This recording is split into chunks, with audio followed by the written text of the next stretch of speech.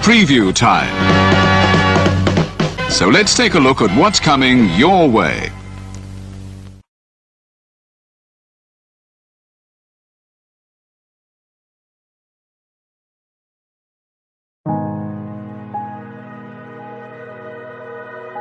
Gary Hebert, the man, the myth, the legend. I was amazed, and I was looking to become a better skater myself, and I wanted to be like Gary. When you look at a guy like this, he's one of the most talented people in his profession. He's been given gifts by God. It can get frustrating at times when you're trying things that, that maybe don't come as quickly to you as other things. And you never really felt that sense of frustration with Gary. It was always about improvement and positive reinforcement. Was it really the end? Was that head injury really the end? God has called Gary to continue to be a blessing to others and to be a passionate example. My name is Gary Hebert, and this is the World Academy of Hockey, otherwise known as the Inside Edge. I would recommend anybody that have a chance to come to his hockey school. I think it'd be well worth it. It'd be rewarding to all the kids and anyone he coaches, from whether it's an adult, a professional player, to a little kid like a Mike or a Squirt. Gary, from day one, has been instrumental to my hockey career. I started out as a potential Division III player, and Gary brought me single-handedly through high school and into a top Division I prospect. I owe it all to Gary, the biggest legend on and off ice there's ever been. Listen, watch, learn, be confident, and have faith. Those are the answers I was brought to. Yet, I only now am really learning how truly important those 5 things are. Through preparation, through appropriate thoughtfulness and thinking, we can learn to untie the typical knots between our ears that drive us into underachievement and underperformance. And lo and behold, we can learn things to fulfill our God-given potential. Gary has the innate ability to make people not only better players, but better people. The life lessons they learn from Gary are incredible. You can always remember leaving that rink knowing as a player I got better, or I had something to improve on to get better. And I think that's what you excelled on as a coach, is giving us the knowledge to know what we needed to do to get better. There's coaches who know the game, but can you communicate and create passion in your kids and in your players? And Gary's able to do that. Gary's got great knowledge and the great hands, but more importantly, his ability to connect with people and care for them. His communication skills, to me, really stand out and separate him, and that's why he's one of the best, in the world. Gary's a legend. He's a special, special man.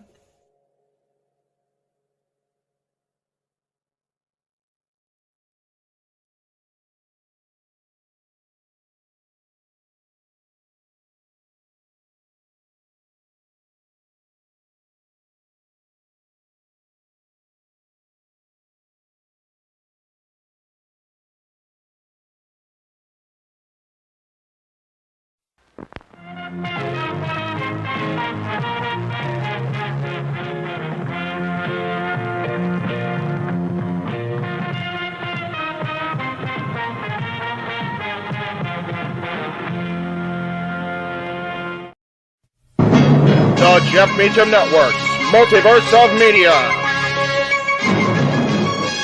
For over 15 years, the recognized symbol of excellence and the standard bearer in coverage of sports and entertainment.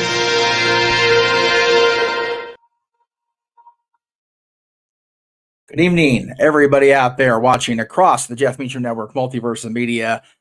I am, of course, Jeff Meacham, as you all know. That's why you're here. You are here for WrestleMania. You're here for nights 1 and nights 2. Night 1 and 2 coverage, I should say. Welcome to WrestleMania. 40 years in the making. 39, really, because it's 85. It is the biggest weekend of sports entertainment. It's the biggest weekend in professional wrestling, and this is the biggest show. So again, everybody, hello. I'm sorry if I'm coming off a little pale. I am still working on my lighting. I'm still working on my waking up. It's been a very long couple of days here, but we'll go ahead and get to the comments right away here. Stat Boy is here. Hello, my internet fans. The day is here. It's Wrestle Freaking Mania. Enjoy the show. Be respectful. Super chat, and let the show begin. I agree. Kate Brayer is here as well. Kate Brayer 23 says, I feel like y'all are going to need a good night's sleep after this show. Ye damn right, boy. I'll tell you what. And Wesley's here. WrestleMania Saturday. Let's friggin' go. That's right. So again, everybody, welcome to our coverage here across the Jeff Meacham Network Multiverse of Media of the biggest night, 2 nights in professional wrestling anytime in the calendar year. Again, we'll be going over all the matches here during this 2-hour interlude. We will be joined soonish by the Renegade JJ Williams, our color analyst par excellence, and the most spectacular voice of the Jeff Meacham Network Multiverse of Media. The voice of the JMN himself, Noah Foster, will be here.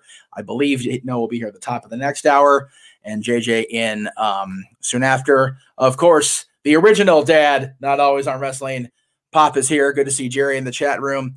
I'm going to turn this light off and see if that affects my paleness. Wow. Hi. What a difference. Holy moly. Hi, everybody. A little darker, but we'll go ahead and go with that because I pale face. Bad news to have pale face. Don't have stage makeup on. So again, thank you, folks. I'm so honored to be doing this for the 4th. This is the 5th year because I did it in 2020. So this is our 5th year covering WrestleMania. So to everybody that has been along with this crazy watch along schedule, I've been on the last 5 years. Daniel, can WrestleMania 40 night 1 top NXT stand ever? Well, that's always the goal, right? You want to get better as the weekend goes on. Supercard of Honor was a great show. The Hall of Fame last night was a fun presentation from the folks at WWE, and that's really what it's about. It's everybody doing their thing, everybody getting better, everybody being better, improving on the previous presentation. So with any luck, we will have that occurrence tonight at WrestleMania out in Philadelphia. Of course, they are at Lincoln Financial Field today for the big event. And I am looking forward to having everybody and anybody along for the ride. I know quite a few of you are in Philadelphia. I know Big G is there. I know Walter is there. So we will hopefully have them come in at some point today and say hello live from the epicenter of it all out in Philadelphia. Give me 1 second here, folks. Going to get the TV going here because I am going to turn on Peacock and make sure I'm keeping up with those yahoos because that's always the adventure. I'm trying to connect to a device. You're not letting me, phone. So you are the problem. Yeah, let's do that. Thank you. Hi. All right. So we're going to go ahead and get Peacock booted up here because I know they're doing their pre-show at the 2 p.m. hour as well because God forbid we let me have my moment. Kate Brayer is saying, my first Mania was 11 Forgive Me Lord in 1995, and I've been on the ride ever since. That's it. And the Rocks are talking about that. Hang on for the ride that the Rock is taking you on. And that is exactly what this WrestleMania weekend is going to be. Pop says Heyman was on point. Paul was one of the best. Oh, no, gosh darn it. Paul Heyman was one of the best Hall of Fame speeches I think I've ever seen. Maybe the best. And yeah, he swore. Whatever. It's Paul Heyman. Of course he's going to swear. You can't expect him not to have a potty mouth in Philadelphia, right? That's just sauce for the goose, if you will. With a lot of bad words. Exactly, Mikey. Exactly. So if you're watching on Peacock, they're showing the hype video for tonight's tag team main event. So we'll go ahead and actually just go ahead and jump right in, I reckon. I need my thing loaded. Again, I was trying to get the presentation ready for when the commentators come in, but I forgot that I was doing this by myself for a second because of obligations, and I am fully okay with the obligations that are being met. Do not misunderstand me. So thank you guys for being here early with us. I know it's still early in the afternoon for a lot of you, early in the evening for a lot of you, and WrestleMania is not officially in the ring yet. So thank you all for sticking around and popping in early, if you will. So the question on the board is, what match do you think will be the sleeper tonight? Let me go ahead and get this going here first, because I do need to remind everybody that while we are engaging with the chat room for the moment, this is how we do our revenue. This is how we do our thing, getting money in that bank, if you will. So please, if you wish to dictate the flow of the conversation, super chat. It is as simple as that, guys. And read the ticker. I threw it up at the beginning. Looking for a little more respectful chat room tonight. And most of you guys that are in here already have been doing exactly that. So thank you all, as always. So let's talk about it. Let's go ahead and get right into this main event for night one. We'll go ahead and, because everybody they're talking about it over on the Peacock right now. So let's just kind of follow suit. This is, in my fandom, most definitely the most talked about main event of WrestleMania history. There are so many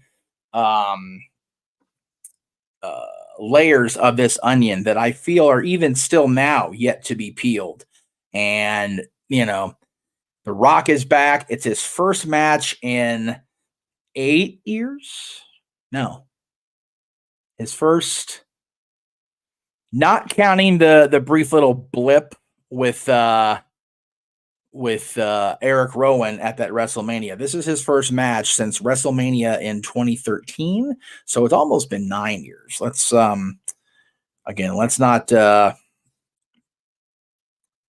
let us not even remotely undersell that factoid.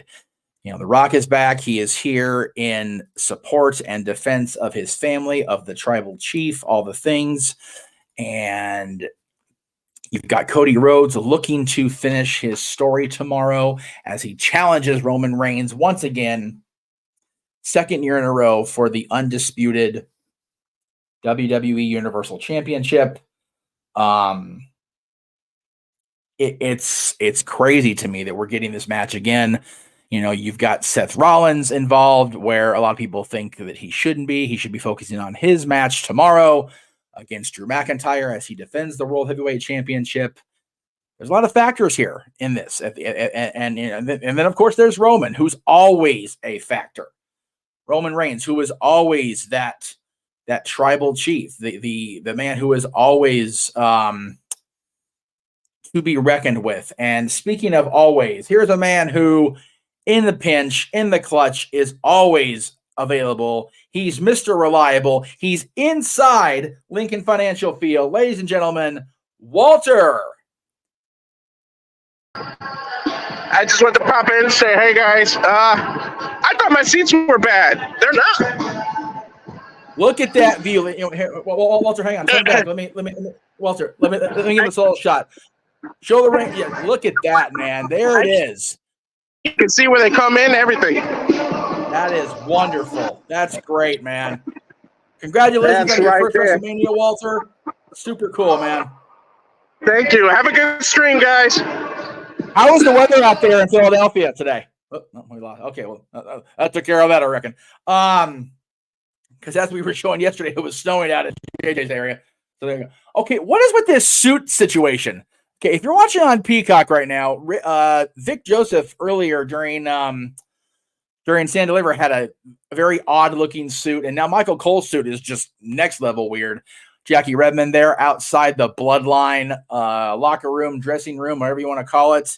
Man, I'll tell you what, the Bloodline was in full effect last night at the WWE Hall of Fame ceremony. Let me show off my little I'm not obviously a Hall of Famer, but my consolation from attending the 2008 Hall of Fame, rather. It was the Hall of Fame that Ric Flair went in. I've never seen a 2005 ring, so I don't have one of those, but I would like to have one because I was part of that crowd as well. And that was one of the better Hall of Fame crowds I ever had. It's still the intimate setting in 2005 as opposed to the arena craziness. Outside Cody's tour bus, which on fire. I don't know if it's the same bus, but I'm sure they'll talk about it here on the show. But Byron Saxon out there right now outside the tour bus. And I'll tell you what, guys, WrestleMania WrestleMania is a different day for me. It's a different breed of animal, if you will. We've got, again, 7 matches tonight, 6 tomorrow night scheduled, 13 all total. And we have a lot to talk about Caleb Braxton now outside the Rollins dressing room. So everybody is here. Everybody's ready. We are less than 2 hours away from the start of WrestleMania Saturday. Of course, as you see there at the bottom, let me go ahead and my presentation is just going to be poo-poo. There we go. Of course, tonight, immediately after us, we will have open mic night, and then the Slammies will be on. We'll be on the air tomorrow morning at 10 a.m. Eastern, 7 a.m. Pacific, preceding WrestleMania Sunday. So just got a lot going on today, folks. And again, please observe the ticker if I may be so indulged. And thank you to everybody watching across the spectrum here on the Jeff Meacham Network, Multiverse of Media. Every single outlet has at least somebody watching already. It's very early in the day. We've already got that covered. So thank you all so very much. Yeah, it's going to be so, and it looks like Mikey is letting everybody know that he is under the weather. He's got allergies and he's a horrible coughing mess. So there you go. There is that. And Walter talking about how awesome the view is for him inside Lincoln Financial Field. So I'm so happy for my team that gets to be a part of this. I'm happy for the team that gets to be on with us. I do need to update that graphic as they're showing the Rey Mysterio and Andrade now, not Dragon Lee, taking on Santos and Dirty Dom. And yes, Mikey, you'll be here in the chat room with us for the day. So thank you again, guys. Again, I'm going to go ahead actually and throw this up there because we are during the pre-show, and I feel like that's going to be a little bit of a safety valve, for lack of a better term. Let me go ahead and do that. Can we paste? Can we paste? Thank you very much. JJ will be on his way. He'll be here in about an hour, give or take, as was discussed earlier. He is at his daughter's sister's birthday. It's not family dynamic, but he is at my niece's birthday party, so he will be coming in. But there's the link. If you guys want to come in and join the party, please by all means come on screen. Let's talk about this. Let's share our WrestleMania memories. Let's do that. That's what we can do. We can talk about WrestleMania memories because I've got a boatload of them, and I will go ahead and talk about that because I feel like WrestleMania is about history. WrestleMania is about that nostalgic feeling that you have as a WWE fan, as a wrestling fan, as a sports entertainment fan, however you want to quantify yourself. Let me get that back up there. Sorry. So for me, WrestleMania, by the way, shout out to Zach, who is alive. My goodness, what a horrible social media hoax perpetrated by some asshole popping onto Zach's socials and saying that he had passed away. Just horrible. So good to see Zach alive and kicking down there in the bayou. My goodness. And Cape Raider, thank you for popping along. I am happy to support professional wrestling, sports entertainment. I'm happy to be a small part of a big deal that is the wrestling industry. Even as a podcaster, I've enjoyed my time. So thank you, Cape Raider. Thank you. Mikey, of course, his first WrestleMania as a fan was WrestleMania 8. God bless you for that. 1992 was kind of a mixed bag, if we're being honest. That was my second WrestleMania. So my first time I watched WrestleMania was WrestleMania 7, all the way back in 1991. Of course, we were at the tail end of the conflict in the Persian Gulf, the first one, with George H.W. Bush as Commander-in-Chief. On Peacock right now, we've got Pat McAfee, Big E, Michael Cole, and CM Punk talking about Rhea Ripley versus Becky Lynch coming up tonight. If you believe the hype or whatever, the rumored match order, this will be the one that kicks us off for the Women's World Championship again, Rhea and Becky. I'll tell you what, man. So WrestleMania 7 for me, again, a mixed bag in and of itself, because while it was my first and it will always be the first, you never forget your first, as they say.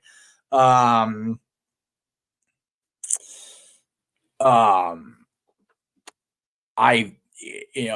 unfortunately did not get to see the main event of WrestleMania 7 in real time because we lost our cable feed.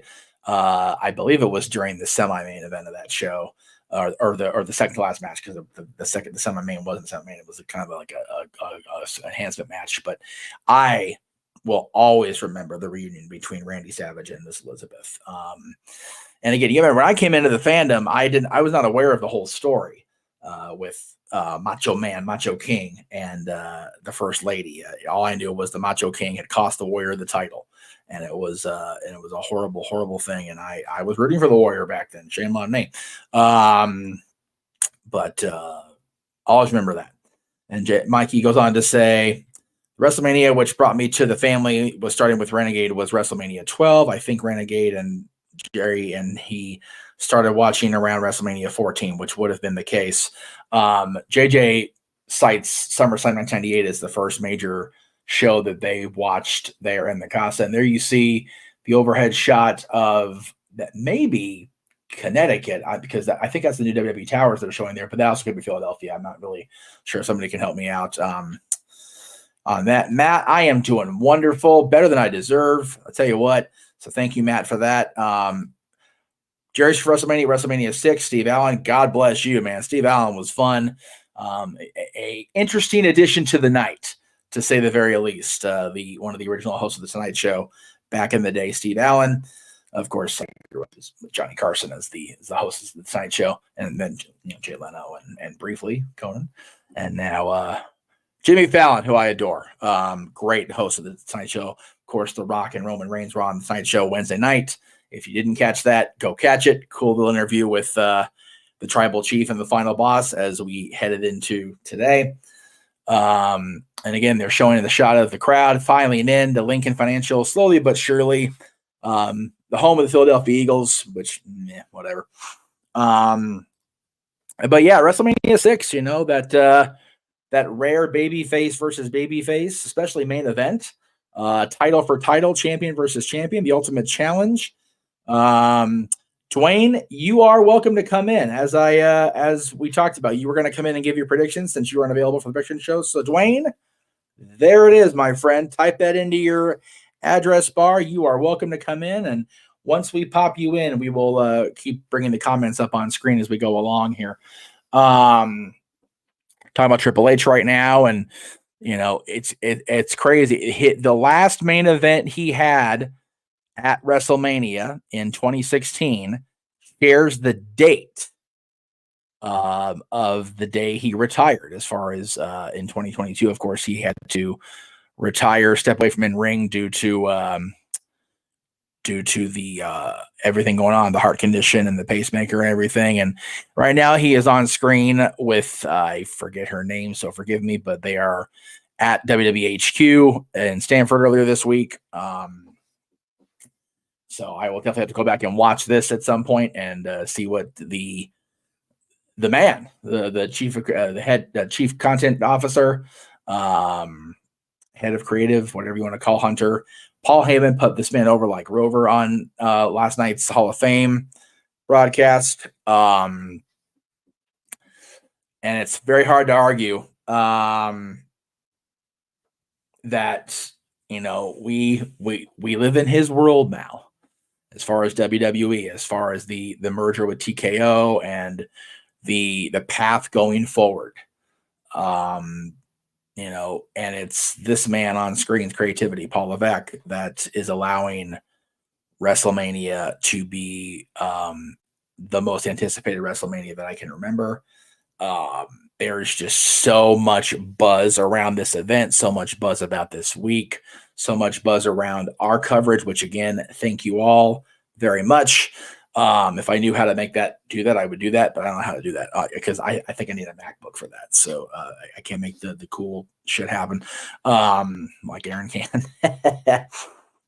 And shout out to Aaron.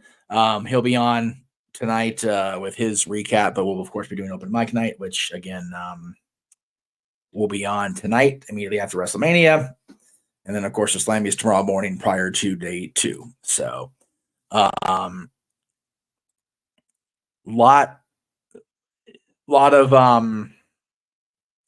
of emotions in me. I know I woke up late today because of just needing to sleep and having the melatonin added to my my medication regimen for the night last night. I was just so ready for sleep, but could not wind down. It was very frustrating. Matter of fact, that I couldn't wind my ass down. But what are you gonna do? Let me go ahead and remind everybody this. So the link here on screen, I'm gonna put it back up here just a second. Let me go ahead and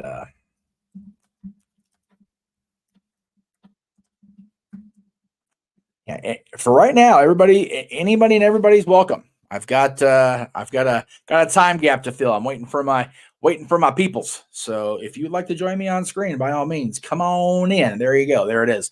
Going again, just Hunter's history, Paul Levesque's history.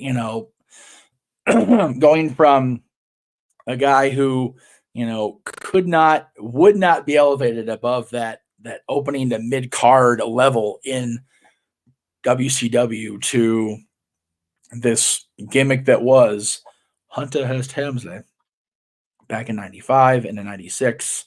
Of course, the curtain call and having to eat the plate of that punishment and rising above it, King of the Ring 97, DX taking over DX after Shawn's injury, becoming the man a year later, and just he never looked back.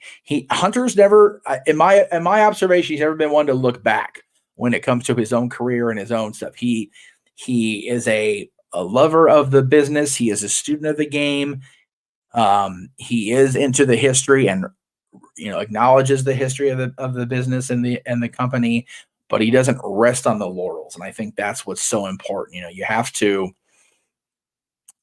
when you are in the position he's in, you have to be able to keep moving forward. I think that's what, that's why that statement was so important to Walt Disney and, everybody that, worked with Walt and for the corporation now.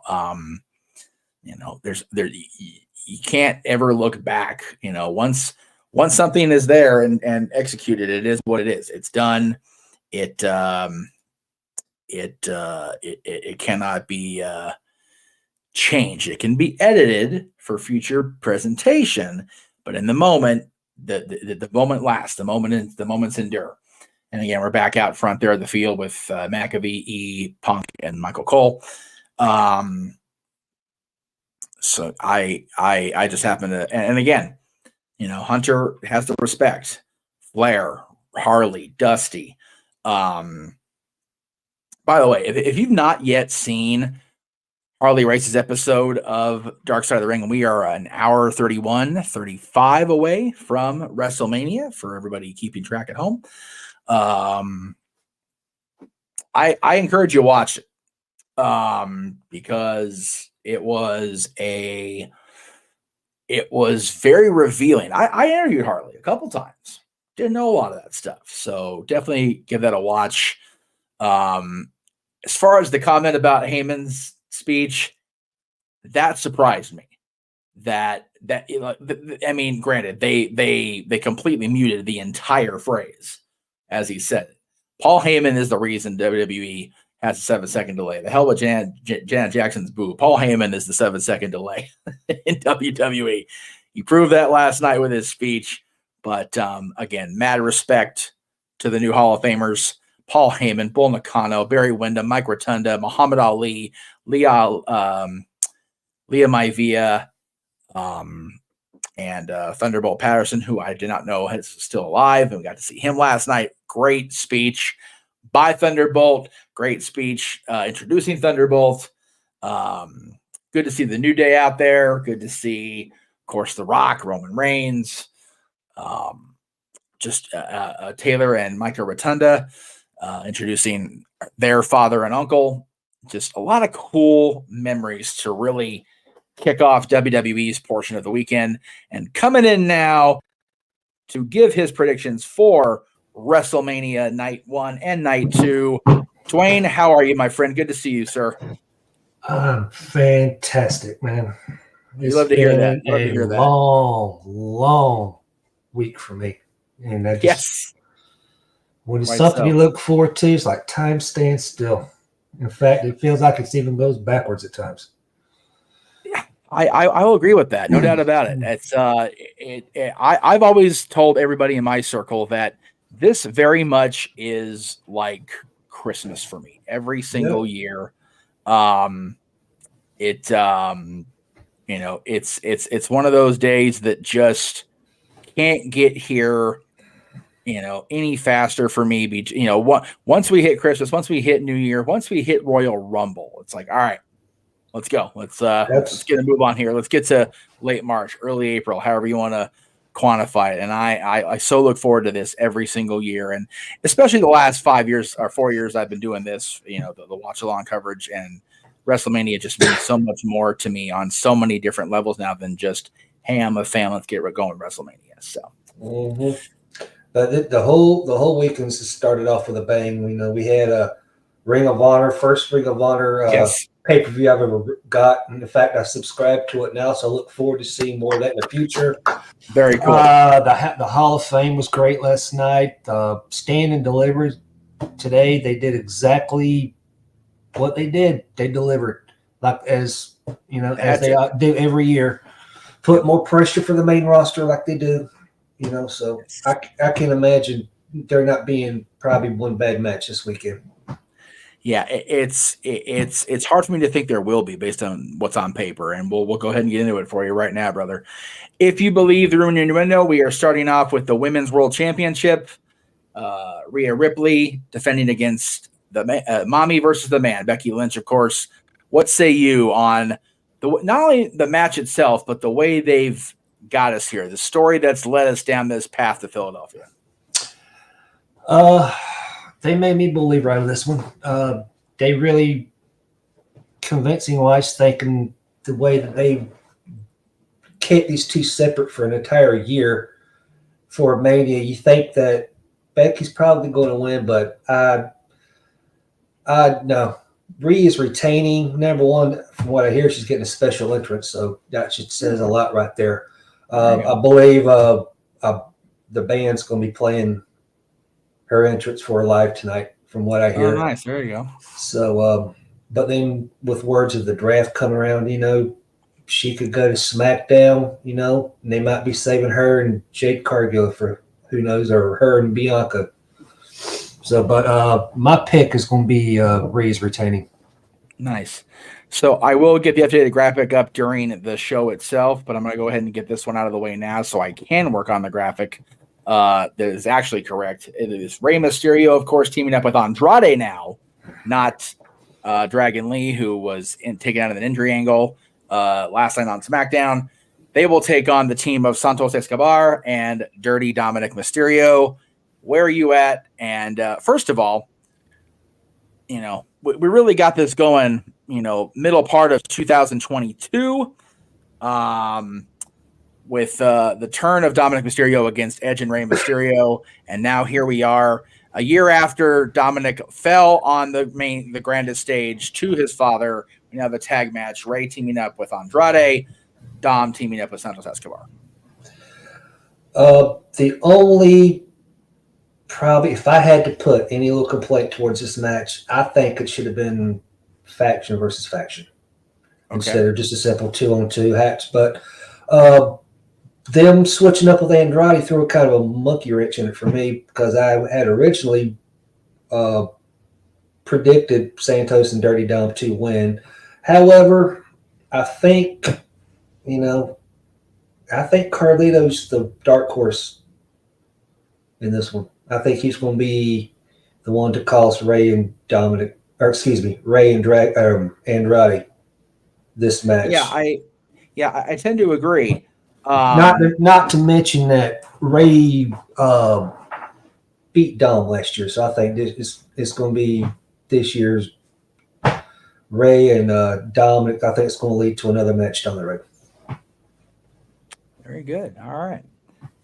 Let's see where we're at here. So I'm kind of get where we're going here. This is Saturday. Okay. Let's go ahead and do a deep dive for you, Dwayne. That we can give me some more opportunity to get on the meat on the bone here. As Pat McAfee's doing the selfie cam for everybody outside the building right now. God bless him. Pat is energy. I love Pat McAfee. Love me some Pat McAfee. Six-pack ladder match, undisputed tag team championship. The match does not end until both sets of belts are pulled down, which indicates to me we're getting that separation. We're getting that long overdue championships being separate to different brands. What say you, my friend? You get 2 picks if you're in the No DQ Galaxy Predictions League. You get 2 primary, secondary, all the usual shtick. I think it's quite obviously Austin Truth's going to take at least one set. More than likely, probably the Raw. I don't anticipate them to have a long reign. In fact, I could see R-Truth probably getting the Zack Ryder effect, win it tonight. They'll lose it, say, Monday night. Hearing rumors that one team's going to be replaced, I had heard that it was going possibly be in A-Town Down Under. Yes. But after watching SmackDown last night, Judgment Day taking out what's it called? New Czech Republic, they're called. Yeah. So they could possibly do an injury angle with that and have those replaced. Sure, absolutely. So I originally had those as a possibility, but I'm right now assuming they're probably out. So my secondary pick was I'm going with New Day. Really? Okay. For the fact being Xavier's never won at Mania, I don't think so. I you know what? I think that's a valid I think that's valid. I think you are correct, which is crazy to me that he's never won at WrestleMania. That's silly to me. Let's see if I can. All right. So we've got that one. Let me hit the wrong button. Give me a second. I apologize, guys. Again, trying to coordinate here. Let's talk about this. I want to talk about it. We're going to stick with the tag team theme here. It'll be a 6-woman tag team match. Damage Control, Dakota Kai, and the WWE Women's Tag Team Champions, the Kabuki Warriors, taking on Naomi, Bianca Belair, and the in-ring non-Royal Rumble PLE debut of the one and only Jade Cargill. Fairly anybody that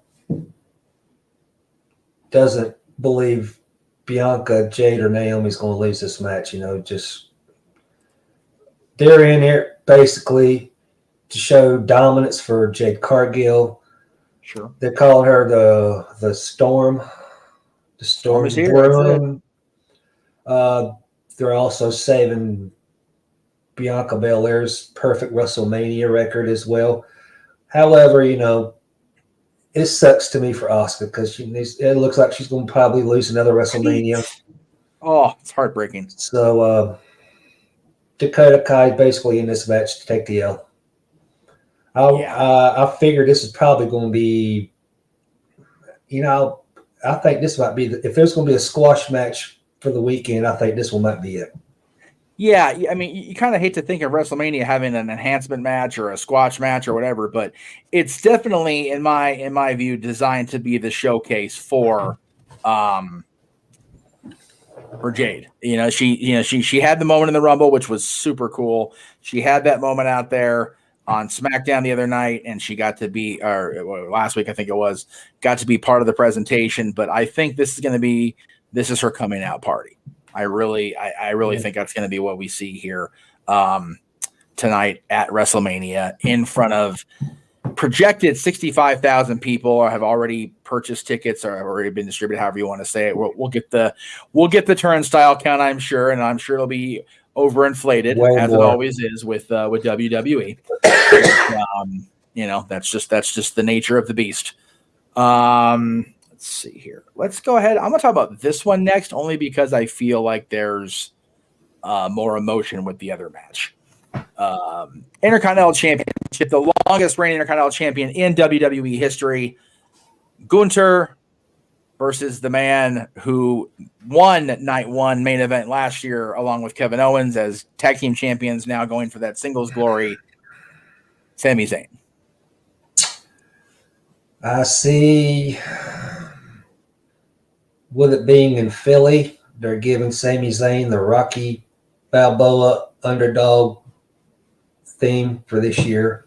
Mm-hmm.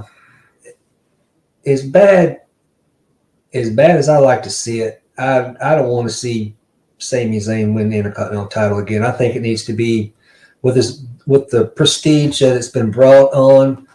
It needs somebody that's going to set them to the next, level, so to speak. Like an up and comer, say Braun Breaker or somebody like that, Right. I just don't. This is one title I definitely do not see him losing at Mania. So, okay, you got to keep in mind though, looking at the way they built this up, you think probably all the titles are possibly going to change hands, but they're not. Yeah, and then to top it off, people forgetting what's after WrestleMania, Raw after Mania. Sir, they got to have something big going to happen there, So, well, you would hope. Last year was kind of a disappointment. Oh Lord, that was the worst one I'd ever seen. Wow. Okay. Well, you weren't even there, so you were watching at home. So this is going to has been the scenario the last few years. The Bloodline is, whoops, I did it screwed up. Give me a second. There we go. That's what I wanted to do.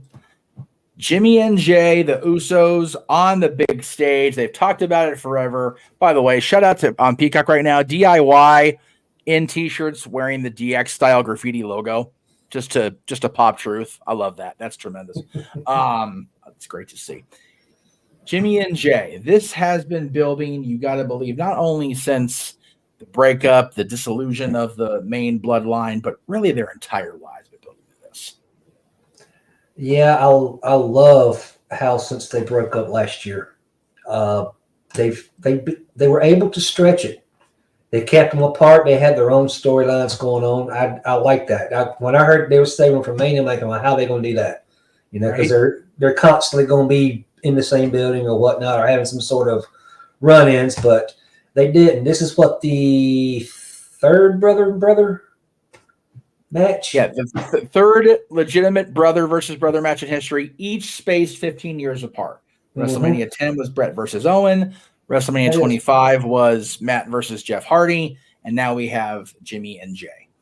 Yep, that would be right. I think it's going to be a great match. When I see like this, I think about the match the Briscoes had, where their daddy got involved, and they had that. He told him, I said, put the ring up in the backyard, settle this, and don't fight, till everything's out. Right. And that was a great match. I could see Rikishi coming in somehow or another. Okay. But in the end, I think Jey Uso is going to win, but I want to see this guy's embrace at the end of the match. Yeah, I do too, and I think it will happen. But I think it's gonna be Jimmy that picks up the win that causes that. By the way, let me go back really quick here, if I may. In the chat room, Noah.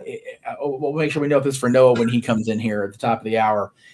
Mikey's changing his pick to Gunther. Today is the bad number 666 of Gunther's reign. Do they really want today to be the last day and promote that? Gunther held the championship for 666 days. Pretty sure they don't want to say that for that recorded. So I thought that was match for tomorrow. No, this match is on. Also, all these are today's. Okay. Yeah. We're doing today's today. Are you available to come on tomorrow during the pre-show and do your predictions, or you want to get them all done now? I can come in tomorrow.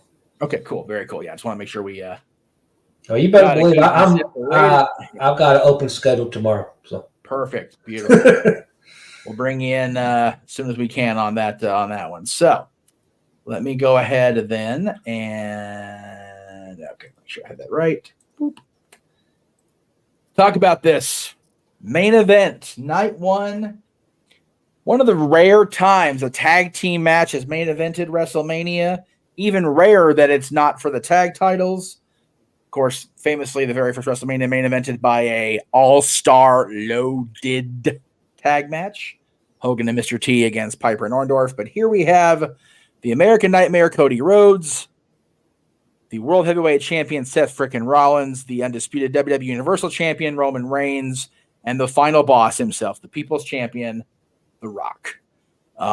So much of WWE programming, so much of what we have seen on television the last 2 years plus has revolved around one of, if not all of these men. Dwayne, who leaves Lincoln Financial with the victory and determining the way we're going to see night two's main event go? You took the words right out of my mouth. The way this ends tonight's probably going to justify how tomorrow night goes. We'll have to. I mean, it's a sure thing. They made it possible. Bloodline rules. Cody's going to have to overcome everything that they throw at him. My thing is who's taking the pinfall tonight? Is Seth Rollins going to take the pin, or do you think? I kind of think what I like to see is it. Am I hearing feedback, or is that? No, it's me. You're good. Okay. I like to see Roman pin Cody again. Right. To have him go out and say, hey, I did it again. I'll do it again tomorrow night, Having the old cocky, arrogant, hey, you can't beat me type scenario going on. Yep. So this is going to be one hell of a match, though. How you look at it, I think there'll be blood involved. If they don't see it tonight, they most definitely will see it tomorrow night. So, yeah, I'm of two minds. I'm very much, they call Rollins the Joker. I'm very much Harvey Dent, Two-Face about this. I'm of two minds. On the one hand, Roman Pitt and Cody is just juicy. It's delicious. I love it because it happened last year, and it sets up that it's no way it's going to happen tomorrow then too, but you could. The other thing about my belief that Cody will win tomorrow is Roman getting the pinfall will be his 1,000th win. True. So here's my thought process there. There has been one championship match, as a matter of fact, in this entire 3.5 years where Roman did not get the win by pinning or submitting somebody. That was Seth Rollins back to the Royal Rumble match where Seth came out with the Shield entrance. Shield entrance. Yes, sir. So Seth taking the L and Roman pinning him, I think, is the way to go. I believe it. Because that actually does make sense, too. If my belief stands true that Cody does indeed walk out the champion tomorrow, then Seth taking the L tonight and then losing the world championship because of his distraction, I think is just better.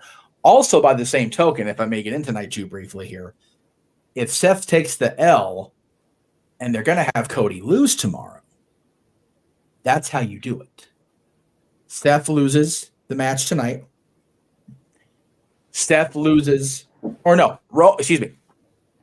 Roman wins tomorrow.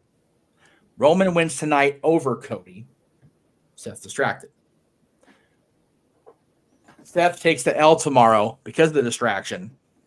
And because he lost the first night because of Cody, he turns on Cody. And that's where we get Cody and Seth coming out of Mania if Cody does not win the championship.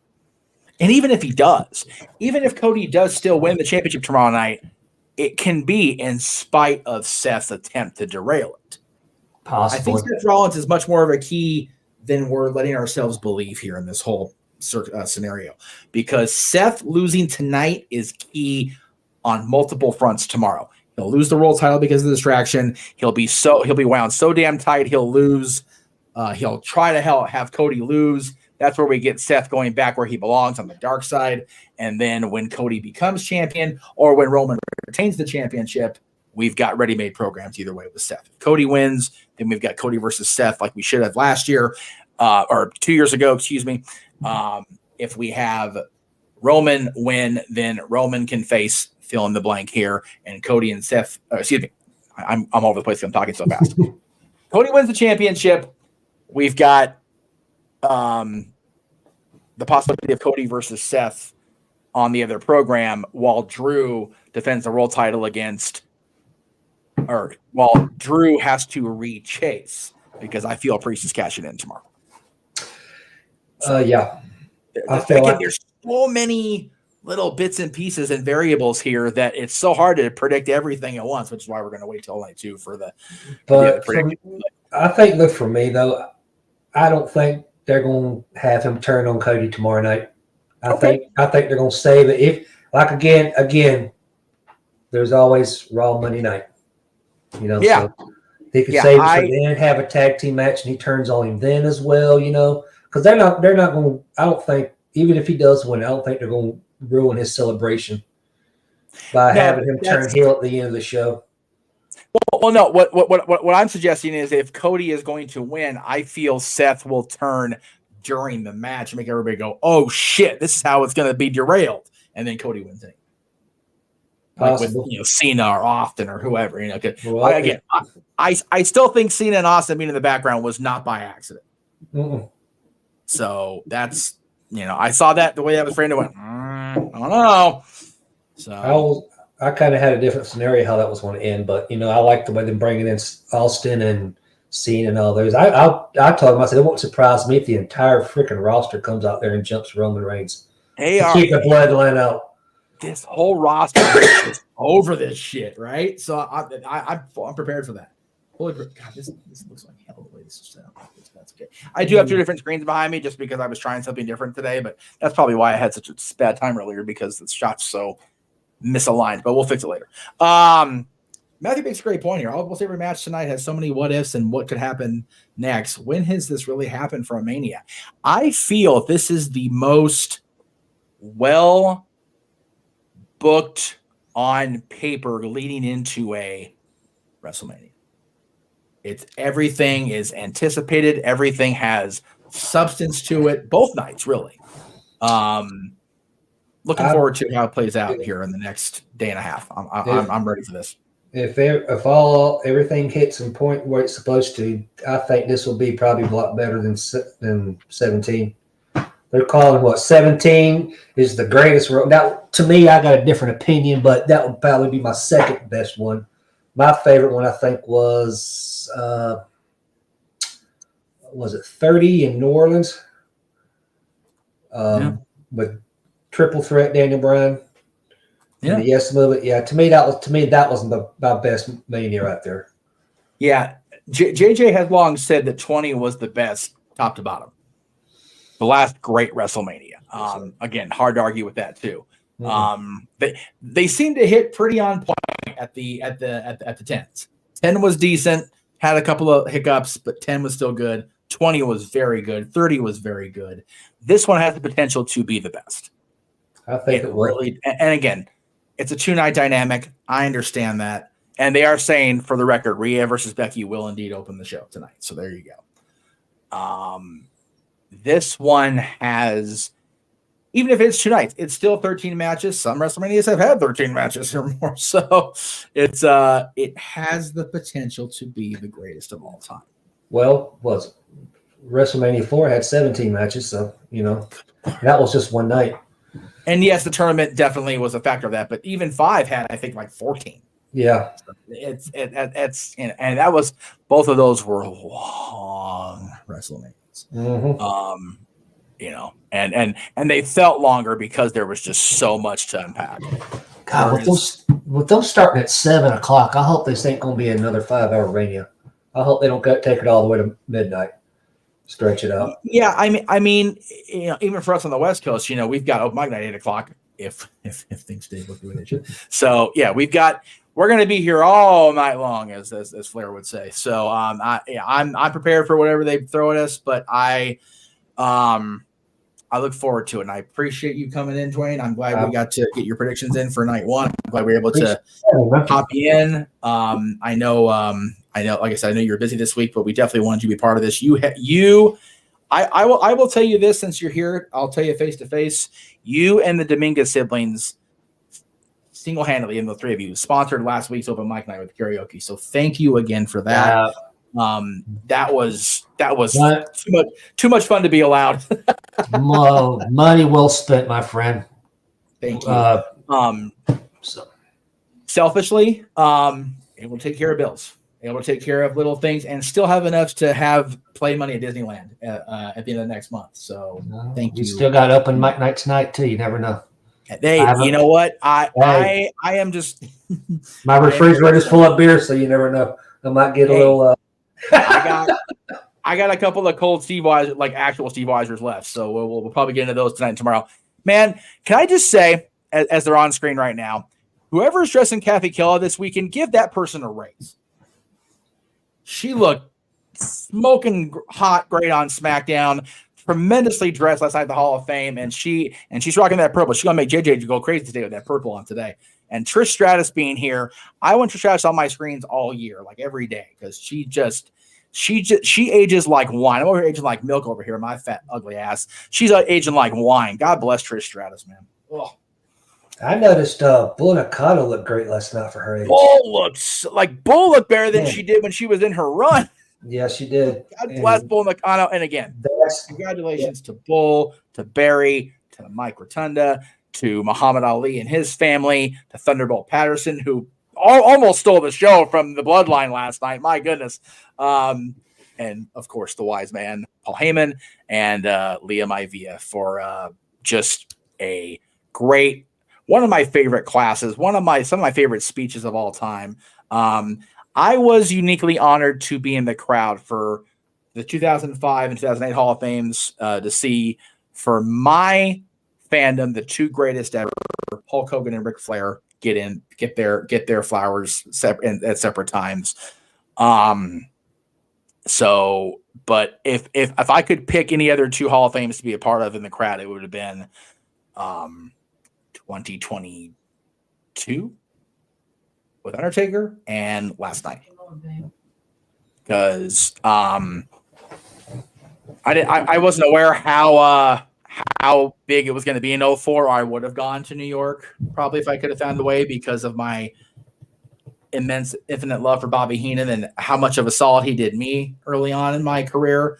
Yeah. And last night would have been pretty cool. Had circumstances this year not been what they'd been, I'd be there with Big G and with Walter and being part of this, but it didn't work out that way. So and I don't, things happen for a reason, and the reason we're here is for my son and his continued recovery. So that is what it will always be, is family first. And that's why we're here. And he is at Six Flags today enjoying himself. He's going to go to the hockey game with the Kings team with my dad tonight and go watch the Kings, hopefully win. Damn Kings are always unpredictable. But thank you, Dwayne, for popping in for this first hour. I appreciate it. We will see you tomorrow during the pre-show. And enjoy our coverage tonight, my friend. We'll see you soon. Evidently, my friend. Have a good. Much love, brother. Thank you. James in the chat room saying, enjoy the show, everyone. I'll be with Johnny Starr and the other boys and enjoying the show, but I'll be all right. We will see James then after WrestleMania night 1 for open mic night and the discussion about one very animated interview subject the last week over on the MMA Hour. We'll be talking about that tonight, so stay tuned after our coverage of WrestleMania. On screen right now with Caleb Braxton, the dynamic with the very short Caleb Braxton and the immensely tall John Bradshaw Layfield. So there you go. Yeah. Anyway, so again, we're going to continue our coverage and our little pre-show here.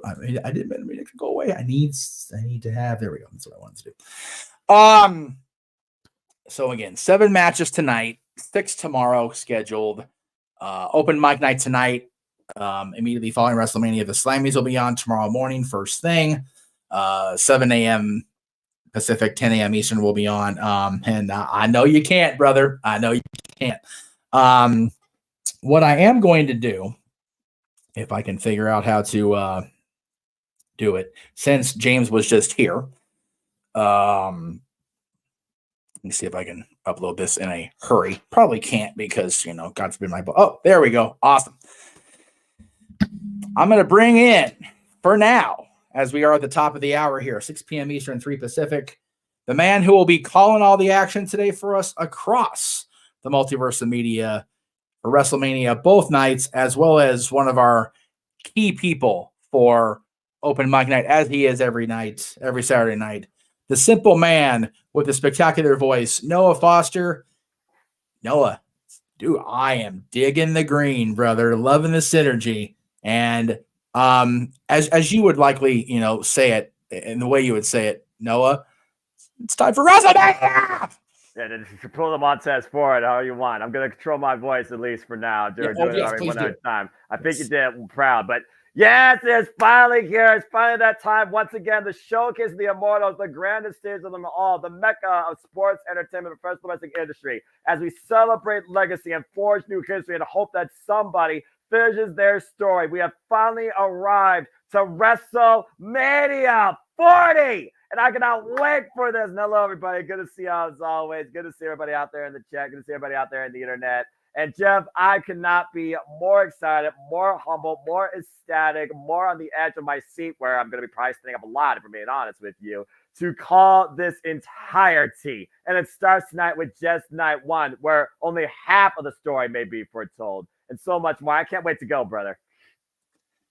Good to see Kat in the chat room. I'm glad you're along for the ride, my friend. Wish you were here, if I'm being 100% honest. Miss you in SoCal. James says, Noah looking slick in the green, styling and audibly profiling as only he can. He's a commentator, you see. Woo! That's it, man. Oh, y'all nice. Yeah. And of course, Noah with those slow jams. Yeah, he'd be pimping in these suits of his. So, Don't start that. Again, thank you, Dwayne, for coming during the first hour, of course, with the predictions. Very much appreciated. And if you're on the Peacock presentation right now, we're looking at TMZ Sports and the unfathomable situation after the Super Bowl at the parade with Kansas City, and having to deal with just the unnecessary and the tragedy of the shooting that happened there.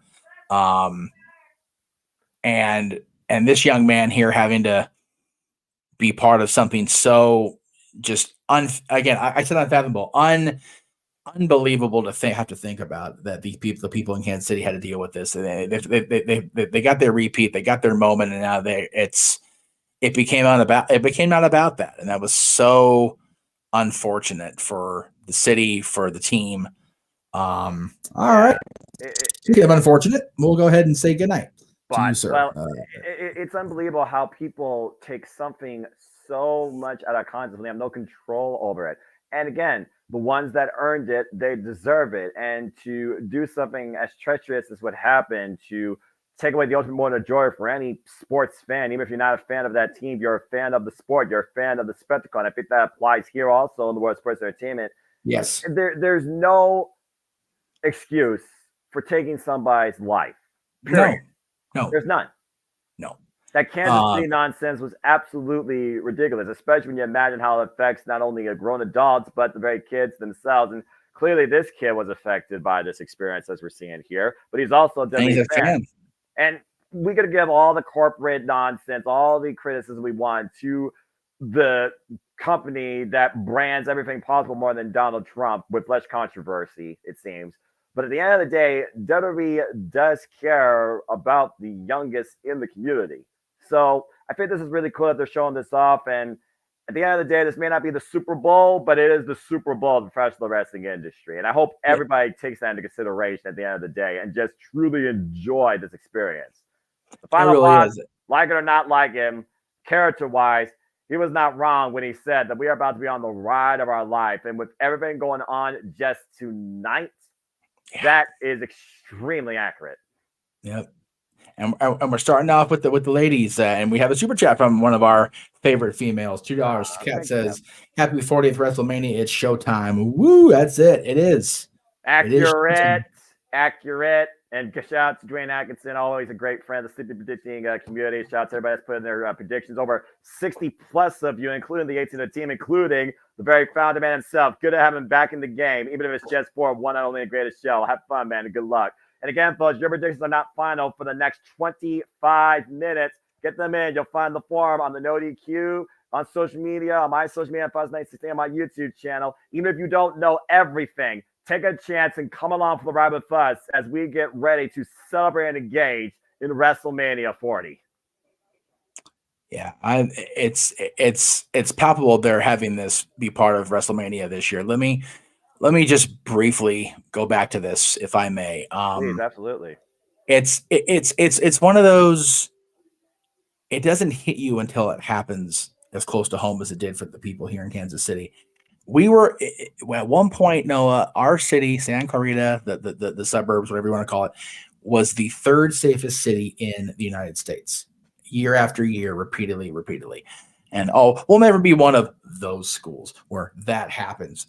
It happened at Saugus High School a few years ago. It's our entire community rallied around. Got my mom's cousin works at Saugus, and she was there, and I can't even imagine the type of the amount of fear in that moment, and what happens in a person's life to bring them to the point where they think this is the only way to solve their issues or get their own head back on track. And by that same token, a lot of these folks tend to torpedo their own selves at the end of it. And that's a permanent solution to a temporary problem, ladies and gentlemen. It really is. And now on screen is the young man they've been talking about that was part of that unbelievable moment in Kansas City. He's now at WrestleMania with Trey Smith. Tom Rinaldi interviewing them here on the floor at Lincoln Financial Field. My goodness, how cool is that? All the worlds come together in and out of sports and entertainment for one night and one night only, with an additional night now as of late, and that is WrestleMania. As we're looming towards WrestleMania 40, and that's still an incredible sight. You see the crafty crowd on can filling in. I know Big G's in our photo. He's in his seat. I know Walter Cruz is somewhere out there amongst the 80,000 probably. And shout out to our friend Cindy. She's going to be also part of WrestleMania, but she's going to do the wise thing and go to a sports bar and watch it engage versus sitting in the stadium. Brilliant young lady. That's it. Saying with all the bull spit. Thank you for the correction. I'm sure YouTube was part of that reason to have to correct it. They censored me last night.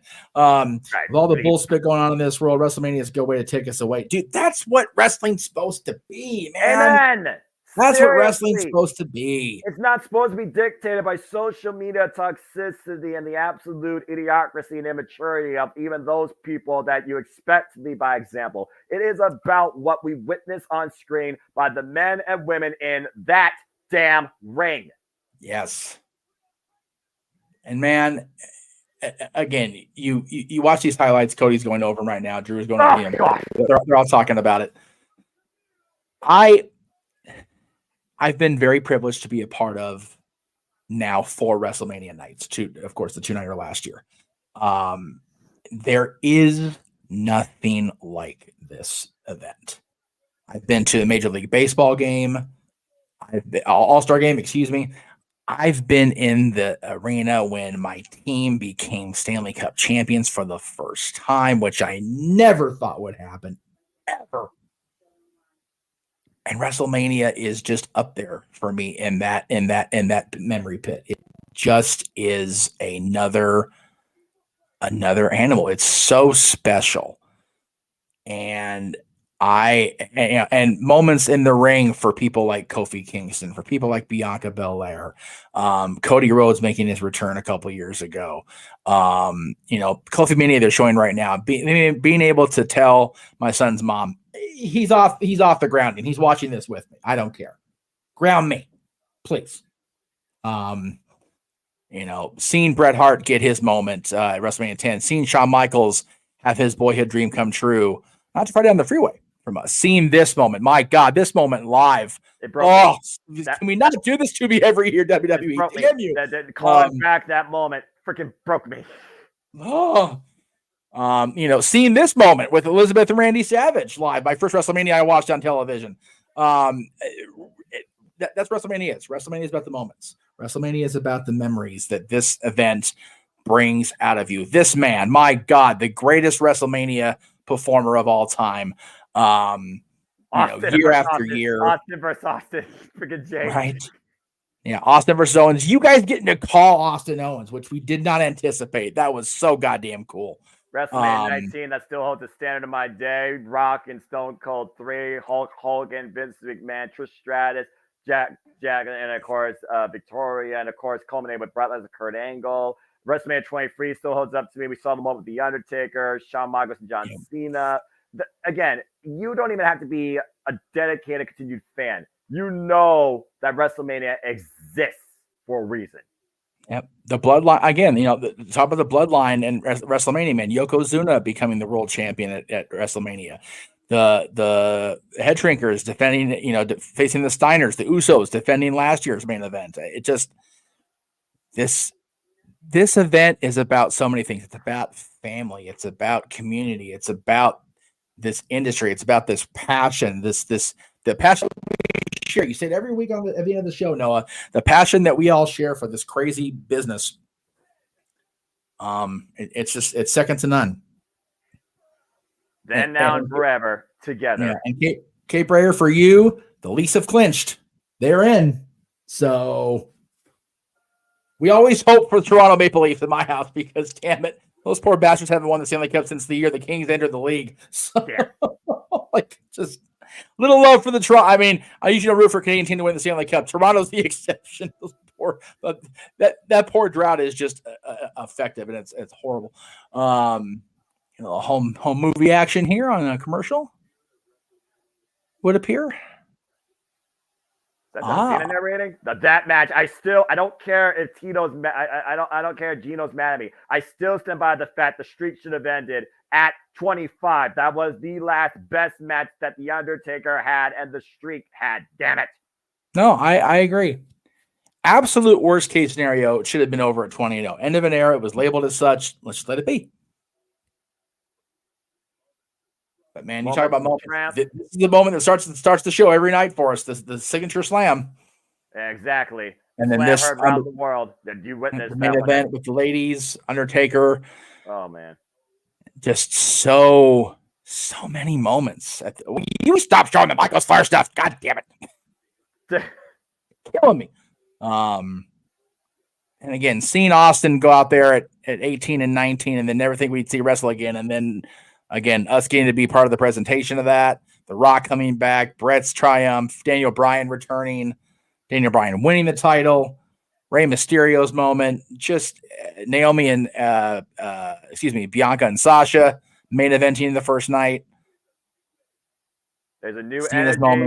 There's a new vibe. There's arguably the greatest excitement, hype, and suspension of disbelief ever in WrestleMania, and it all starts tonight. Oh, man, I cannot wait for this. Just watching, I mean, again, you literally said it the best way possible, Jeff. I mean, you've seen, I know for sure, more WrestleManias than me, but then again, with thanks to the network, I've probably seen all the WrestleManias and had the privilege so far to call the first 13 with JJ. And you figure about the countless moments even in those. Tonight, though, again, we are going to see brand new history created. And tonight culminates in Act 1 of, if we finish the story, as The Rock and Roman Reigns tag together, cousin and cousin, to take on Seth freaking Rollins, the American Nightmare, Cody Rhodes. I will. I'll say a couple of things here, and then we'll continue on with our spiels. First of all, this is for me the most anticipated I've had as a fan and as a podcaster, live streamer. Both fronts. This is the biggest one for me. Jackie went outside and found out it was cold. She put her coat on. God bless her. A little chilly outside in Philadelphia on April afternoon. Yeah, it's the Midwest. What are you gonna do?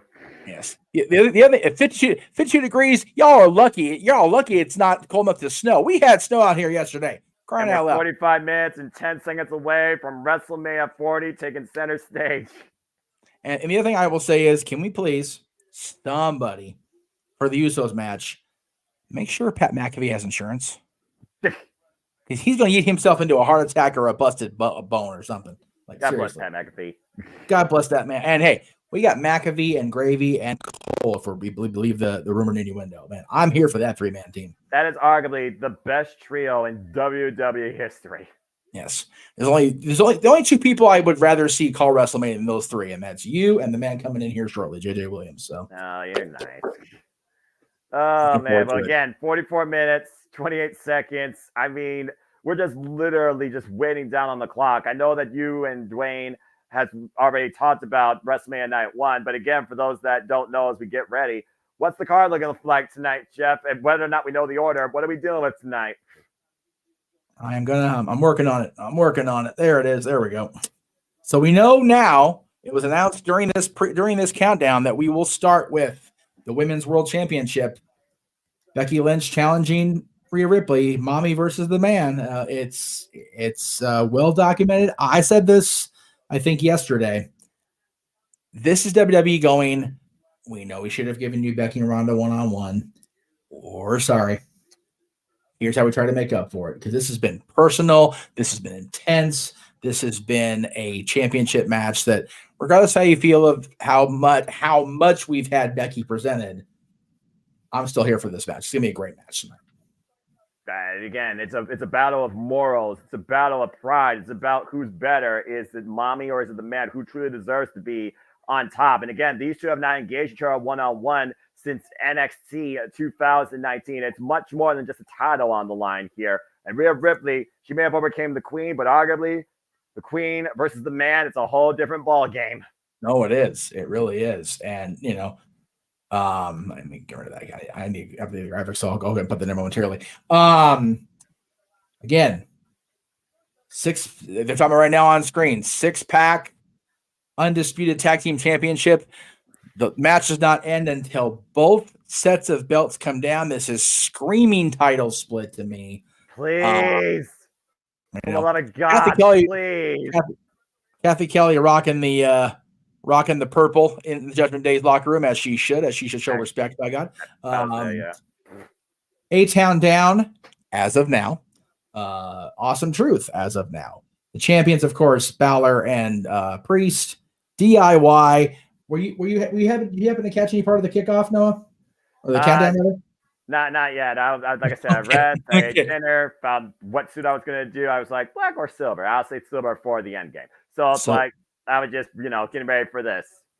There's a and new of course, predictions where, again, between the team and the Superintendent community and Noiki Galaxy, there's over 70 plus of you right now. It's a nice pull.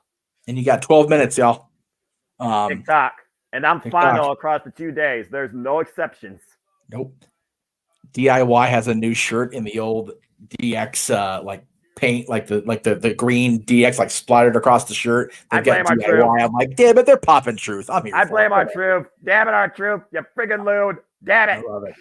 So yeah, A-Town Down Under, Awesome Truth, Judgment Day, DIY, The New Day, The New Catch Republic, 6 teams, 12 men, all the ladders, and all the injuries. It's championship on the line. Championships, if we're lucky, on the line. Yeah, I think at this point you have to consider, if you're trying to build an identity with both SmackDown and Raw, they're not one versus the other, because thank Christ one's 2 hours versus 3 hours. This has to be the point, and this feels like the perfect circumstance where you crown separate brand-defined tag team champions. And I think the Judgment Day has been on a bit of a rocky road here, and I think that the pressure is going to get to them. You got ladder match experience, you got former tag team champions here, you got arguably the most decorated tag team champions in modern day outside the Usos and the New Day, former NXT UK tag team champion specialist Tyler Bate, former NXT tag team champions in DIY, Awesome Truth for their chemistry, and of course, Waller has ladder match experience as well as Austin Fury. gonna be. I'm looking for. I wish I could hear what Punk was saying. I'll have to watch it back later, but gonna be interesting how everything shakes out with this match. I hope we have two new sets of tag team champions here. Now, what I was trying to do earlier, and I realized I hadn't used the updated graphic. I had to use the old one during the predictions with Dwayne. Rey Mysterio, and now it's Andrade stepping in here to take on Santos Escobar and Dirty Dominic Mysterio. Of course, this is going to be Dragon Lee prior to yesterday on SmackDown, and they did an angle where Dragon Lee is out and Andrade is in. Is Andrade the fly in the ointment? Will Carlito end up being the problem? Just, again, every single match on this night is, I don't know what's going to happen. Well, suspension of disbelief is another reason why we are fans of this business. And you could certainly think right now even more, again, the battle and the pride in the name of the best Lucha Libre, the future versus the past in the now is still being defined as at the heart it is father and son. I don't think Dominic Mysterio's lived down that loss to Rey Mysterio since last year and will stop at nothing to get it back against him. And I do think at the end of the day, the end game will be hair versus mask or mask versus career. Something has to give with Rey Mysterio and Dominic Mysterio, and this right here might be the first domino effect, especially with Dominic Mysterio right now literally talking with Santos Escobar and the Goblin Tasman, maybe bringing them into his own form of the Judgment Day after the fallout with him and Andrade, to your point, last night on SmackDown, as Andrade stood alongside Rey. It's not the first time, though, that, again, Rey was held up to such a degree by somebody else, and at the end of the day, it started creating envy with others around him. I'm still thinking that Dirty Dom might hold up to his name this time and has some dirty tricks up his sleeve. Orale. And I appreciate Saxon getting dressed. When he was out there at Cody's bus, he had that tracksuit on. I'm like, thank you for getting dressed for the occasion, Byron. I appreciate you finally putting the suit on. Jesus. He tried. He did try. You know what? I'm going to be real. The belt, the appearance of the belt, as much as I dislike the network era championships, the appearance with the yellow with the gold is growing on me just a hair. But give me the wing nigga all day after tomorrow if Cody wins, for the love of God. For the love of God, yes, I will lose my absolute nonsense on WrestleMania if that becomes a thing, and it needs to become a thing, and I stand by that. And the thing that will happen tonight, unfortunately, we will witness the live murder of Sami Zayn tonight as as Gunther defends the Intercontinental Championship. As Mikey said, if he loses today, Gunther, pronouns pal, it is the 666th day of his reign. That's a bad marketing for the new record. Just throwing that out there. So if anybody wants to take the next 7 minutes, 6.5 minutes, and change their pick based on that factoid, hit Noah up. Or just hit your form. But again, like I said, he is the greatest, most decorated Intercontinental Champion in this company's history, surpassing the Honky Tonk Man's record, and definitely shows even a stronger work ethic. He's a stronger working champion than the world champions practically combined, and they have not even had half of his run with a single title. And I still look at the Universal as a combination of both. But again, Gunther has beaten everybody. The Workhorse Championship is about finding that person to carry that moniker. Sami Zayn is a workhorse in himself. In the town of Rocky, again, we're in Philadelphia, the city of brotherly love, where the greatest have fought, some have succeeded, others have failed. We saw what happened earlier today on NXT when Tony D'Angelo looked up to the man himself. He failed. Sami Zayn, though, is the guy, and you know this for a fact. When you think he's down, he's truly never out. He will fight until his very last breath. If this is the Sami Zayn that fought Neville for the NXT Championship, then Sami Zayn could very well give us the upset. But it's still very, very hard to buy into. Not just with that number, but the fact that no one has been able to oppose Gunther and hold on this title.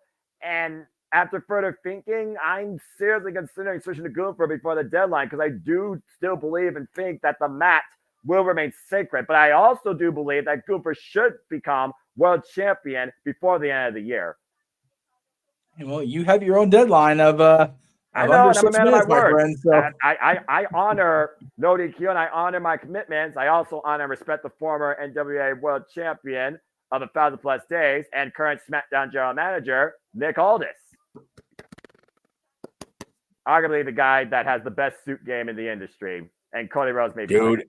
Dude, I will not even fight you on that. As awesome as your suit game is, Nick Aldis is on a level. Period. I will never challenge Nick Aldis for that apparel, nor that budget.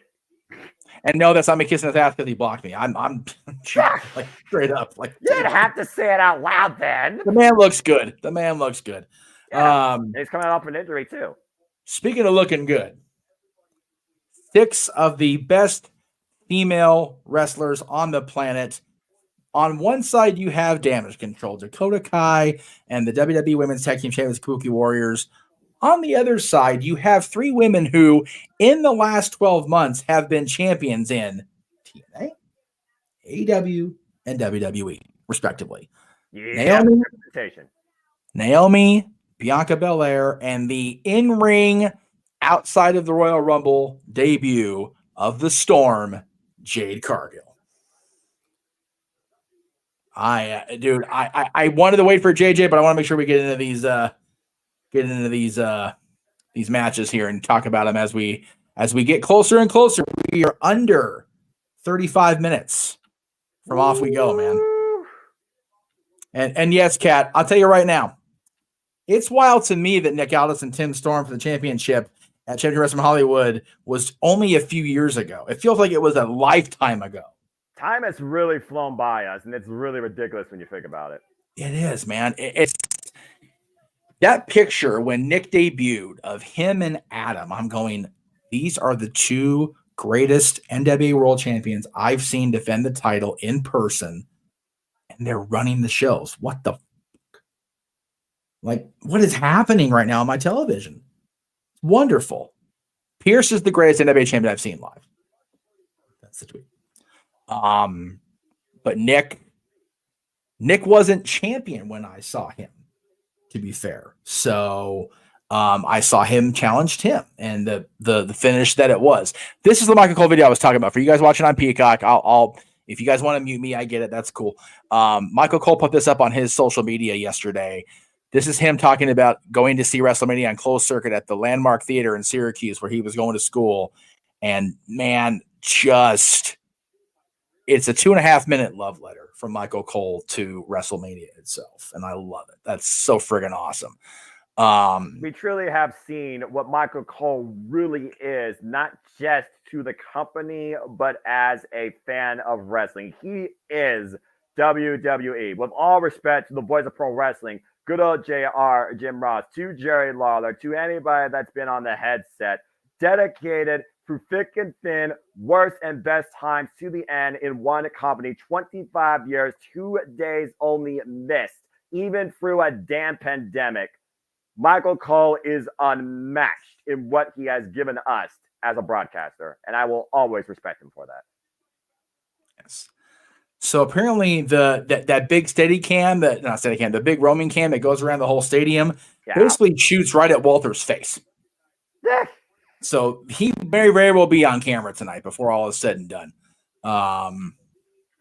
And Big G and his wife have great seats, man.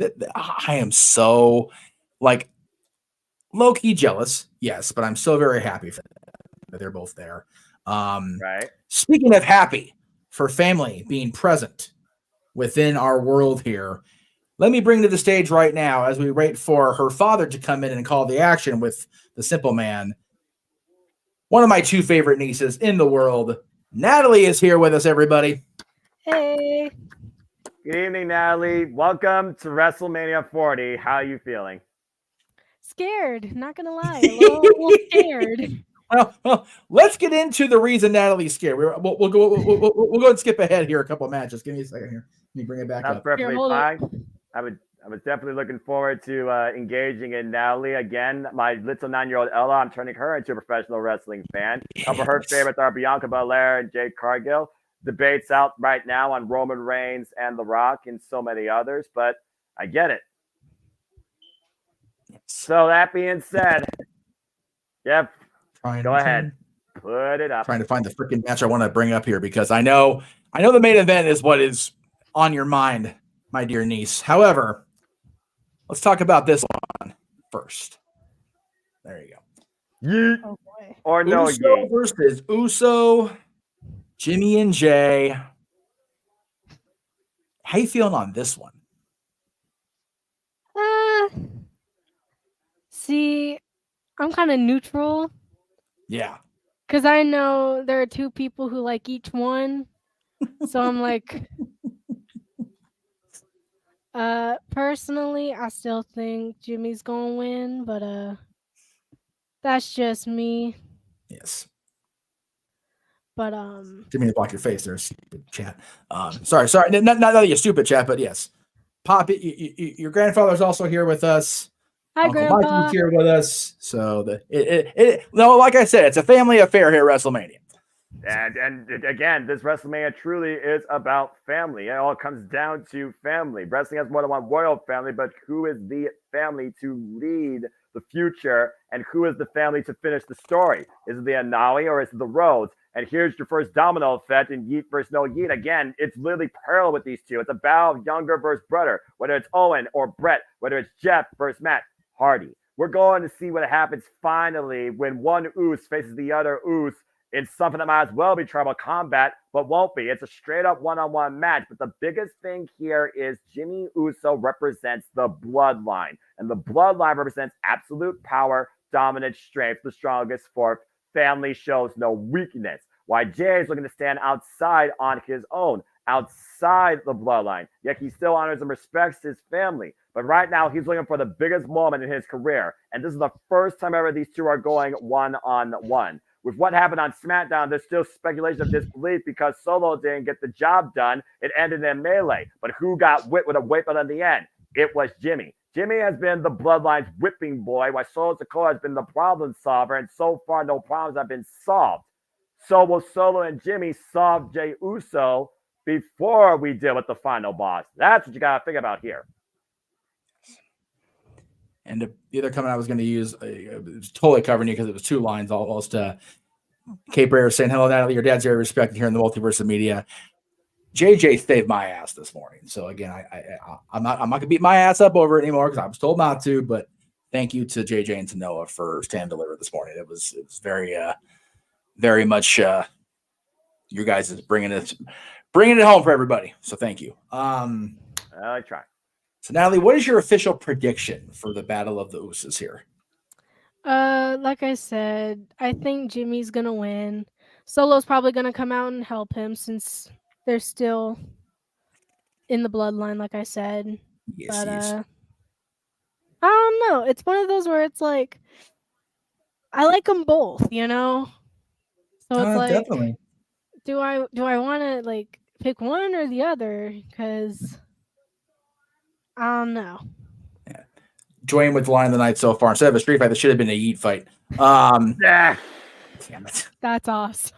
Yeet from Grandpa. Grandpa's down with it. He gets it. Grandpa, no yeet. Damn it. We got to yeet, no yeet in between Grandpa and Granddaughter. Now, there's going to be a poll in the chat. I feel like just people randomly saying yeet or no yeet during this match, I feel like. Right.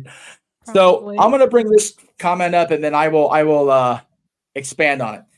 Roman Reigns with his two main events this year will both tie and break Hulk Hogan's record for most main events at a WrestleMania. This is a fact. Another fact in the match we're going to talk about right now. Let me get there. With The Rock's appearance in tonight's main event, he joins The Undertaker as the only performers to have main evented the WrestleMania in the 1990s, in the 2000s, in the 2010s, and in the 2020s. Dang. As The Rock clearly been part of every decade, as we are literally just under 26 minutes away from WrestleMania 40 taking the airways. And everybody, your predictions are now for the entirety of WrestleMania officially final. There is no changing. Yes.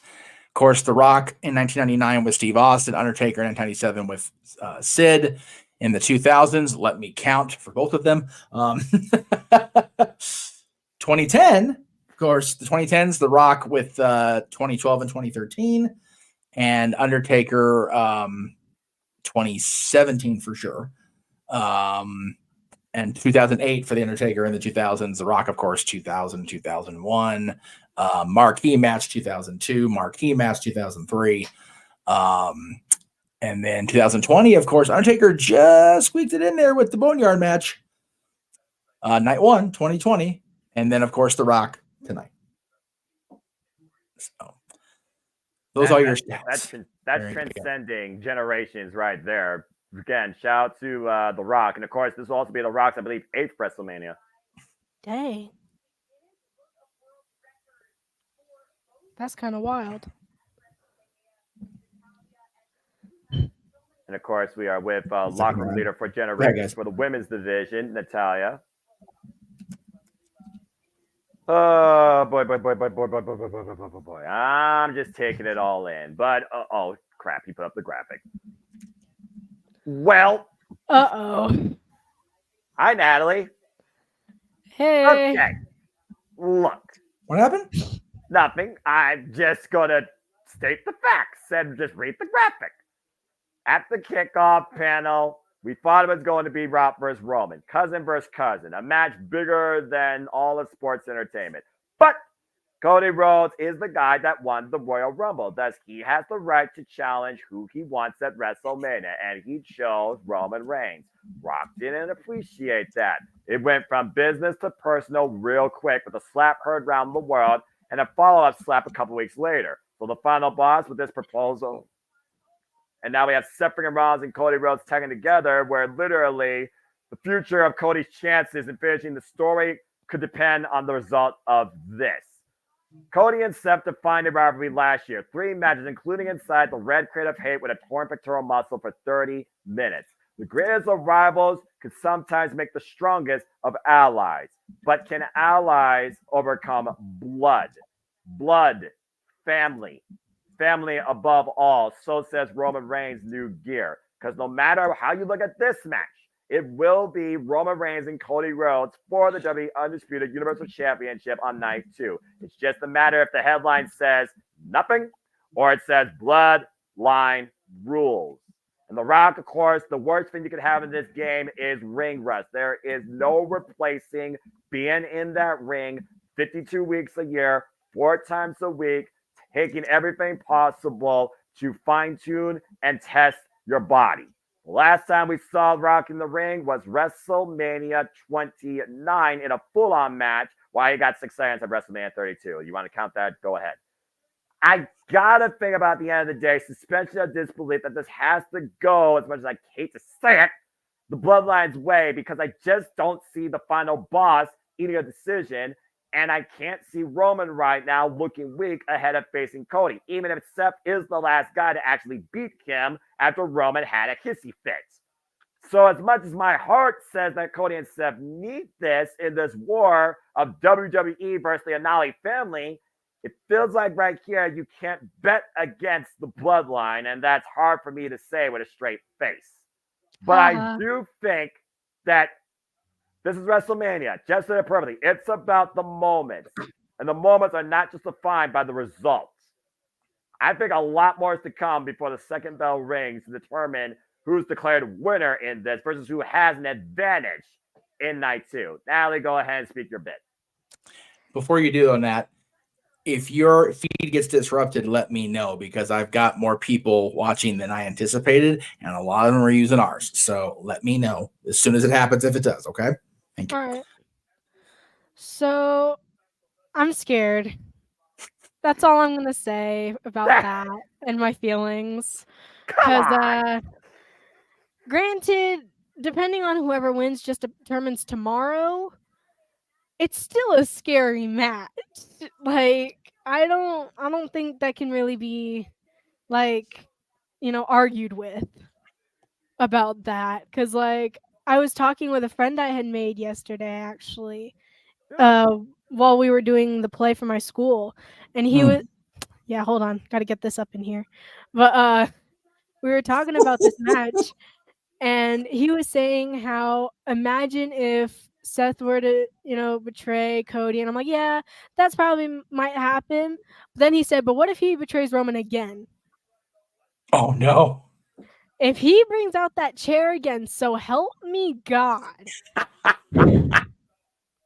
My mom is going to hear me yell from down the street. Yes. Because that's how upset I will be. That is valid. That is valid. So here you go. Grandpa's chiming in saying Roman carries the Rock to the victory, setting the bloodline rules for tomorrow night and Cody's win. Oh, man, there you go. And yes, that is the new generation of wrestling buddies. They're not called, they're called something else now, but yeah, those are the new generations. They have a Hogan one updated, which I'm low key thinking about because I'll always keep my original one because it's my original one, but it's pretty raggedy. So. You also got to consider one more element to this. We're talking about primarily Cody, Roman, Rock, Cody, Rock. We got to also consider Seth freaking Rollins. Yes. He's the guy that's all about living in the moment as well. He even admitted that. But he also has to consider that no matter what on night 2, he has to defend the WWE Heavyweight Championship against Drew McIntyre. I think Drew McIntyre could care even less about Seth's condition here. It's almost like Seth is literally just putting himself up there for Drew McIntyre to be like, you want this? Okay, then take it. But I still have to consider what Seth also said. It's the Workhorse Championship versus the Hollywood Championship. And it's hard to argue because he's been a constant weekly presence, finding champion, defending and presenting that title on a weekly basis on television. You almost forgot that Roman Reigns was even a champion at this point. So again, there's a lot more than just the tagline finishing the story. There's a lot more than just pride. There's a lot more than just physical conditioning on the line. There's a lot more that meets the eye with just this graphic. That's true. That's true. Going over the history of the bloodline in wrestling, you think about, I don't remember, so Noah or Stat Boy, since you're in the chat room with us, I think the only active or version of an active championship not in the blood. You know what? I take that back. Roman Reigns did it. They have held everything. They've been world champions. They've been intercontinental champions, U.S. champions, tag team champions. Naomi, in-law, women's champion. Women's champion. Nia Jax, women's champion. Women's champion. You know, I will forever be indebted to Cody's father for one of the great interviews of my early days. The Rhodes family has my ultimate love and respect, but you cannot downplay, and you certainly cannot not acknowledge the bloodline. That's just the way it is in WWE especially, but throughout the history of professional wrestling.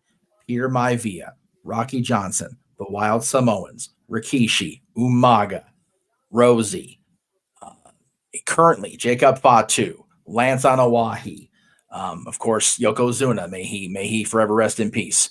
Same with Umaga. The Usos, Sam Fatu, the Tonga kids, Samuel Fatu, like all of those men and women. Again, Nia, Naomi through marriage, and of course The Rock, of course Roman Reigns, Solo Sikoa now, the future, the enforcer. It is just astonishing to me that we've almost been forced to look back and go, you know what? Yes, Cody Rhodes' thing has always been wrestling has more than one. Yeah, the bloodline's the one, but there is more than one. Because that line was always about another family that we thankfully got to see at least one member of at ringside last night during the Hall of Fame. Shout out to Stephanie McMahon. Love her being there. Very cool. But the McMahons aren't the only ones. And the Anawahis and the Rhodeses are definitely the story this year. As they should be. My big question about tomorrow's match more than tonight's obviously is, will we have the involvement of a natural? Like, how do you not have Dustin there? Like, are we going to have it be that shitty pedigree, we're going to call it, between the companies that we can't have just Tony go, you know what? It's one night. Do your thing, brother. Unfortunately, we got no control over that, but I truly hope that's not the case. I even said it myself. I even told you I met Dustin Rhodes at my first AEW live experience, one of the most humble men I ever got the pleasure of meeting. You know how much, since I've come to know you, Jeff, and discover you through this community, how much of a fan I am of the Rhodes family, how much I honor them, respect Dusty Rhodes for what he did with my NXT, the legacy that he forged, what Cody did, finding himself across Ring of Honor, NJPW, defining AEW. And of course, that match in 2019 in May, where it was truly brother versus brother, arguably my greatest and most favorite brother match of all time, with how much pride those two had in doing that, when at the end of the day, the original employer didn't really see that much in that.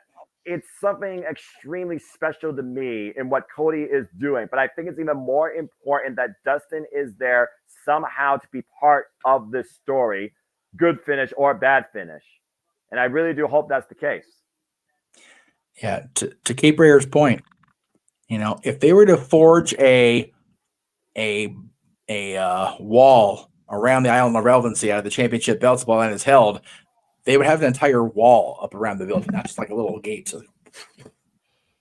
Because they've done everything.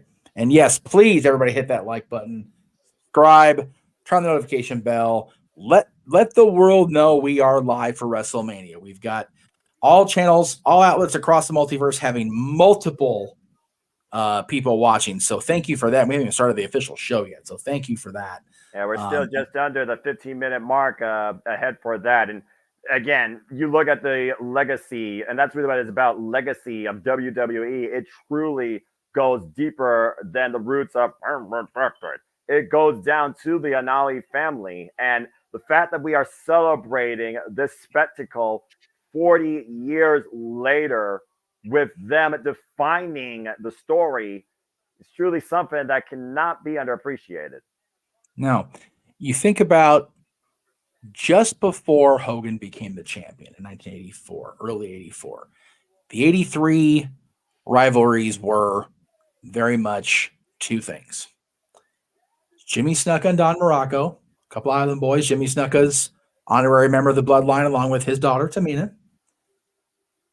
And then the Samoans against Johnson and Atlas.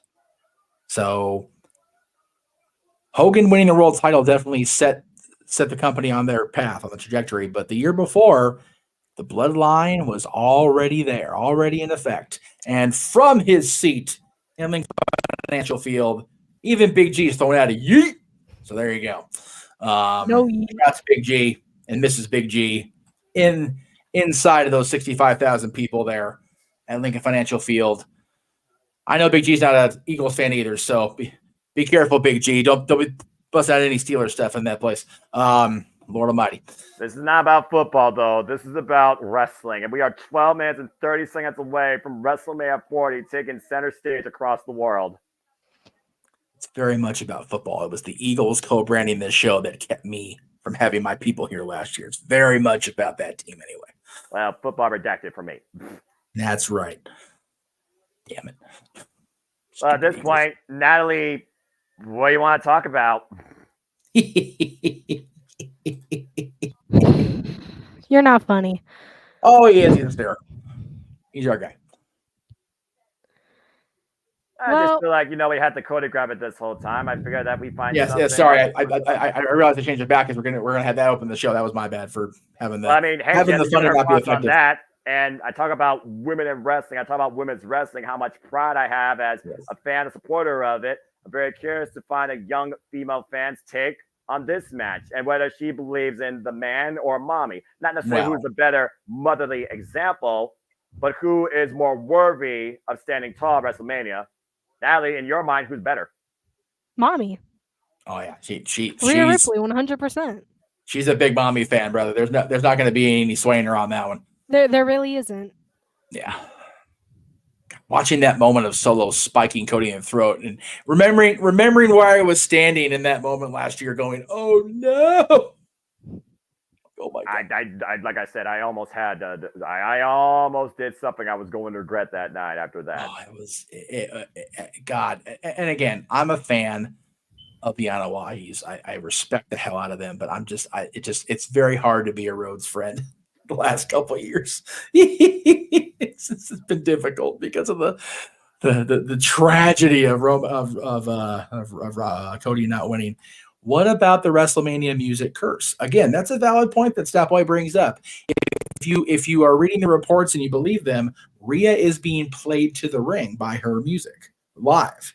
So that generally tends to be the kiss of death. It's happened a couple times where the live music has resulted in a win, but it's few and far between. But here's the thing, Jeff. The last time Rhea Ripley had her music played live was her WrestleMania debut in WrestleMania 37, and she won the Raw Women's Championship. She did. But now she has to defend it after holding it for a full year against a very motivated Becky Lynch. So, again, unpredictability across both nights. I love that. And Jerry is saying, wish for Bex, but Rhea will win. So Jerry's got his granddaughter's back as far as the pick goes. Maybe not the want, but definitely the official pick. Yeah, granted, it's been a year. I don't think they're ready to take away Rhea's light like that. Yeah, it was. Becky. What is she gonna do with it? It was such a good match last year too. I stand by what I said that Rhea will retain. Becky's got into that spot of her in the main event again, or her in the women's title match again. Not trying to diss on them, but it's the reality of things. I do not want to see Downstate tomorrow because I don't want to have that on my brain of Cody losing. I don't no stat boy. That's a bad stat boy. I don't need AEW. I don't need AEW Revolution 2020 played out all over again. No. But to Natalie's point, though, I mean, yeah, Becky's been in that spot how many times over? But at this point, so has Rhea Ripley. Is Rhea Ripley basically becoming a Becky? And to your point about what's Becky going to do with the title, what did Becky do with the NXT Women's Championship? She raised its value and its identity, brought more viewers to that platform. And Lyra Valkyria, somebody that looked to her as an idol when she was a young wee lass and child, she won her first NXT Women's Championship from Becky. Rhea Ripley really doesn't necessarily have to beat Becky to further solidify herself, but I think Becky needs to win this to reassure herself. Again, it's not about the title. It's about in Becky's mind who's better. It's Rhea that made it personal. So your take on who deserves the championship more might be a little bit valid in Rhea being the younger stud, but Becky might be the one that leads more by example based on what she does tonight if she prevails. It is all a matter of patience, my young friends, because we are now under, we're under 8 minutes. Oh, God. Here, I'm going to give it back to my dad. Very good. Good to see you, girl, as always. Thank you for having me. I'm sure it was good to be had. It was, Natalie, always fun engaging with you. Enjoy the show and enjoy WrestleMania. I'll try. You'll succeed. Come on, young lady. Be more confident in yourself. You can only be have so more faith in the confident, talent. You'll enjoy it. Well, just saying, I got like 20 kids today to acknowledge me, so that's right. That might have given me a little bit of a boost. There you go. You're leading by example, apparently. So God bless you. Ulafala coming your way, girl. Hey, I got one. That's true. You do. Very good. There you go. There you go. All right. Bye. Bye. Bye. Thank you. God bless the younger generation and the fact we are 6 minutes and 53 seconds away from WrestleMania 40 finally taking the airwaves. I cannot believe we have made it to this point. I cannot believe it's right here in front of me. I cannot believe we are literally less than freaking 24 hours and some change from seeing finally if we finish the story. This is going to be absolutely ridiculous. Yes. And yes, I am it will, on the edge of my seat, and I will be standing up in line. You will see more of my torso than my face in moments, I assure you. Because my camera doesn't go that high. It's not panorama. It's not a smart camera. I can go black and white, but I can't make it zoom out. Yes. Again, CM Punk said it best. Personal situations can be solved when men fight. Let them fight. Well, they're going to fight tonight in the main event, in the ring. And we're going to see a bunch of people hit in the freaking face. And that's the way it should be sold in WWE. Not in a boardroom, not with a suit, not with some freaking litigation nonsense. You sell it bell to bell in that ring. And Big E on the selfie cam. That comes selfie, stupidest thing in this generation. It's selfie stick. They love it. They love it. I don't like it. I know you don't. I don't like it. I like Snickers though. But that being said, oh man, dude, I had a So when I went and saw the LA Dolls at the mall last Sunday, I had a Snickers cheesecake.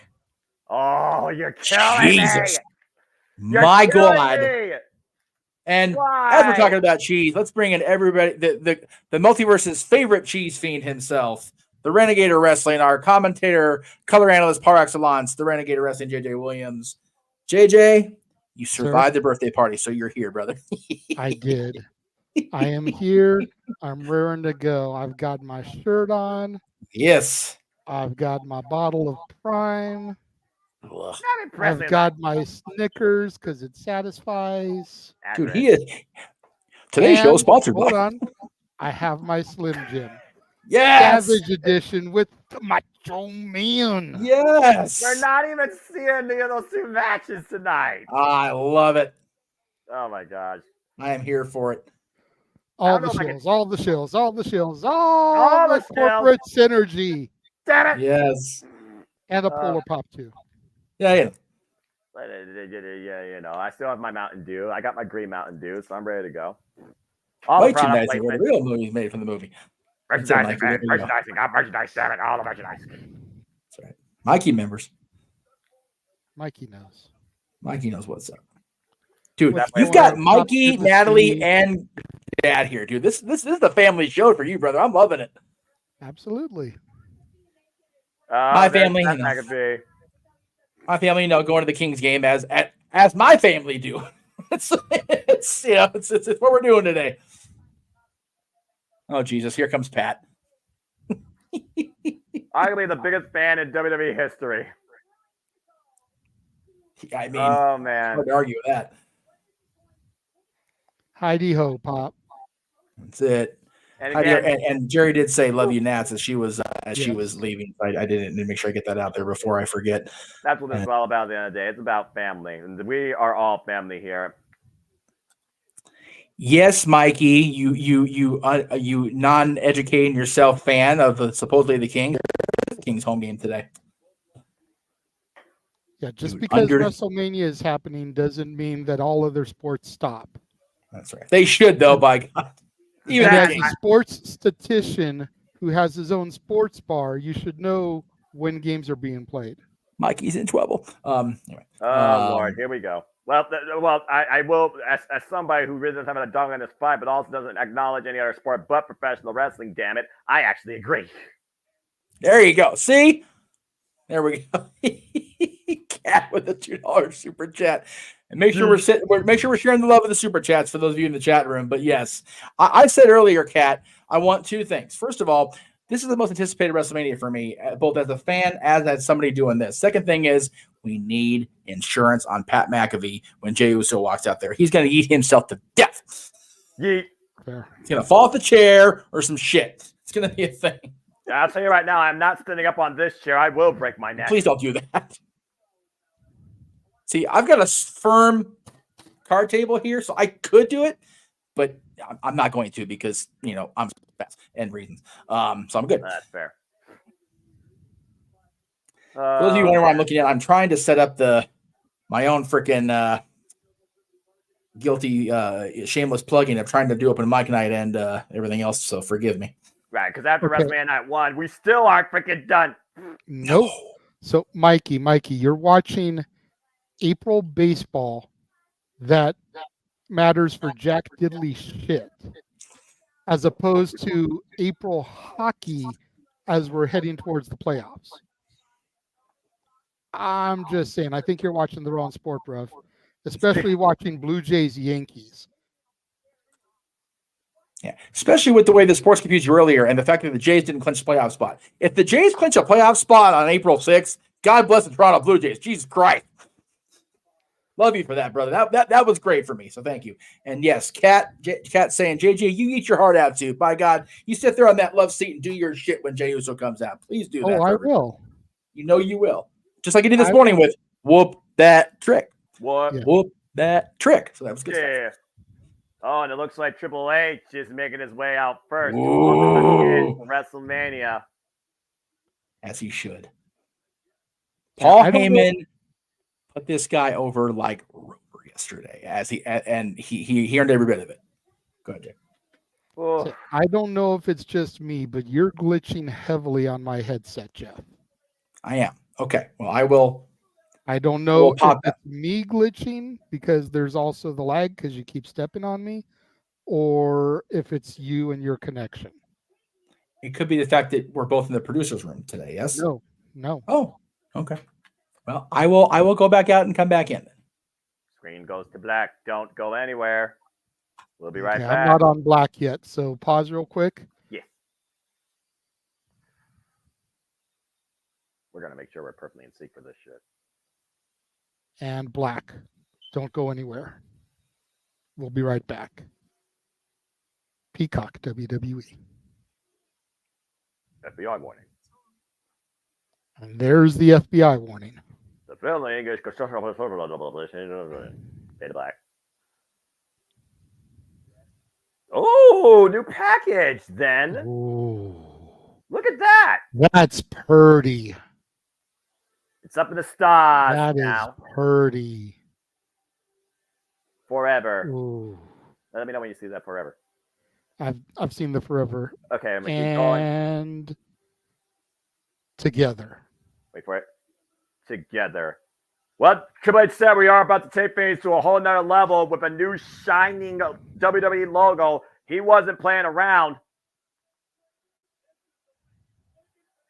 This is the Lincoln Financial Field virtually, and this is once again the JMN Multiverse of Media live watching events. We're gonna die scheduled for 2024 as we bring you in, folks, for the entire coverage. Welcome finally to the Showcase of the Immortals. This is the spectacle. This is the mecca of them all in the world of professional wrestling, sports entertainment. Welcome finally to WrestleMania 40.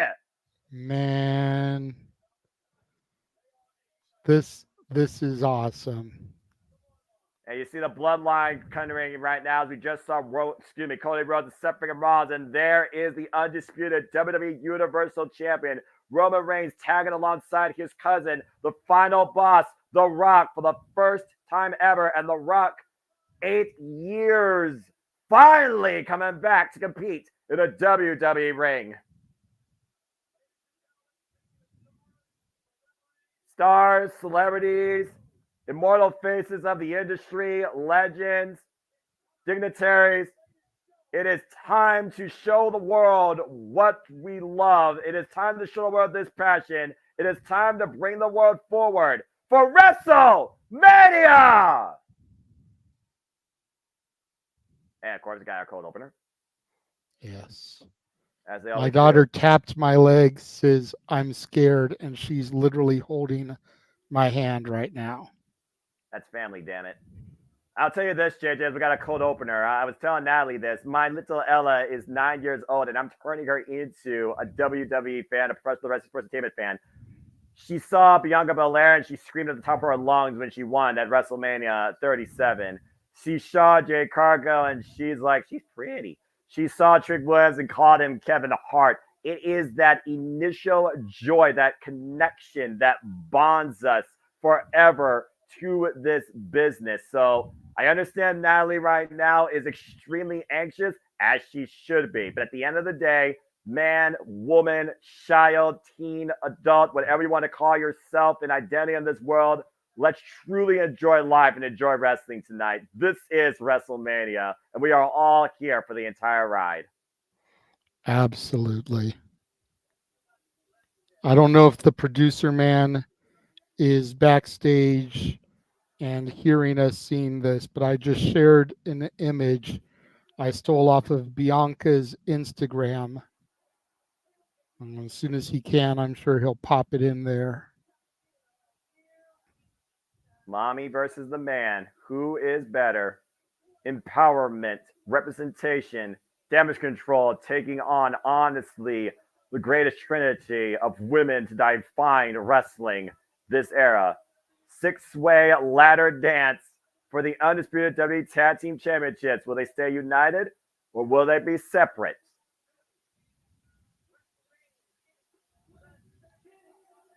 Let's get it! Are you yeet or no yeet? It's Zeus versus Zeus! Oh, man. I cannot wait for the first bell to ring. I know. We had a hell of an appetizer this morning as my NXT stood and delivered.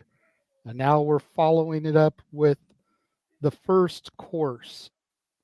Because the main course, that's tomorrow when we get to Roman versus Cody 1-on-1. But JJ, welcome to WrestleMania 40. And you are looking live virtually at a sold-out Lincoln Financial Field capacity crowd on campus. We are here at the JMN Multiverse of Media live watching events to bring you our coverage in full. The first day of the Showcase of the Immortals. Welcome to Saturday evening, ladies and gentlemen, and welcome to WrestleMania 40. Hello, everybody, and welcome once again to JMN Live Watch events. You know this is, for I'm the Simple Man, the Simple Brand, and the voice of JMN for great professional wrestling. Damn it. My name is Noah Foster, alongside my color analyst. He is the Renegade Wrestling JJ Woods. We are also with the man whose name is Marquis Jeff motherfucking Meacham as mommy gets ready. It's a beautiful 52 degrees Fahrenheit, a cloudy evening in Philadelphia, Pennsylvania, as the man is about to feel mommy's brutality. And we're going to see who's better here shortly. But that being said, there you see the man, Becky Lynch, getting ready for the big time once again.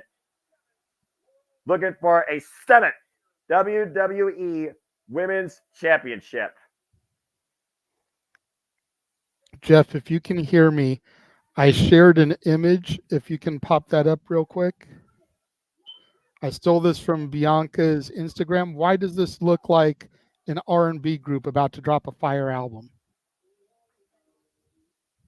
And now the Star Spangled Banner. Right. Coco Jones singing us the Star Spangled Banner.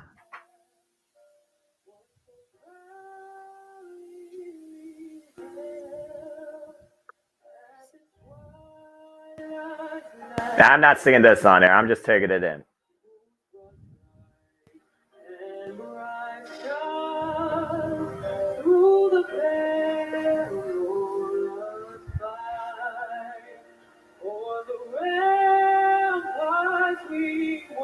I hear somebody scream. Probably mine. Apologies for that. It's all right. It's not a worse thing you get copyright paying for.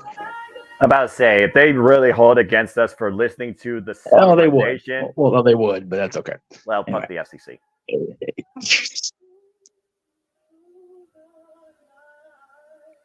Can't believe on air. In Africa. Again, the world is connected tonight by WrestleMania in a city rich in American history, Philadelphia. It's the city where the Declaration of Independence was signed, the Constitution. July 4th, 1976. Crazy. Bicentennial year, that's crazy. Before Nicolas Cage stole it, the last time it was there was when it was getting signed. Terrible. Out for that. And if y'all know, you know, and if you don't, go watch National Treasure, damn it. That's it.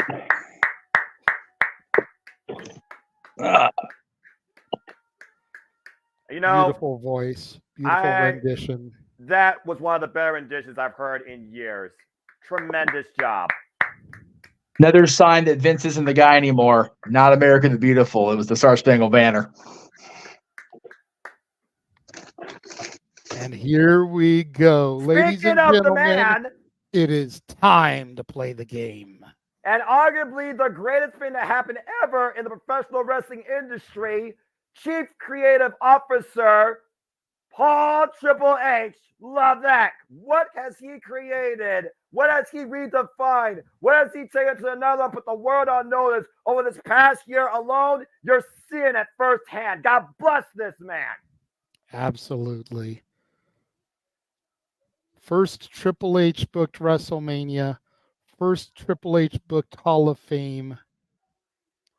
This is definitely the beginning of a new era in the WWE. Whether you like the man or you don't like the man, Vince McMahon would always come out and introduce us to WrestleMania. And now that this is Triple H's era, you got to imagine that's what he's coming down to do, man. And he's loving it. Yeah. He, like Look Catherine at him. said, he is soaking this all in. I mean, why wouldn't you? You think about how much this man loves this business, knows this business, given to this business. He nearly lost his life. And he decided from that day forward, he's going to give back. He has a second chance, and he is defining the future now and forever. And I would argue to say we have lived through many eras. Some we regret, some we wish that never happened. But this right here, I will define as the Paul Levesque era, and arguably could be the greatest era ever in the history of this business. And it starts tonight.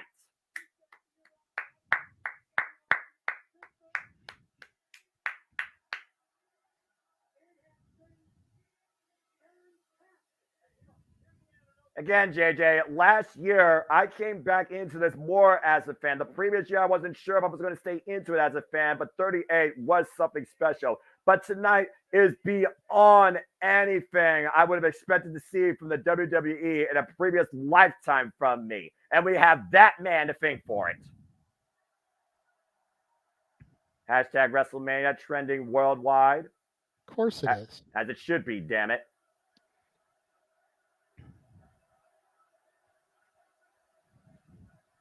Oh, man. Damn right. So do we, Hunter. Every single damn person should live for this. Welcome to a new time. Welcome to a new era. Damn right. Welcome to WrestleMania. Yes! Enough said.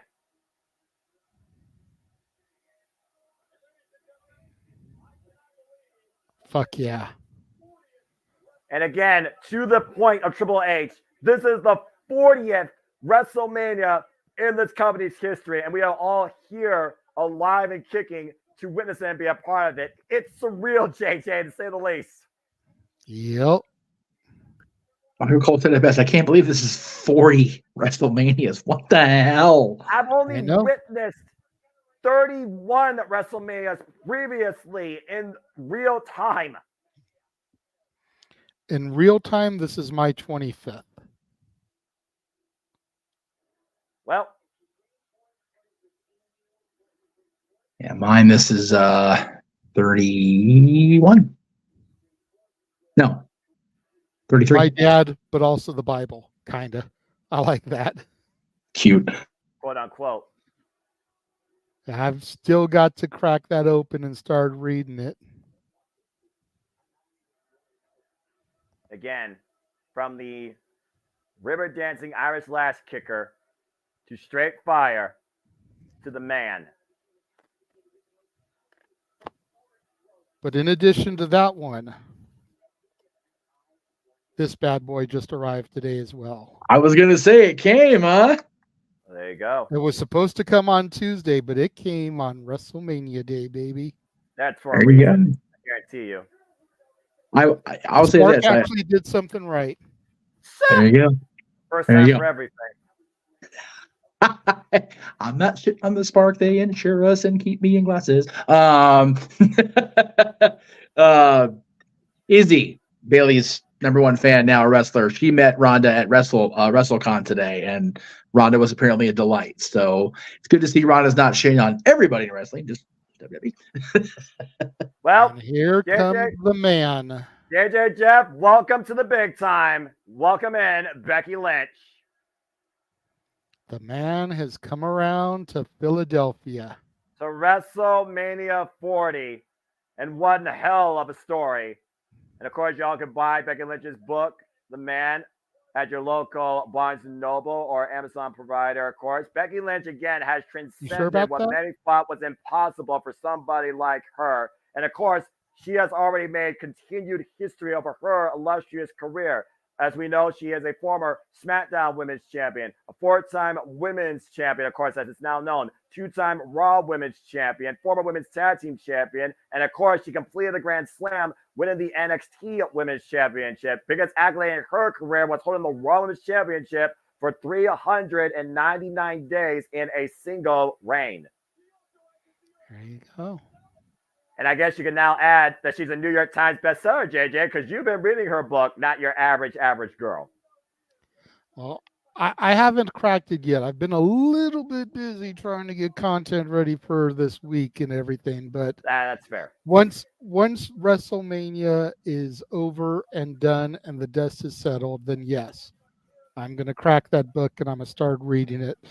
I also want to give a shout Maybe out. I'll turn my attention to it during open mic night segments like the Massey brothers, like you used to do with the Moxley book. I still have to finish reading that. I mean, it's fair. And of course, I want to give a shout out to Walter Cruz, of course, who is there live, and also G Cindy. also. Yep, and Cindy, who's there at and Mrs. G. Yeah, and also shout out to Tatilla, who again, arguably, are speakable voice of lyrics and could be first ballot Spanish correspondent maybe next year. Are those passages from her book? Yes, on they the are. top there. Yes. Whoa! You weren't kidding. Ladies and gentlemen, here's Mommy.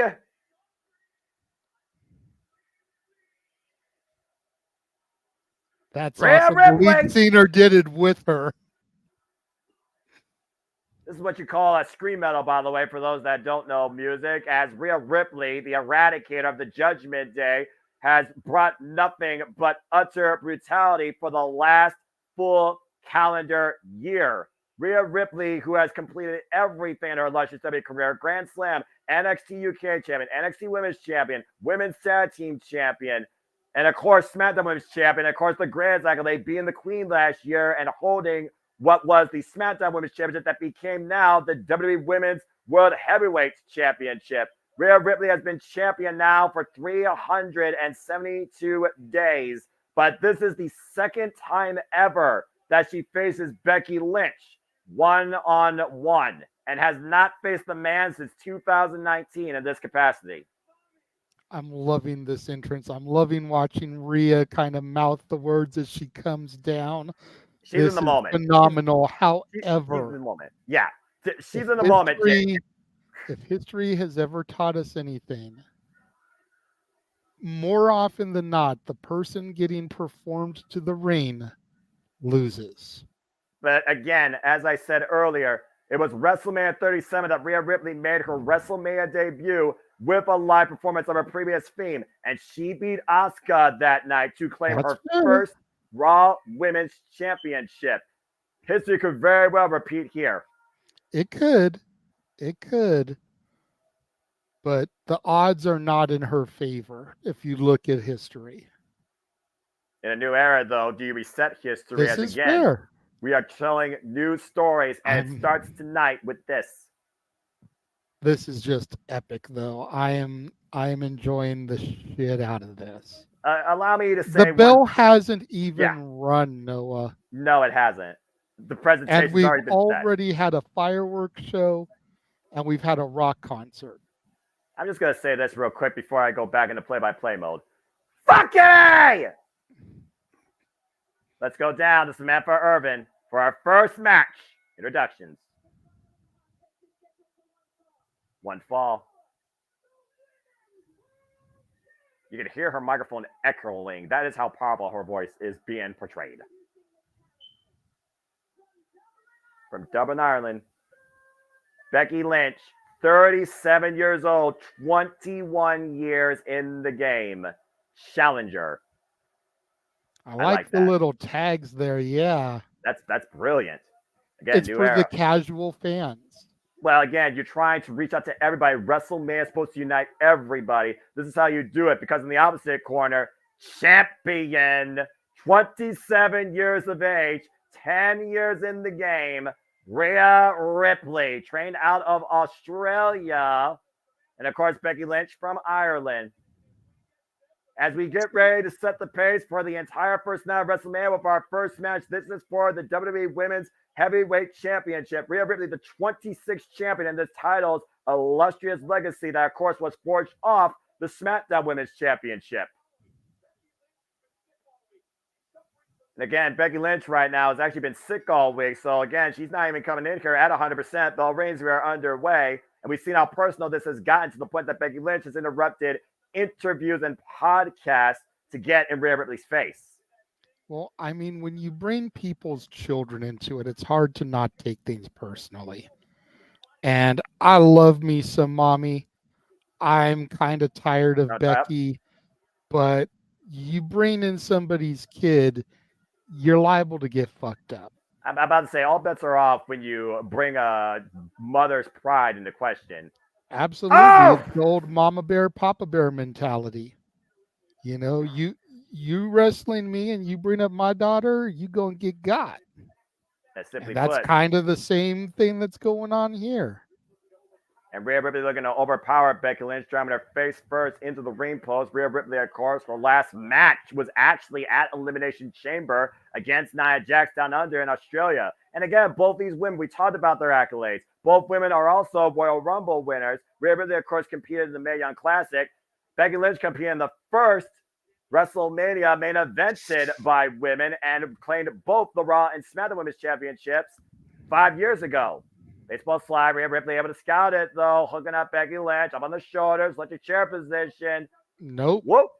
Becky able to counter. Yeah, kick right to the shoulder. And flying forearm there off the apron. And, of course, we know if Becky Lynch works that shoulder, she could set up for the disarmer submission hold. Becky Lynch, bring Ripley back in the ring. Rhea Ripley for shots. We're going to miss. Becky Lynch still able to clock Rhea. But Rhea will target anybody part she can. Oh, man. Face first into the mat goes Becky Lynch. Nice Northern Lights suplex with the bridge. Cover 2, count only.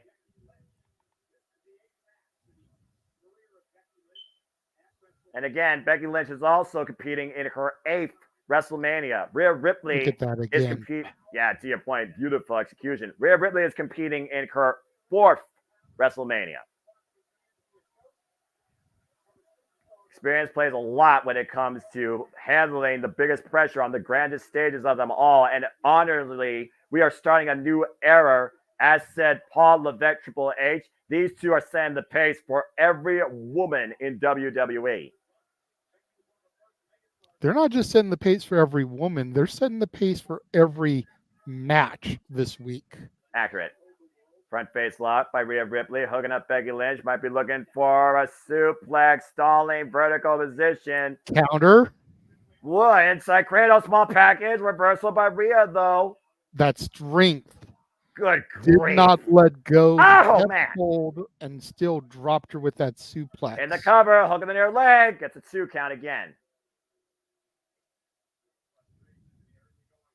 And right now, Rhea Ripley seems composed. Again, hashtag WrestleMania trending worldwide. I hope you all enjoy the entire ride alongside us. Please subscribe, comment, tell a friend. And if you want to, during WrestleMania showcase in between matches, dictate the conversation. Don't need to dictate. Super chat. It's as simple as that. Yes, Jeff, you're about to say something?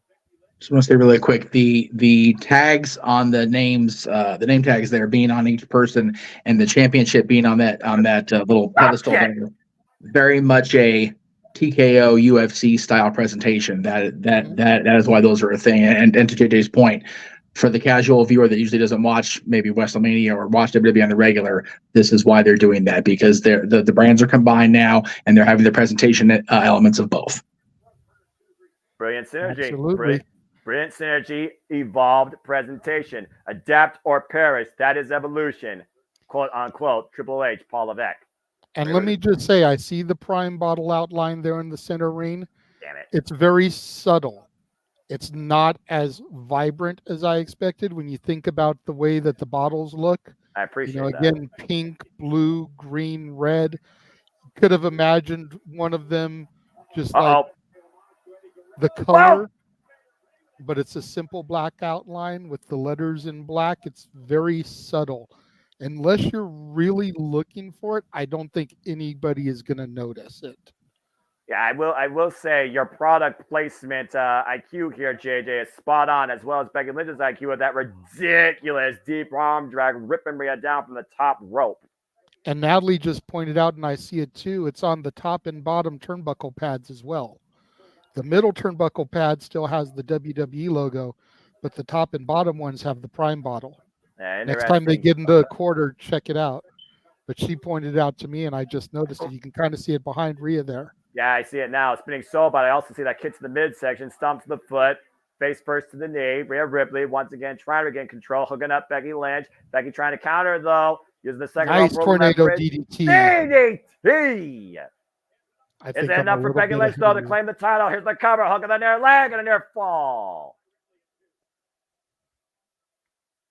I think I'm a little bit ahead of you, so I just paused a second or two. Take a look at the replay here, and you see the way Rhea Ripley's plant Boom. tit on her head. I got you. Yep. Brother. Again, we got this. No, Again, I know, but it's okay if I'm a little bit behind you because you're the play-by-play man. I can't be ahead of you though. Oh, right. I see. And Becky Lynch might be Because then looking I for end up calling the action before you see it, and that's not fair. You're our gotcha. lead commentator. I got you. I got lost in the moment. This is It's all good, man. Exactly. It's the first match. Best to get synced up now as opposed to have this happen during the main event. And it's the WrestleMania of the new era. Big leg drop across the back of the head of Rhea Ripley. Messy landing. Yeah, I think Becky we're Lynch perfect now. going Good call. back on the Ken. attack and explode Oh. in the barricade. Becky Lynch trying to neutralize the strength of Rhea Ripley. Rhea Ripley not as dominant when she's down on the mat. And Becky Lynch going to the high wrist stitch with the man with another leg drop. Back of the head. Shoots the half. Here's the cover. Hook on the far leg and a 2 count. Almost Carmelo Hayes-esque. That nothing but Ned leg drop off the top there. Yeah, but more so leg drop versus elevated leg drop where Carmelo Hayes literally leads. Becky Lynch just dropped our way on the back of Rhea Ripley's head and neck. Take a look at this.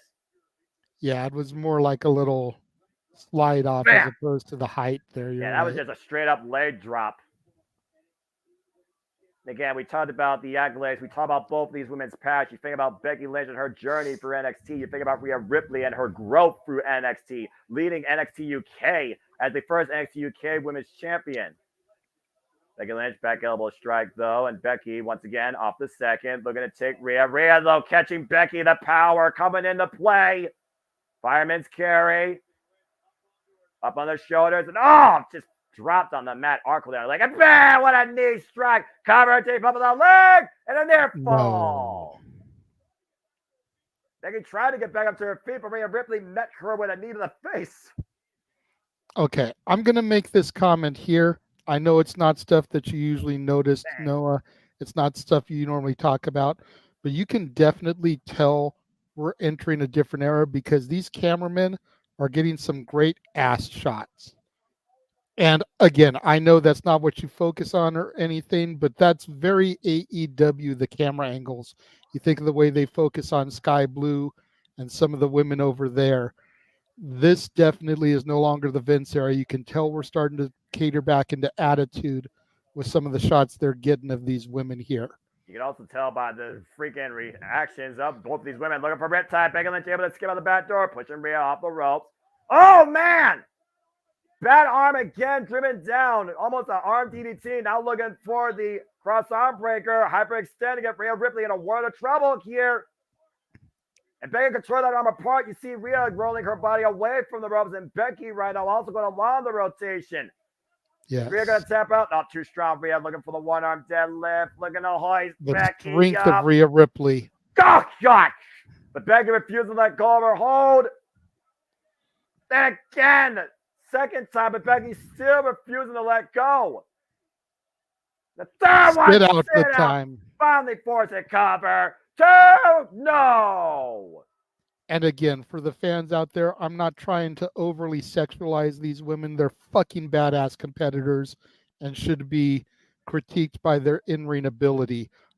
I'm the color guy, though. I'm going to point out what I notice. And I'm going to point out it's a beautiful eve right now in Philly, and we are kicking things off in a new era defined by Triple H of WrestleMania 40 with the WWE Women's Heavyweight Championship on the line. The man, Becky Lynch, versus Mommy Rhea Ripley. Rhea versus Becky, too. And I guarantee you this will not end in no contest like November 20th, 2019, where these women only went for 10 minutes. There's too much on the line. There is a sense of pride. There is a statement to be decided. That headbutt might have been an exclamation point. And Becky, once again, going back to the arm, trying to snap it out of place. Oh, God! That boot just wiped Becky's face clean. Cover and a near fall. And Ripley perhaps maybe a little bit frustrated at this point, JJ. Well, yeah, I mean, you got to figure she has been dominant for the last 365 days. She has defeated all comers, and it's taking this much to put the man down. But to her benefit, to point, she doesn't have Judgment Day out here. You don't see Dirty Dominic Mysterio. There's no JD McDonough. There's no Damian Priest. There's no Fergalicious Finn Balor. There's nothing. She is doing this alone, unlike your WWE Undisputed Universal Heavyweight Champion, who needs his bloodline to help him retain championships. Again, we talked about, things changing, a new era. You think things might change forever with the bloodline. Things might change forever with Judgment Day. Rhea Ripley, the only dominant force since last year WrestleMania, has yet to lose her gold. Another big leg drop by Becky Lynch, but Rhea able to scout it and counter and might be looking for the Cloverleaf. Rhea Ripley's submission move, the Cloverleaf locked in, dragging Becky Lynch towards center. And Becky's in a world of trouble, though, trying to crawl her way to the ropes. And again, Rhea right now with leverage. Wrenching back as hard as she can on the legs of Becky Lynch, but Becky's still trying to find a way towards the rope. Break referee in per position. Back to the middle of the ring, and now great find by Rhea Ripley. Body scissors applied full in the center of the ring with the Cloverleaf. And Becky Lynch trying to hold on for everything she's worth, not just as a mom, but as a WrestleMania level competitor. Trying to reverse the pressure, roll through. Rhea Ripley rolling with her, though. Trying to get the shoulders down, though. Shoulders down, and forces Not enough. But a wise move by Becky again. Rhea Ripley almost got caught there. Oh, jeez. Great high kick. To the head. Rhea Ripley might be looking to put Becky Lynch away with the riptide. Scout again. Becky Lynch hooking up Rhea. Manhandle slam! Here's the cover! Hook of the leg for the championship. No. Wow. Whoa. Take a look at this. The counter to the riptide and hooking Rhea Ripley flathead with the manhandle slam. 2.5. You almost wonder how Rhea Ripley was able to kick out of that. Was it just a circumstance? Was it just that innate instinct? Was it the way that she had her body on the cover? Becky Lynch probably asking herself all those questions as this match continues. Once again, looking for the disarmer now, and Rhea Ripley once again trying to scout it back to her face. Throwing Becky up again, and now Becky and Rhea test the strength. Tempted backslide here, possibly. Becky up and over Rhea. Rhea trying to get the better. Pop handle off the mids kick. Rhea Ripley hooks Becky Lynch. Riptide, and that's cover. Telling mommy is not on top yet. Both women have kicked out of their opponent's finishing maneuvers. Rhea has kicked out of the manhandle slam, and Becky just kicked out of the riptide. Perfect. You gotta wonder what it's gonna take here. Oh. And she stacked Becky Lynch high on her shoulders, too, putting as much body weight as possible on the cover, JJ. Rhea Ripley right now cannot believe that Becky Lynch is still in this. Cannot believe that did not put Becky away. Now Rhea might be looking for some high-risk offense. And again, still feeling the damage done to that left arm. Becky Lynch still able to take the base out from mommy, who sits on top of the turnbuckles. And Becky buying herself valuable time here in the very late portion of this match, JJ. Yeah, maybe it's just me, but Rhea with the longer hair is definitely giving off more so China vibes than she ever used to. I mean, she's been compared to her for how long now? And I definitely can see what you're saying here. And Becky might be seeing Rhea Ripley in position for a superplex. Nice float over into the disarmer. Down the ring. The armbar locked in. Into the disarmer, full disarmer in, middle of the ring. Will Rhea Ripley tap? Will we see a new women's heavyweight champion? Has the man Mommy returned? still looks like she's got too much strength in her. She's starting to get to a vertical base. And to your point, Rhea hoisting Becky up, electric chair position. Becky's still trying to fight back, though. Oh, my word. And somehow She Rhea holds still Becky has in place, her. but Rhea can't see. Oh, man, Oh. electric chair drop on the floor. And that might be the death note to the man's chance of winning this match. Sense Mommy of throws urgency her right back now in the for the ring. champion. Going back to the top rope here. And Rhea Ripley going for broke here. What's Rhea looking for? Mommy is on top turnbuckles, perched hard at Lincoln Financial Field. Frog and splash. A big frog splash cover. 2. No. The Riptide didn't do it. The Guerrero frog splash didn't do it. The Cloverleaf didn't do it. What is it going to take for Mommy to put the man away? I hate to say it, but probably literally stopping her heart. Again, this is for the Women's World Championship. You ask what it's going to take for Rhea to put the man away. What does the man have to do to put Mommy in her place, she believes? You can look at both these women's sides of the story.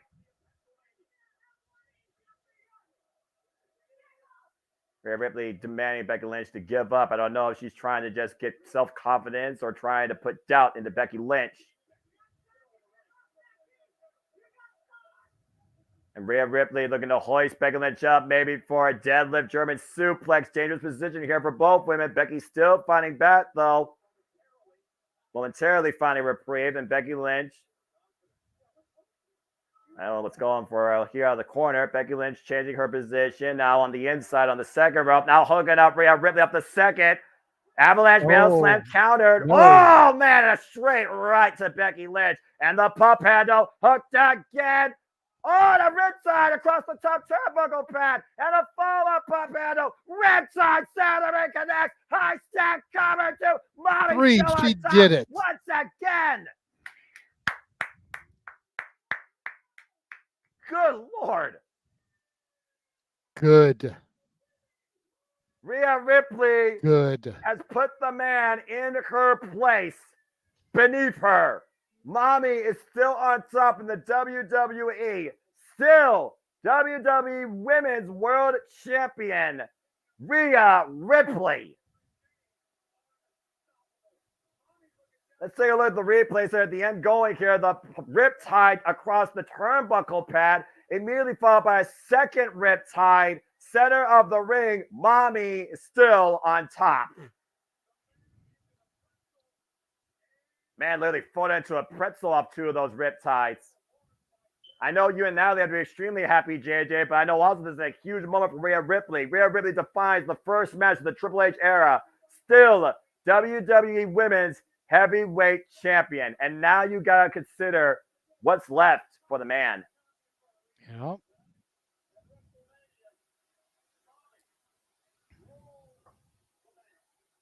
Well,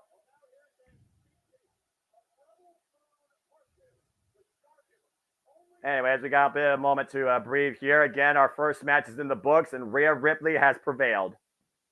We will now take things to a short intermission here as we preview some nonsense, at least on screen. I gotta say, Jeff JJ, how's that to set the pace for the new era in WWE? Whew. Yeah, that was a hell of a kickoff to this weekend. That was a hell of a way to kick it off. And to Mansfield's point, like Bianca, Rhea has now beaten 2 of the 4 horsewomen at WrestleMania. As Bianca has defeated Sasha and Becky, and now Mommy has beaten Charlotte and Becky. Yep. Yeah, there it is. And it could be true with this time off thing. And Cape Rayers 1-0. You like to see that? Same. Same. Yeah. So I did horrible on my NXT this morning. Yes. But you know what? I don't care. Right. Exactly. I don't like the way I did the slammy thing. We're just gonna leave it like this the rest of the day. Yeah, Skycam. According to Walter, like he was right in that shot. So don't be surprised if we get a look at Mr. Cruz. So, God, I great camera, but God, that drink is nasty. So. You want to talk about nasty? How nasty is this next match going to be? Are you ready for a human car wreck in Philadelphia? Because we're about to have a 6-pack ladder match for the undisputed WWE Tag Team Championships. And both titles are on the line because the match does not end until both sets of titles are taken down. Yeah, this is going to be interesting. How this? Oh Lord! Oh bloody hell! Natalie's got a huge grin. Yes, yep. boy. Yes. I'm gonna hold my decorum. I'm play-by-play guy. I don't have to do anything here. I'm just gonna do my thing. He's just happy she gets to see them on WrestleMania, man. She was kind of bummed that they didn't make this match. Yes. So the fact that she gets to see them, she is so happy right now. Like I said, I work with kids for a living at church. I'm not going to break a child's spirit. Well, I mean, these guys are from your NXT UK, sir, so you should have at least a little bit of respect for their ability coming out of your NXT UK. I have respect for their ability, but they are obnoxious as the day is long. Not at the Roxbury call. They want their gimmick back. Hey, I'm not going to argue you there, but you know what? At least they're fucking entertaining. Anyway, continue talking. Because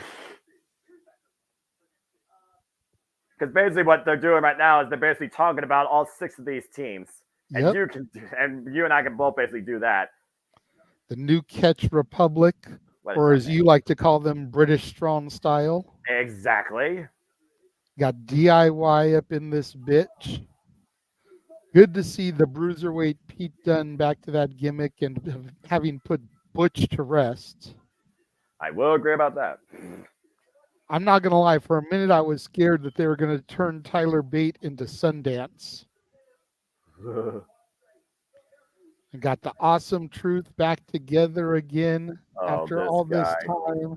How is this guy still exist in WWE with his mindset? How many times has he been hit in the head to be this far off outside the realm of reality, worse than a Morgan Freeman narrated documentary? This is ridiculous. Got the champs, Judgment Day, Damian Priest, and Finn Balor. And I mean, I'm sure JD McDonough will be out there to intervene, but there's not a whole lot he can do in a ladder match. Got A-Town Down Under, the Aussie Icon, and the Viral Sensation.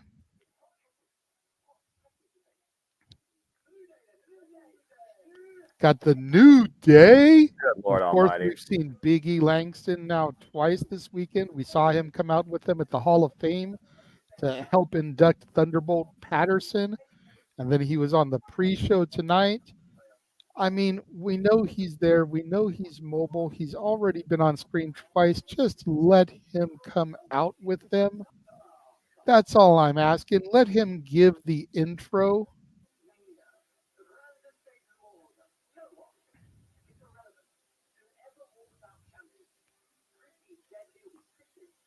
And of course, at the end of the day, Pretty Deadly says they'll be waiting for not 1, but 2 sets of titles if need be. Dwayne, I honestly hope that the Hardys don't emerge. It would be too deja vu from WrestleMania 33. Mm-hmm. But there is a team that was in Philly about 2 weeks ago as they were winding things down with their former company that I do hope gets inserted here. Oh, boy. And we'll have to see if it happens as we see the ladders there at ringside. There has not been a ladder match in front of No people. pinfalls, no disqualification, no count out. You can only win the match by pulling the straps down. And you see both sets of belts are elevated and separated. We will have 2 new sets of champions tonight. God damn it, it's about fucking time. Let's go. In the immortal words of one of the greatest tag team partners of all time and one of the greatest tag teams in the industry, Team 3D, Devon Dudley, oh, my brother, testify. And they have a DX style intro for Regeneration X. Look at this. Ciampa with the Triple H vest. Gargano with the HBK hat. They've got the X going across the spray painted DIY. They are really going all in with this Regeneration X gimmick. And you could Hell argue, yeah. you could argue that Giant Gargano and Tommaso Ciampa are a modern day Triple H and Shawn Michaels when you consider what they did back in NXT. That's good shit. And here comes the awesome truth. Look at that. What's up? If you feel me, stand up and say, what's up? What's up? What's up? What's up? What's up? The awesome truth. Oh, God. Hey, don't you shut your mouth. Damn it. I got some truth back. I'm happy. And here comes our new catch, Republic, even though the screen still shows awesome truth. But I heard the music hit. Well, someone's going to get it fine. But yes, New Catch Republic, former NXT UK Tag Team Champion. And let's not also discount the level of experience of all these individuals, not only in ladder matches, but as Tag Team Champions. Why Pete Dunne and Tyler Bates defined a brand across the pond in NXT UK. Tyler Bates, a former NXT UK Tag Team Champion, and both Pete Dunne and Tyler Bates are former NXT UK champions. And British Strong Style used to rule the independents ahead of WWE in Progress Wrestling. And more product placement here. I'm not going to talk about that because I'm straight edge, 99.8%, so meh. And also the Awesome Truth, again, Tag Team Reborn this era after their feud with the Judgment Day. Awesome Truth have yet to become Tag Team Champions, but both The Miz and R-Truth have ladder match experience, as DIY does as well. DIY lost the NXT Tag Team Championships to AOP in a ladder match in Chicago that started a rivalry that defined NXT Black and Gold. Here comes the viral sensation, Austin Theory, and the Aussie icon Grayson Waller, 8-Town Down Under. Yes, Stat Boy, we know that. We already pointed that out. Thank you. Hey, Austin Love Theory, you, of bro. course. Austin Theory, of course, former Money in the Bank recipient, won a Money in the Bank ladder match. Grayson Waller, of course, he's won a ladder match for Advantage in War Games. So neither of these two are no strangers to ladder matches. The New Day. What can you say about the New Day, especially when it comes to Kofi Kingston's ladder match experience? I still go back and think about that Money in the Bank drop. It's Rocky and Apollo Creed. And of course, Xavier Woods, the former Consequences Creed. Now you're talking. Well, but that's still Apollo Creed's getup. You know, they're playing the whole Philly gimmick, but I get it. I get works, like for real. For those that does. don't know, he used to be Consequences Creed. TNA. And last but not least, our current quote unquote undisputed WWE Tag Team Champions, Finn Balor, Senor Money in the Bank, Damian Priest, who of course won these titles very shortly after WWE Fastlane from Jey Uso and Cody Rhodes. They've had a stranglehold on them since. I like Priest's mask. Ooh. That's quite a get-up. Balor's I'm not that impressed with. I'm not being mean, but he looks like the gimp from freaking Pulp Fiction. But Priest's mask, dude, that is menacing. Of course, Damian Priest has had that Money in the Bank briefcase after winning it across the pond in UK since July last year. Has attempted to cash it out multiple times on Seth freaking Rollins and has failed to do so. Flying V. Oh, wait, sorry.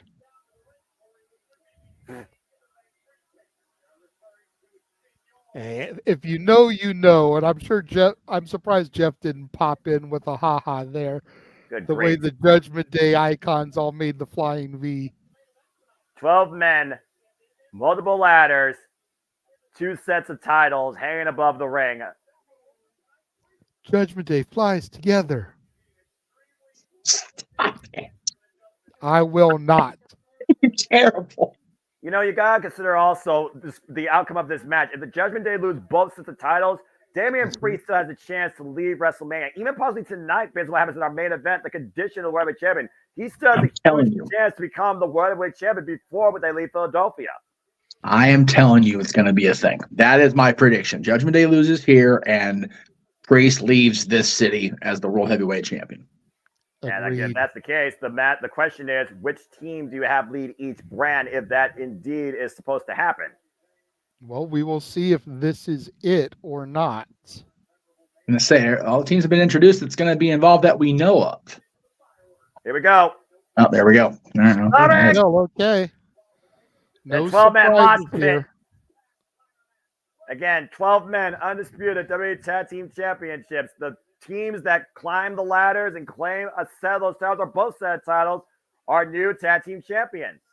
All right, so no surprises. So my number 2 pick is out. So I'm still riding with the Awesome Truth. And even though it's too late to change my predictions, I've got A-Town Down Under for the other set of titles. JJ, Just so that it's verbally noted here. Yeah, here's also a verbal note. With all due respect, I look at the graphic and I go by official graphic-based announcements. You have A-Town Down Under as your second. I'm going to leave it at that. Okay. And speaking of which, look at the 2 on the 7 ladders. That's a smart strategy, actually. Have both tag team partners climb separate ladders. You got to imagine, again, if both tag partners grab both sets, the titles remain united, but still they become undisputed tag team champions.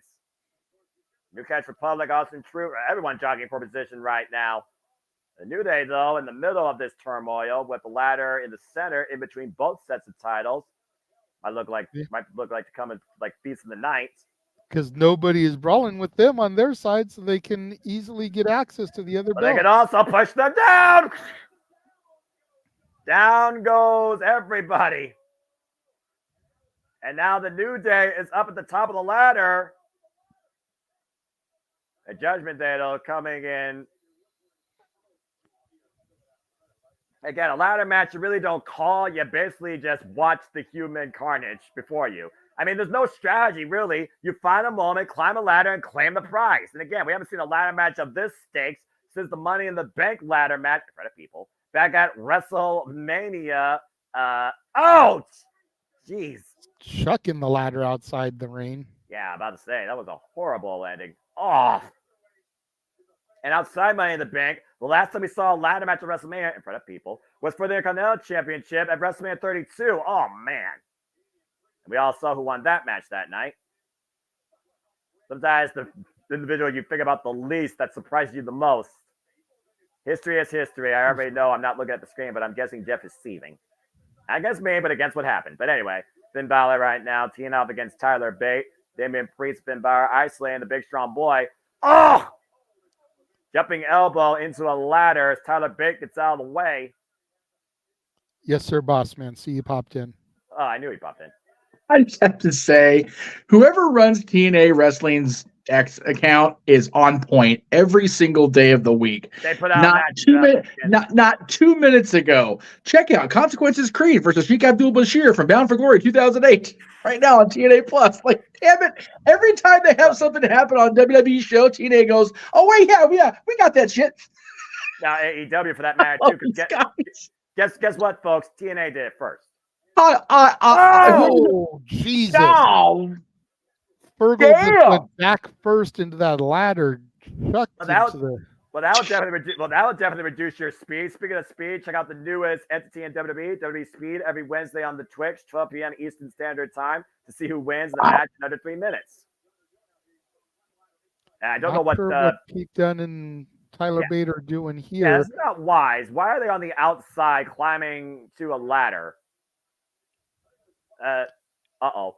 Wow! Moonsaults taking out the rest of the field, landing on their feet. Well, at least Pete Dunne did.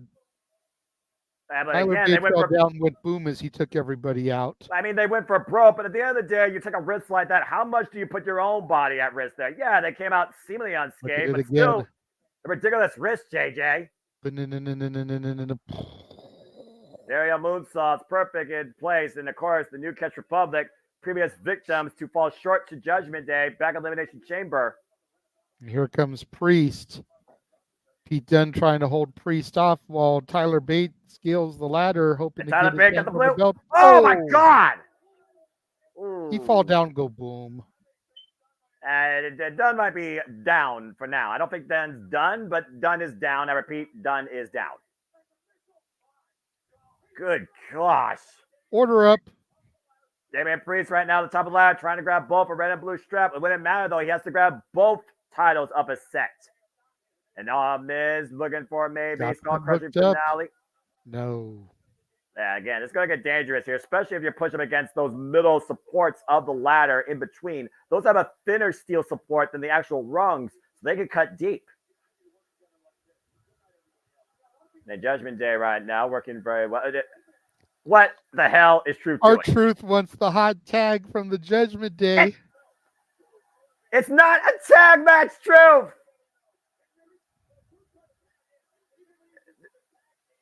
Oh my gosh. What happened to this And man's Miz brain? with the tag. Here comes Truth. What the hell? The there goes Priest over the top rope. Hits the ropes. Shoulder block. That's 1. 2. And channeling his all-time Duck favorite the hero. clothesline into the proto bomb. 3. This is the Pat McAfee moment for JJ. I'm just going to sit out here. You can't see me. 5 knuckle shuffle. 4. With the 5-knuckle shuffle connecting. He's not pumping up the sneaker. Has it set up. Got Finn Balor on the shoulders. Attitude adjustment. All 5 moves of doom, courtesy of R-Truth's childhood hero, John Cena. Goes for the pinfall, but there's no pins, Truth. Miz trying to remind him there's no pinfalls. We got to get the belts. And Damian Priest is back to bring R-Truth back to reality the hard way. Kick to the midsection, though, by both the Austin Truth. And a skull-crushing finale. JJ, you mentioned National Treasure during the opening match. Somebody please protect R-Truth. He's a global treasure. God damn it, Ron. Johnny Gargano's tuning up the band. Music. What is happening on this match? Stomp kick to the midsection, setting Priest up. Pedigree. Oh my God. What is happening here? I don't know, but I'm loving every moment of it. My brain. There we go. Regeneration X doing their thing. Are they negotiating? Yep, they're saying you grab those, we'll get these. Regeneration X. I mean, don't be selfish. Oh no. Here comes Grayson Waller. Grayson Waller and Austin Theory to fuck up the mojo. DIY. I forgot. I forgot I'm supposed to be calling a wrestling match. I don't know what the hell I just went for. I think that was a time warp. Grayson Waller up to the top with the blue set. Are you kidding me? He's got it. Grayson Waller and Austin Theory are the SmackDown Tag Team Champions. A-Town Down Under. Grayson Waller and Austin Theory rule SmackDown. That's one of my picks. Samantha Irvin with the announcement, making it official. Well, now he's telling Theory to grab the ladder, get the other side. I mean, why not just leave the match at this point? You've already won a pair. Well, why leave with one set when you can leave with both sets? I guess you get a bigger payday, I guess, if that's really the case. But, wait a minute. Bop it, bang! Oh, man. Pete Dunne just, Tyler Bate just clocked Grayson Waller, and Dunne and Bate, oh, dear God. Power bomb for the ladder match! Good God! My back. Ow. Grayson Waller go boom, JJ. Grayson Waller no come back. And that's the price you pay becoming a tag team champion in a ladder match. Well, I think we know who the number 1 contenders will be. Right. Honestly, I don't think that's a bad idea. And there's Mikey's sick bump he asked about. Well, unless, I mean, at this point, you got to consider if the Newcastle Republic wins, they be dropped to Raw because they have the Raw Tag Team Championships. Because that's the only pair of titles left. This match has gone all sorts of different ways that I did not expect. My brain hurts. Johnny Gargano. Oh, man. Rolling Senton wipes out Finn Balor and Pete Dunne. And Tommaso Ciampa Oh! rolling Tyler Bate into the prime bottles there at ringside. Good grief. The prime hydration station. Get the tables. Well, we are in Dudleyville. Well, And of course, Dudleyville is in New York, but we are in Philadelphia, and it's all the same, or at least it should be. It's all the same. We're in the land of extreme. Simple as that. And there's ECW chant with this Philadelphia crowd. As there God should be. knows how many people in the field here, but Jesus. Right. Oh, we're gonna stack them. Oh no! Don't go WrestleMania. Yeah. Don't go WrestleMania 17 on me, please. Oh no. Okay, they're going next to each Thank other. the Lord. We're not that extreme yet. I know we're trying to bring back attitude, but let's not try and bring back freaking bodies. Again, the Raw Tag title is still hanging the balance above the ring at this point. And right now we have a DIY with Xavier Woods. Almost called him by the wrong name. Deadlift. Kofi Kingston might be looking to save his partner. Does so. 2 tables looming. Come Paradise Gargano. Whoa, whoa, whoa, whoa, whoa. And just misses the table. Yes. And Ciampa right now isolated with the New Day. Kofi Kingston and Xavier Woods teeing off, of course. New Day notorious for ladder matches and, of course, tag team championships. One of the longest reigning tag team champions in the modern era. I want to take a moment here to thank everybody watching us as we have viewers across all the outlets we're currently streaming on. Thank you very much for the love and support. You guys are why we do this. And Xavier Woods flies off the ropes. But what damage did that do to his midsection? Look at him. He's grabbing his stomach there. Yeah, that could have easily broken some ribs. Yeah, well, again, ladder match, JJ. Do you go for the moment or do you go for the gold? Yes. Fair enough.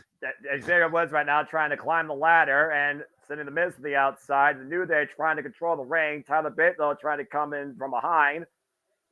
Xavier Woods right now. Kofi Kingston making the ascent. But again, the Miz now trying to take Kofi off. But Xavier Woods on the other side right now is a very good, clear chance. New Day is at the summit. And Kofi Trust falls on the field on the outside. Xavier Woods all low, but Austin Fury, though, stopping the ascent. Austin Fury right now bringing Xavier Woods down in the midsection.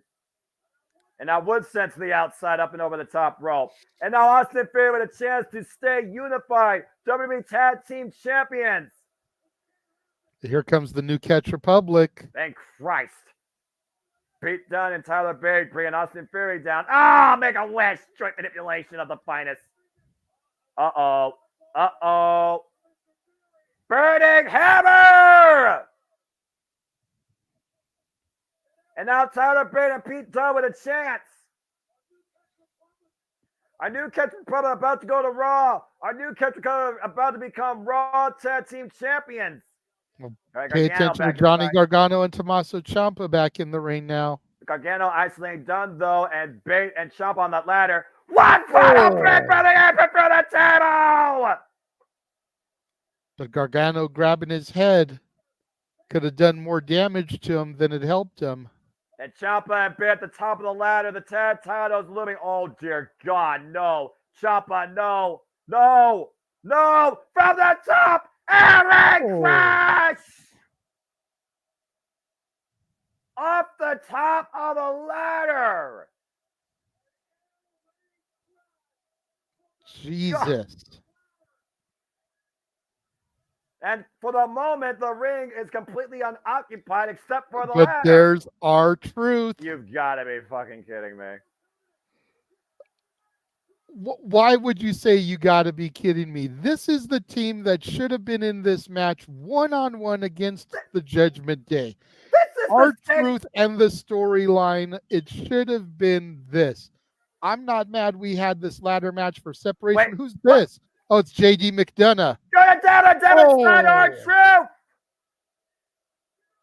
He's calling up to Finn. And perfectly legal, despite the fact that I think our truth breaks reality, and I'm trying to remain, play-by-play integral. I'm just gonna leave it at that. But JD McDonough, you were talking about JD McDonough earlier. You wasn't sure about what he was going to do here. Well, here's your answer. As he's literally helping his teacher climb the ladder, JD McDonough and Finn Balor are ascending the ladder to become the Raw Tag Team Champions, teacher and student. But Balor has to be the one to take him down. And now Xavier Woods right now. And Kobe's got a steel chair. Well, I've already seen tables, I've already seen ladders. Might as well bring a chair into play. Again, perfectly legal.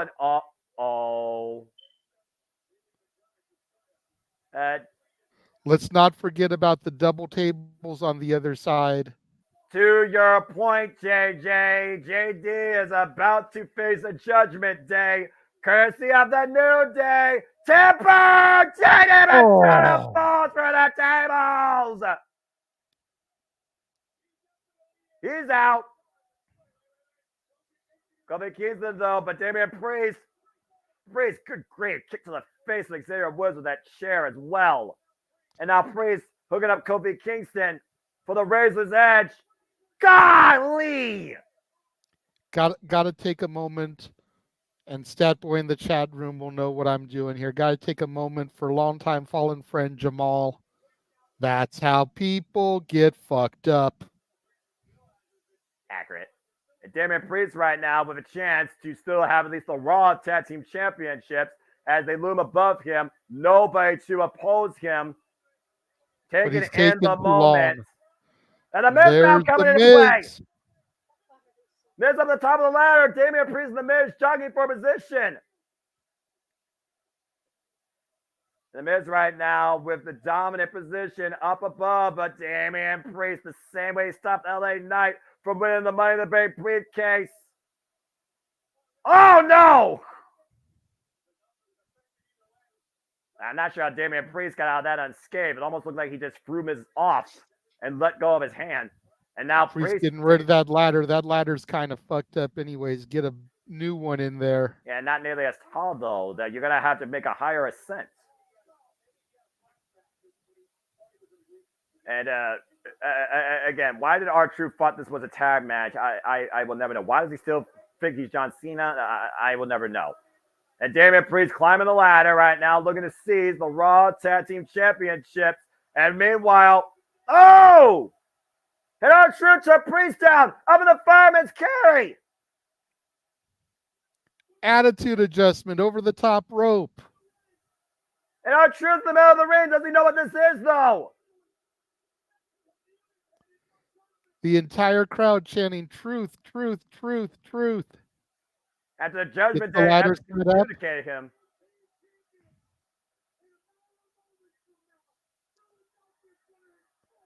Philadelphia is going to explode if R-Truth actually wins this gold. R-Truth ascending. There's nobody to oppose him right now. And R-Truth at the top of the ladder. The red title's looming behind him. Does he know how to unhook him? Nobody there. Is R-Truth going to win this? Everyone's down. R-Truth is there. And the R-Truth are the Raw Tag Team Champions. And that means, finally, we have separate tag team champions in WWE. And for the first time in his WWE career, R-Truth is a tag team champion with The Miz. He hasn't been tag team champion since Air Boom. And for the first time in R-Truth's career, he has won a match at WrestleMania. I don't know how many buys were broken in that madness. Of course, R-Truth thought he was there, boom, but he wasn't there, boom, by the way. But again, the undisputed era of the WWE Tag Team Championships unified is officially over as the new era brings us two new sets of tag team champions. A-Town Down Under SmackDown, Awesome Truth Raw. What a way to kick this off. Jesus. What a car wreck. Again, Grayson Waller was not seen since being bombed for that ladder. I just want to put that out there. And then Gargano with the one final beat, that slingshot DDT over the top rope from the apron to the floor for the table, and the highest of air raid crashes I've ever seen from Ciampa. Isn't that also Sheamus' White Noise? Yeah, I think White Noise is basically similar to air raid crash. I think it's just different. Same basic move, yeah. Yeah, but it's from the turnbuckle instead. Exactly. Yeah, Yes. Okay. I just wanted to make sure it was more or less the same move. Yes. Okay. man. Congratulations to Ron Killings. Congratulations to the awesome crew. Congratulations to Mike Mazanin, for real. Yes. As long as these two have been friends, for them to have this moment together. Yep. Especially as they start to get closer to the tail end of their career. You figure Truth has been doing this for close to 25 years now. Yep. Miz close to 20. They're no spring chickens. They're not getting any younger. They're getting closer to the end than they are to the beginning. To have this moment together on this grand stage is just awesome. It is crazy to me that with all the awesome teams that Ron has been part of over the years in WWE, that he's only just now a tag champion. That's crazy. Yeah, about to say that's his first tag team accolade, because Airborne, of course, was Evan Morton and Kofi Kingston. But you figure about back then, the dynamic, you figure it was similar to what R-Truth and The Miz are. Miz, of course, a former multiple-time tag team champion. I mean, you can name on, how many hands, how many partners he's held tag gold with. Remember freaking Miz Dow? Remember freaking John Morrison? Miz and Shane McMahon. People downplay that because of the feud that came out of it was better, but they were tag team champions. Yeah, that's fair. I still firmly believe that K-Quick and Road Dogg were fast-tracked to be champions, but then Brian had his demons. Yeah, no, I agree. I agree about that. As we got another intermission here, folks, so we're just shooting the breeze. As great as Brian and Billy were together, I think that K-Quick and Road Dogg could have been something special had Brian not been able to downplay his demons. And look at this sight. And there's the fireflies. As again, Bray Wyatt forever will be immortal. Yep. And if y'all have not checked out the documentary, I definitely encourage y'all to do that. And again, shout out to our folks in the chat room. We have across the board still all outlets. Jordan Burroughs from Team USA. Look at that. I love to see that out there. I think with you guys. Of course, the Olympics are this year, and of course, the Olympics will be presented on the Peacock, and of course, they'll be in Paris. Yep. Site of Backlash. There's going to get major Olympic traction and Backlash. Jesus, are you kidding me? Yeah, accurate. Peacock is going to synergy the shit out of that. We'll figure they're losing WWE at the end of the year, so they gotta capitalize where they can. Hell yeah. When I heard him say Olympic gold medalist, man, I thought it was going to be Kurt Angle. Well, it's funny. They've got Kurt Angle in the family. They've got Gable Steveson, and now they've got, I forgot her name, and I'm going to get killed for this. She was at the NXT Live event a couple weeks ago. Matthew, if you're in the chat, help me out with her name because you were there when she debuted for NXT. Please help me out there, brother. But yeah, 3 Olympic gold medalists in the WWE family, man. That shows how far WWE's positive brand outlet has evolved.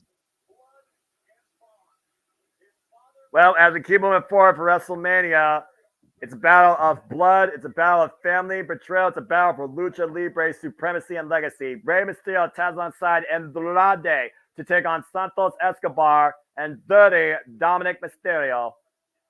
Tamara, that's right, Tamara. Yeah. She won the gold medal in wrestling at supposed to be the 2020 Olympics, but of course COVID done pissed in that punch. So 2021 Olympics, the last Summer Olympics. There you go. Thank you. Yeah. Tamara Mensastock. Yes. Thank you. Appreciate you. Yeah. So yeah, Tamara is now part of the WWE family. Well, she debuted for NXT at the live event that Matthew went to a couple weeks ago. I just figured with Kurt being from Pennsylvania. Right. Well, yes, but Pittsburgh and Philly aren't buddies, so he might might get a little bit of the booze going for him. Which you sucks. Kurt's embraced it anyway. Exactly.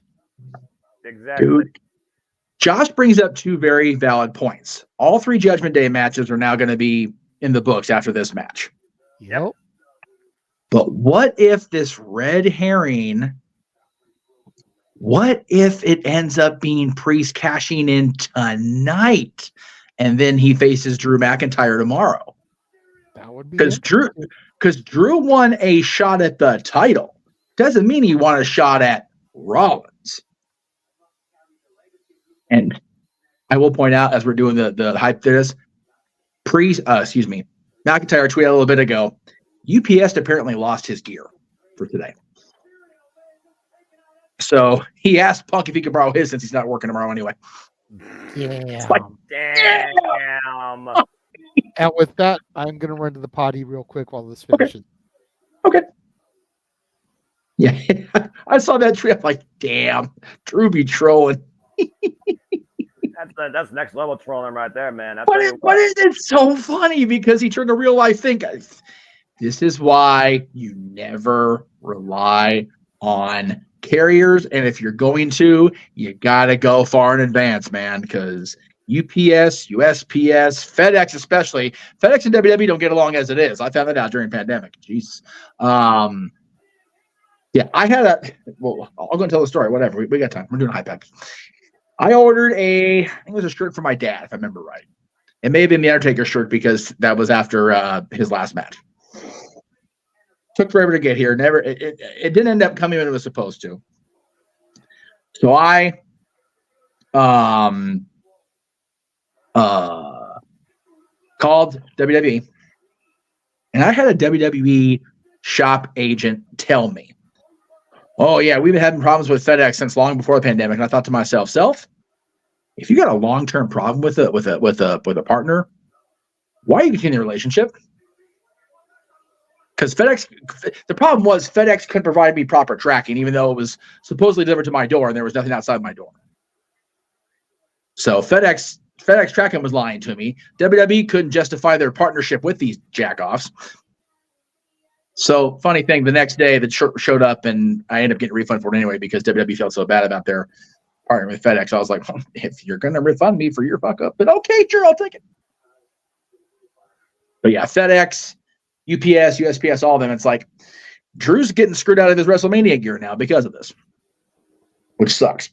Well, as we head back inside Lincoln Financial Field, it's time for a battle Lucha Libre Pride as Dominic Mysterio looks to stop at nothing to make sure that his father's life is an absolute living hell. And here comes Legado del Fantasma, Santos Escobar, the self-professed emperor now of Lucha Libre. Thank you, Stat Boy, for the help of me answer that because I did not know. I'm not buying WWE. I'm not buying merchandise of any kind until at least April 21st. Sorry, brother. My God. Didn't see. Well, it may be mildly cool down there in Philadelphia, but I think some nuclear heat's about to enter the building. Mm-hmm.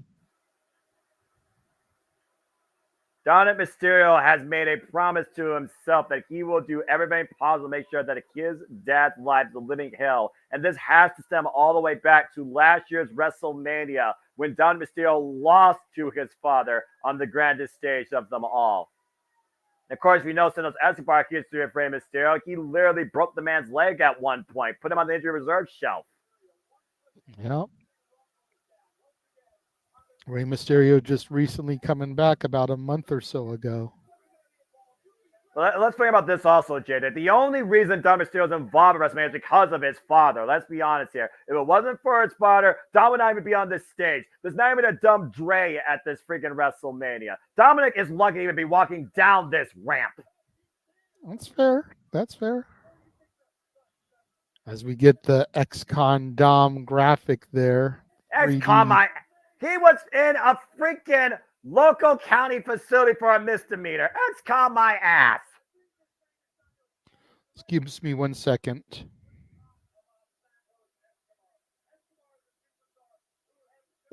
Santos Escobar, of course, known very well with a rich legacy of Lucha Libre tradition, of course. You think about the line of Legado del Fantasma. Of course, you see Electra Lopez, the latest member, of course, of Legado del Fantasma at ringside here alongside Joaquin Wild, Raul Mendoza. It's cool to see her on TV. Cool to see Zelina back with Andrade. That's awesome. Yeah, I'm about to say, isn't that a full circle moment? As we're about to see here momentarily. A battle of Legado del Fantasma versus the Latino World Order in a battle for Lucha Libre supremacy. And at the heart of it is a personal grudge between father and son. Because here comes Rey Mysterio.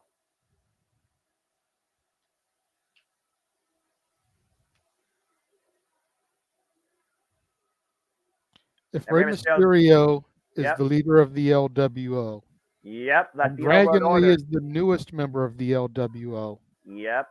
why aren't they coming out to the LWO music? Because it's not about the LWO. It's not about Legado Fantasma. At the heart of this is about Dominic Mysterio versus Rey Mysterio. We already seen the representation of the culture on both sides, JJ. But at the heart of this is about the father leading by example and putting his disrespectful, despicable son in his place. Once again, at the grandest stage on the wall. And why does Zelina look like she went through Candice LeRae's wardrobe and stole her wings? I don't got nothing to say about that.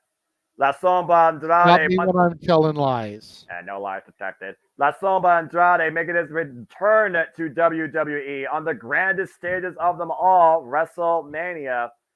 And to your point, substituting as the newest member of the Latino World Order after Dragon Lee got taken out backstage. But it's weird that only Carlito found him in that capacity. We talked about jealousy. We talked about envy. Remember, the last person to betray Rey in the LWO was his very opponent tonight, Santos Escobar. And you gotta wonder if there is some brewing hostilities within the Latino World Order that Rey Mysterio is not aware of.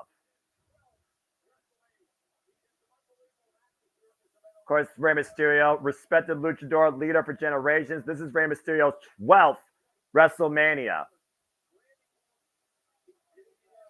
You figure about that Rey Mysterio beat JBL for the Intercontinental Championship at WrestleMania 25. He beat Kurt Angle and Randy Orton WrestleMania 22 for the World Heavyweight Championship. He beat CM Punk WrestleMania 26. And of course, last year, he beat his own son. Nice take out Tijeras to Santos Escobar as the bell rings. We are underway. Another sponsor match, by the way. Well, at least there's no mascot. Tad the Dominant Mysterio. And we'll see if the son finally steps up to his father, or is he still a punk bitch? Pedro. Excuse me. Botch. Yeah, I botched. I tired. It's all good. I need siesta. No CP Noah. I know. See, Andrade now in with Dominic Mysterio. Andrade, a former United States champion. Oh my word! Former NXT champion. Gets to the mid-session by Dominic Mysterio. Andrade gone for a couple of years in another company. How many championships did he hold over there? That fake out spinning back elbow strike just took Dominic Mysterio back to Mexico. Cazadora, combination offense, take over Tijeras and Santos to the outside. And Andrade and Rey working like a well-oiled machine so far. Andrade on the second. Rey Mysterio right now, a little bit of leverage. What the hell is happening here? Oh, man! Jesus Christ, Ray, don't be doing that shit. You're going to die. Double splash, electric chair position. Andrade and Rey from the second rope. Look at this elbow, by the way, though. Dear God. I've never seen anything like that before, JJ. Yeah. Don't do stuff like that, Ray. We don't need you to have your 327th surgery on the same knee. That's accurate. And we saw what happened at Crown Jewel. Of course, Mysterio's last accolade was the United States Championship before he lost to Logan Paul, who, of course, will defend that title tomorrow night, WrestleMania Sunday. And how fitting that a father puts his son in his place. Oh, get to the midsection. The midsection. Because we got to save the belt spot for Rock and Cody in the main event. We can't cheapen that by having it here in this match that at the end of the day, no disrespect, means Jack Diddley fucking shit. And again, the boot to the side of the head of Andrade. Dominic Mysterio in firm control right now. And this match apparently brought to you by Minute Maid Aguas Frescas. That was a sponsor I didn't know about. Well, again, this new era, when you're working with the UFC, you might as well have every match with a sponsor at this point. I think we're going to learn a lot more about the branding of WWE come this new era starting tonight at WrestleMania. Hey.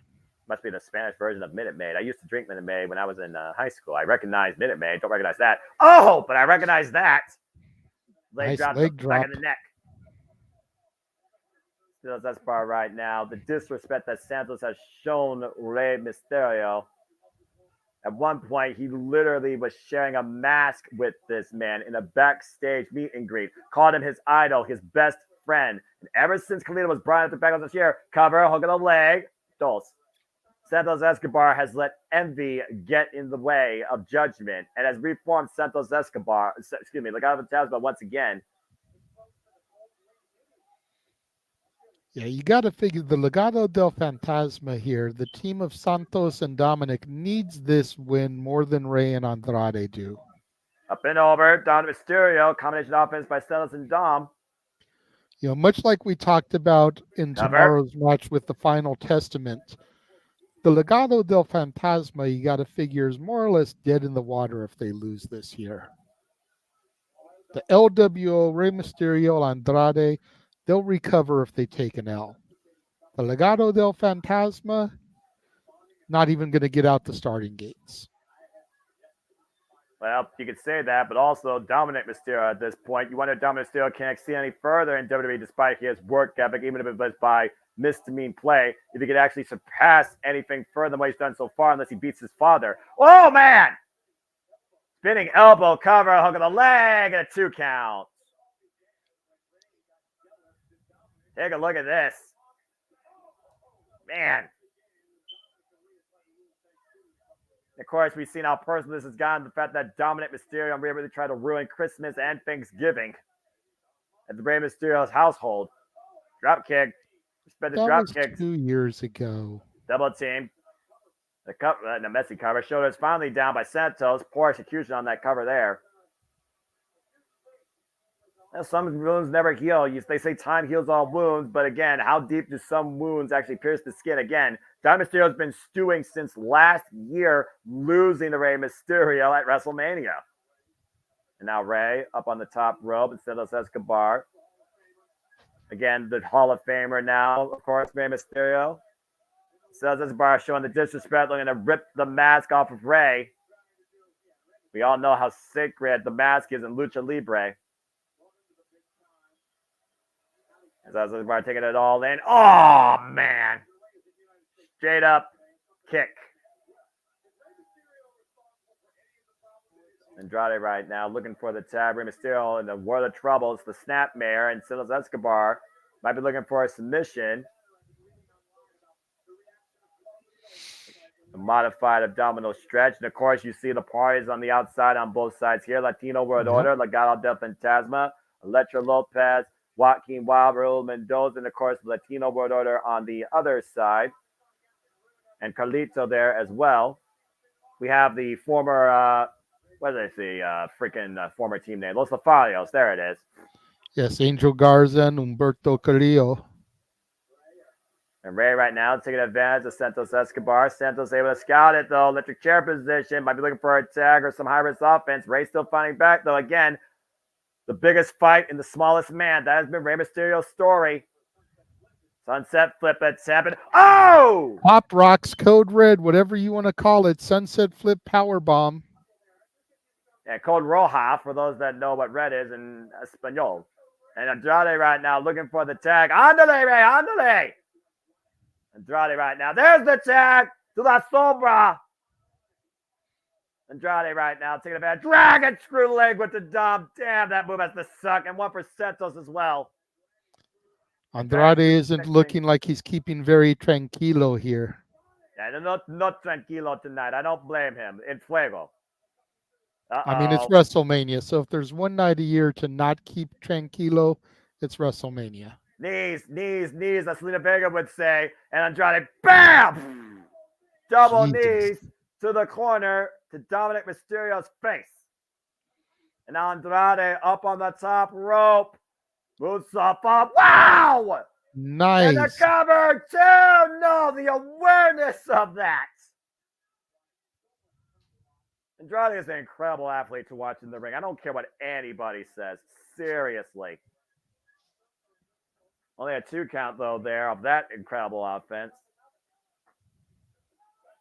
And Dom with a net breaker, though, finally finds a way to take advantage for the moment and maybe a chance to make a tag to Santos Escobar, who stands waiting on the apron. And Andrade now looking for the tag again to Rey. Tag made, opposite side. And Rey on the top rope, looking to fly. Seated senton. Take him around. Uh-oh, wait a minute. And Rey Mysterio starting to feel it. What's the area code in Philly? Went down to Mysterio, up and over to the floor. And now Rey Mysterio can dial it up. And 619 connects. And Andrade right now off the top rope. Andrade with the moonsault. Works out Dom on the outside and race to the lead competitor with Santos Escobar. The official distracted though, and you see Legado and Fantasma coming to the aid of their leader in the Emperor. Santos Escobar eye to eye with Rey Mysterio out of the corner at that momentary advantage gain. Uh-oh. Wow, God, what a Frankensteiner. Cover 2, no. Can't believe it there. And Lecter Lopez now up on the apron. And again, more distractions. Oh, and Selena Vega.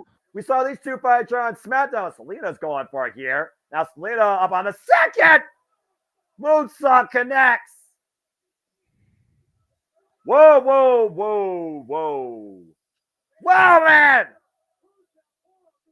Cruz del Toro just took out one member. Humberto with the plancha there through the top and middle rope. Here comes Carlito. And now Carlito wiping them out. The WrestleMania Joaquin moment. Wild. Former DJZ, former X Division. Oh, wait. What? Hold the phone. Oh, dear God. Gonna launch him. Oh, my God. Jesus. The distance there. Joaquin Wild getting some frequent flyer miles with that launching pad off the second rope. And Santos looking to follow in. The double knees, Rey Mysterio. Again, we got a match going on in the middle of the ring. And Ray driven shoulder first in the steel ring post. Referee's lost all control here. Go figure. I los míos. And Dominic Mysterio trying to get the chair. So you don't care. Wait a minute. What? Who the hell are they? JJ? I don't know. Dominic's inside the ring. They're yelling for Ray. And from behind, Rey Mysterio right now looking to dial it up 2 for 1. Referee distracted. The 619 is Dominic Mysterio and Andrade. And now Andrade connects with his finisher. Rey Mysterio with the splash. Come on, Santos. 2. Then Rey and Andrade win. But who are these masked individuals? Porque. What the hell just happened?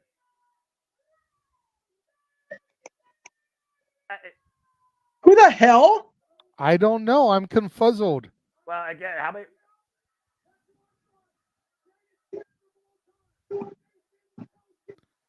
It's Jason Kelsey. It's the freaking Eagles. The Eagles have been welcomed into the Latino World Order? See? This is why, people. Well, Latino World Order taking over all forms of sports. Andrade and Rey Mysterio with the win. Jason Kelsey's the widest guy in this ring. What the shit is he doing in the LWO? What the Look hell? at the launch, though, of Joaquin Wild. My God. This is ridiculous.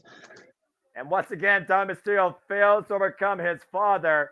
Judgment Day 1 and 2. And the only member once again effectively still in the dominant position is Rhea Ripley. As Rey gets the better of his son once again. Take a look at this, by the way. God. So all I'm going to say here, third match into the show, I don't want to hear Jack Diddley shit pissing and moaning if the bloodline gets involved in the main event, because the baby faces had to cheat to win outside interference. That's right.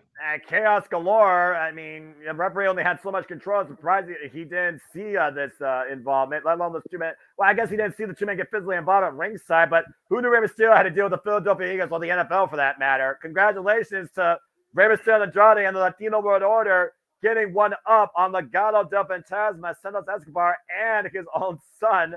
Don Mysterio, as once again the father, puts his kid in his place. Go Cowboys. That's all I got to say. Damn Philadelphia Eagles. Once again, the Philadelphia Eagles ruined my weekend. Thank you very much, you jackoffs.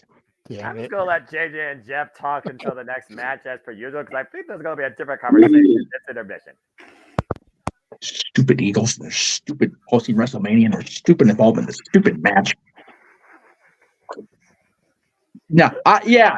I can't say anything. I don't watch football. That's on my face. That's on my face, niece. I got you. I got you.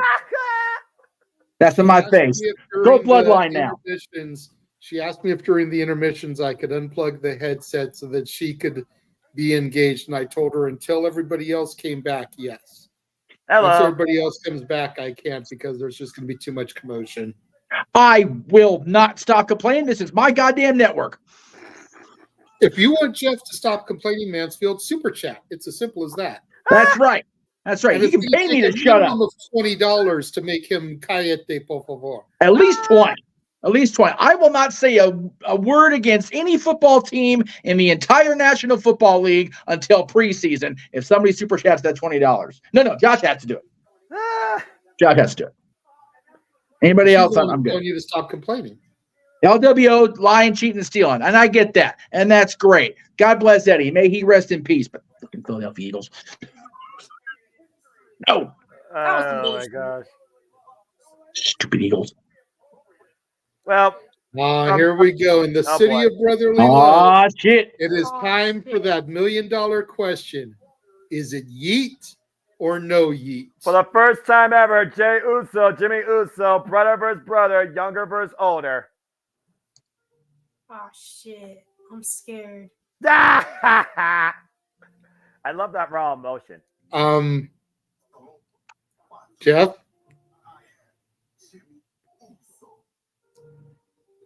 Josh has me muzzled until preseason starts. There you go. Now, just remember, Josh, make sure you share the love.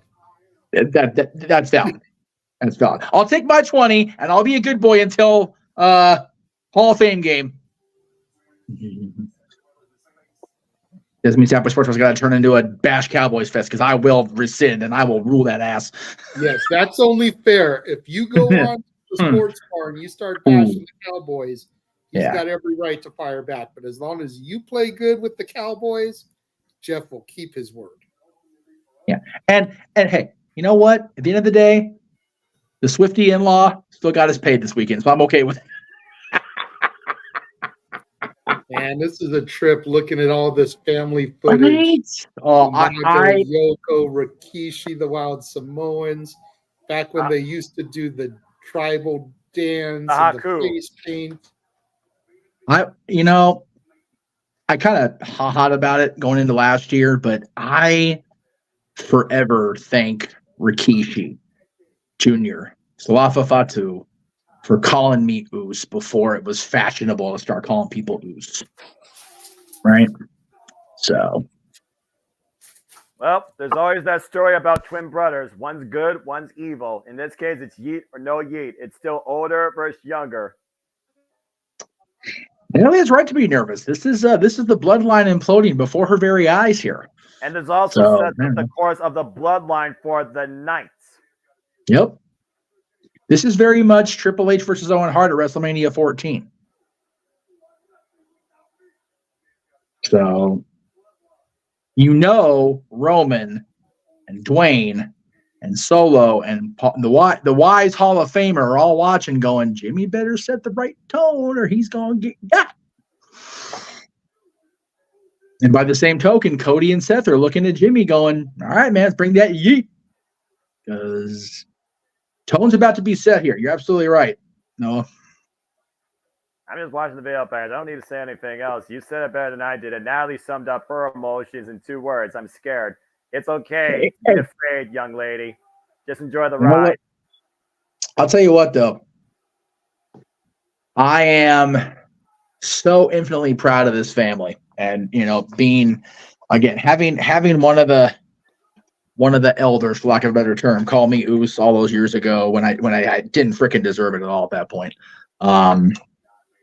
Pretty cool. So I am very torn in this match, very torn in tonight's main event, very torn in tomorrow's main event. But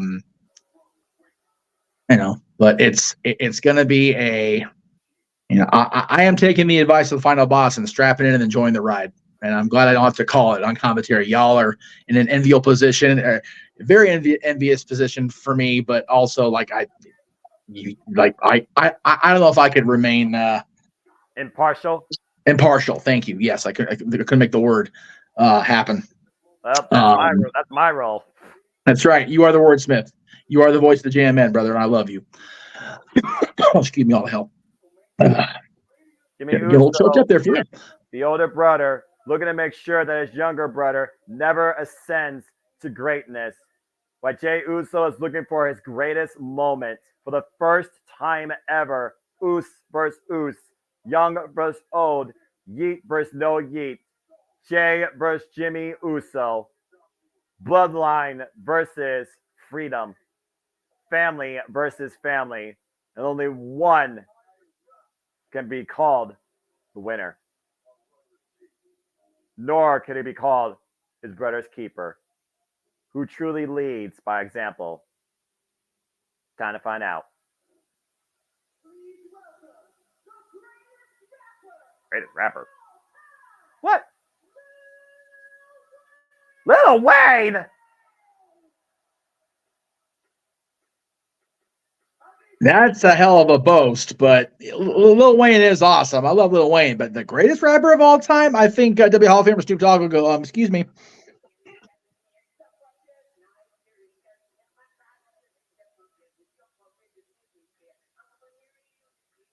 I got nothing to say in this fight. This is my friend King. Shout out to ATW. This is my friend King's jam. And this is WWE's jam. Somebody get eyes on Pat McAfee right now. The younger brother, main event Jay. It may not be the main event, but it is WWE's main event stage. Jey Uso enters his first ever singles match at WrestleMania versus his brother.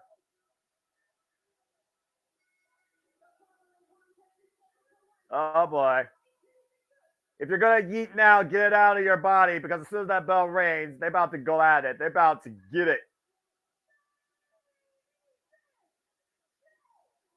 Lil Wayne in Jey Uso's corner here. Oh man, this is a moment in time I thought I'd never see.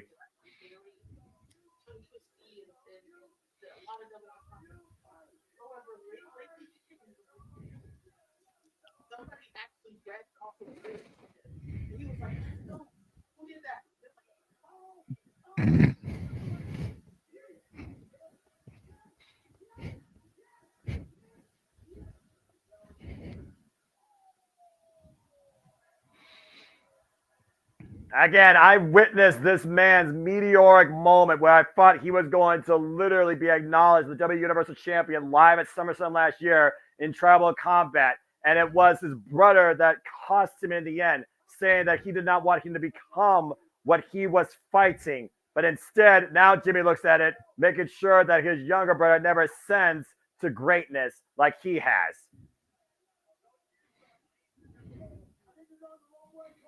Again, I'm play-by-play. I'm unbiased, but don't think I won't yeet if Jay wins this. Oh, yeah. And JJ, we talked about, again, a battle of brothers. You don't know anybody better than your own brother. But this is the first time ever these two are going one-on-one. As you see watch parties across the world, including London, UK, yeeting it up alongside Jay. And usually the older brother leads by example, inspires their younger brother. In this case, Jimmy's itinerary is to make sure that Jay never ascends to greatness. And speaking of which, here comes the older Us. So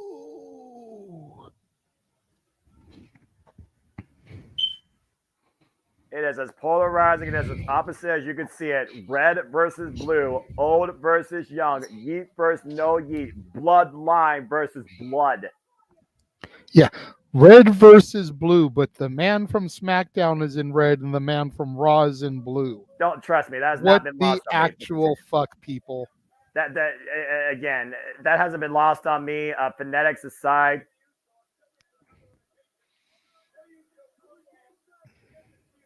And again, I said once, I'll say it again. Jay right now could have very well been walking into this stage, the WWE Undisputed Universal Champion, if it wasn't for Jimmy, who he stood up for in the first place when Jimmy was assaulted by Solo Sikoa and Roman Reigns. Again, who pulled the trigger? Oh, man!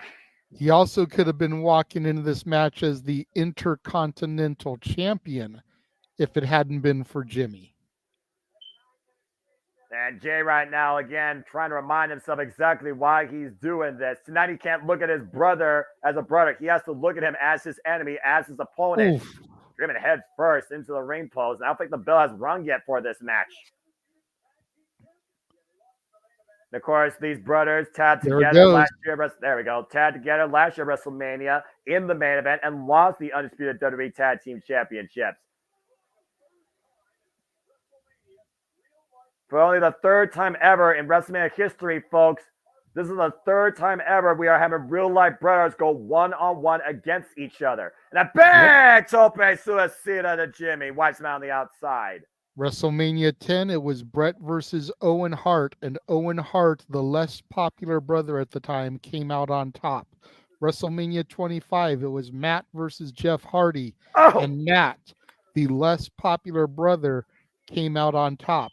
WrestleMania 40, it is Jimmy versus Jey Uso. Will history repeat itself, and Jimmy, the less popular brother, come out on top, or is it Yeet all day, every day here at the 40th anniversary of the grandest spectacle?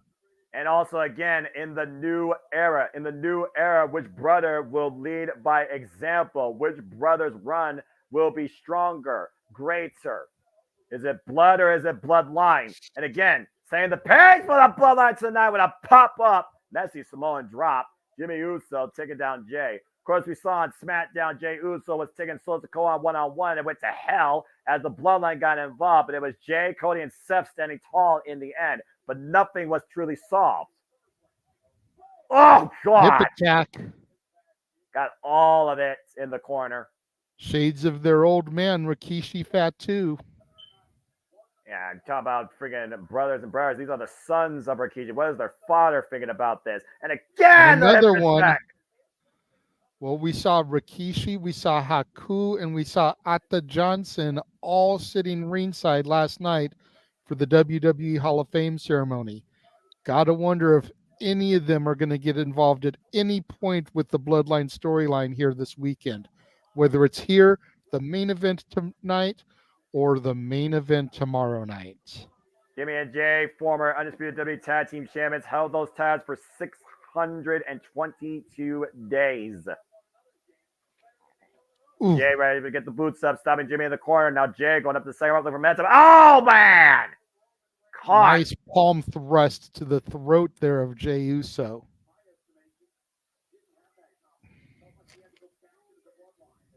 And again, we talk about, identities. We talk about, opposite polarities. Let's look at the confident level here. Let's look at the self-assurance. Is Jey Uso the braver soul? Was Jimmy more scared, actually, despite the fact he's the older brother? The fact he didn't leave the bloodline. He pulled the trigger first, and he paid for it. And what did Jey do? He stepped up on behalf of his brother, but also for himself. And I don't think Jimmy right now appreciates that. In fact, I think Jimmy feels like he's been underplayed by his brother. And it's up to, once again, set an example why I'm the older Oos. Oh!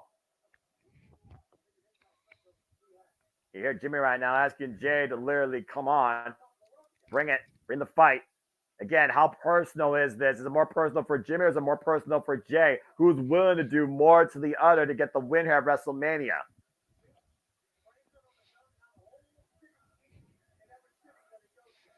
Jimmy sucks chance spreading out along with Yeats. Again, there's a lot to figure about here. And again, the crowd probably is on their pins and needles like your daughter is at this point. This match may be sponsored by Jude Wipes, but we know deep down it's sponsored by Foot Locker with all the super kicks we're going to get here. And you might have a super kick party of a different sort before this match is over. A super kick party that's actually tolerable. And Jimmy right now mocking his brother out of the corner. Again, is he bolstering too much, though? Is he giving Jay a chance to get back in this? Jey Uso laid out in the middle of the ring. Jimmy Uso perched in the top rope. Might be looking for the Uso splash. Rolls through. Jey gets out of the way. Jey back up. Oh, man, what a super kick. Turning point in this match, to your point, JJ, so far. See the referee right now checking out both Jimmy and Jey. And he ran right into that freaking Nike flush. You can tell they're Nikes by the swoosh, folks. Yes, sir. My friend King is a sneaker aficionado. I'm surprised he doesn't have sneaker stats for us here. You're feeling me, bro. Oh. Again, you think about these two fighting on playing on playgrounds, collegiate athletes, sports together. Now, here we go. Here's the real yeet versus no yeet. The crowd is chanting yeet, no yeet. In unison. No yeet. Yeet. Gonna get better at this. No yeet.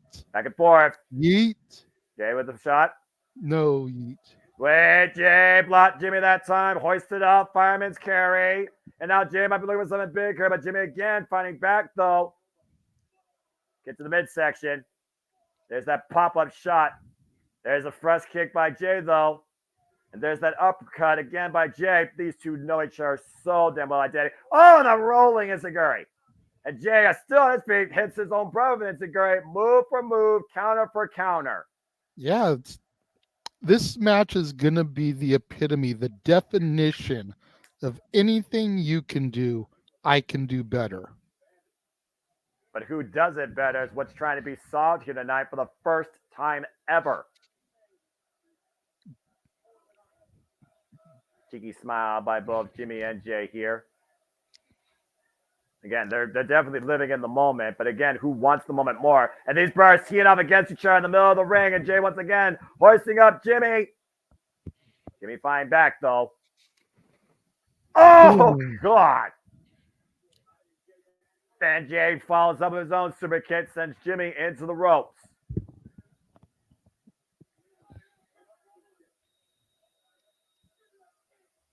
Whoa! Oh, well, Jey asked for it. And Jimmy answers back, and so does Jey. Meltzer's got to be giving this match 8.5 stars with all these super kicks. Jimmy right now. We all know that's the type of thing that he gets off on. Super kick for super kick for super kick for super kick. Whose equilibrium gets rocked the worst here? When is the party over? And Jey again, another kick out of the corner. And now Jimmy slumped in the corner. Getting word here from the production side. Hashtag FDM is now trending worldwide. Jey Uso right now. Again, twin brother. Brother versus brother. Jey Uso might be having a sense of remorse here. And WrestleMania trending #1 on the Twix right now in the United States. And thank you all for tuning into our presentation. Hope you're enjoying our coverage. Please like, subscribe, comment, tell a friend, support my friends, super chat, simple as that. To dictate conversation. Jumping super kick to Jimmy. There was some visceral behind that and some mouths behind that one, JJ. Most definitely. You stare in the eyes of your brother. The eyes are the windows to the soul. What story is yet to be told? It's almost like Jay's a little bit reluctant, though hesitant to put Jimmy down. It could be the hesitation there that does him in. You got to have that killer instinct. I don't care if that's your blood. I don't care if that's your family. I don't care if that's your brother. You hesitate, you lose. Because Jimmy isn't going to hesitate to pull that trigger and put Jay down. Yeah, Jay, to your point right now, might be showing a little bit of mercy to Jimmy, and that might be his ultimate mistake. Jimmy saying that he's sorry. He's sorry. He's trying to appeal to Jay's senses. Yeah, with crocodile tears, foster security. Jay right now has to consider right now what he should do in this moment. This will define Jey Uso for the rest of his life. Forgiveness or acceptance. Vengeance, redemption. Revenge or reunion. And Grabs Jey his grabbing the brother's hand hand, of Jimmy. helping him up. But again, I don't think this is wise. Jimmy slumped into his brother's shoulders tonight. And Jimmy, that's super kick to Jey. Like I said, Jimmy was not going to hesitate to pull that trigger. And stab his Uso brother with splash. an Uso splash. And Jimmy at the counter. Jimmy has beat. No. Oh, man. For a split second, you would think that the Usos reunited. Instead, it was almost a proverbial death note for Jey, but Jey able to kick out of the Uso splash.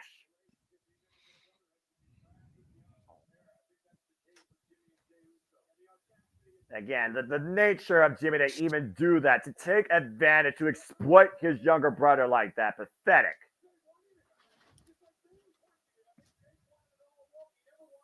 Again, yeah. You were saying, Jay? I'm sorry. I was just saying, Jimmy getting up. He's poised in the corner. He's stalking his brother. Again, do you wonder? Again, Jey didn't want this. It's almost like Jimmy demanded this. A spear by Jey. And now Jey going to the top rope. Jey Uso in the top rope position. Jimmy Uso in the middle of the ring. Get some rotation with the Uso splash there. Jey with the win! Yeet! I'm not going to lie. That match was quicker than I thought it would be. Well, again, every match doesn't need to be a 20 to 30 minute epic, but I thought that match was going to go a little bit longer.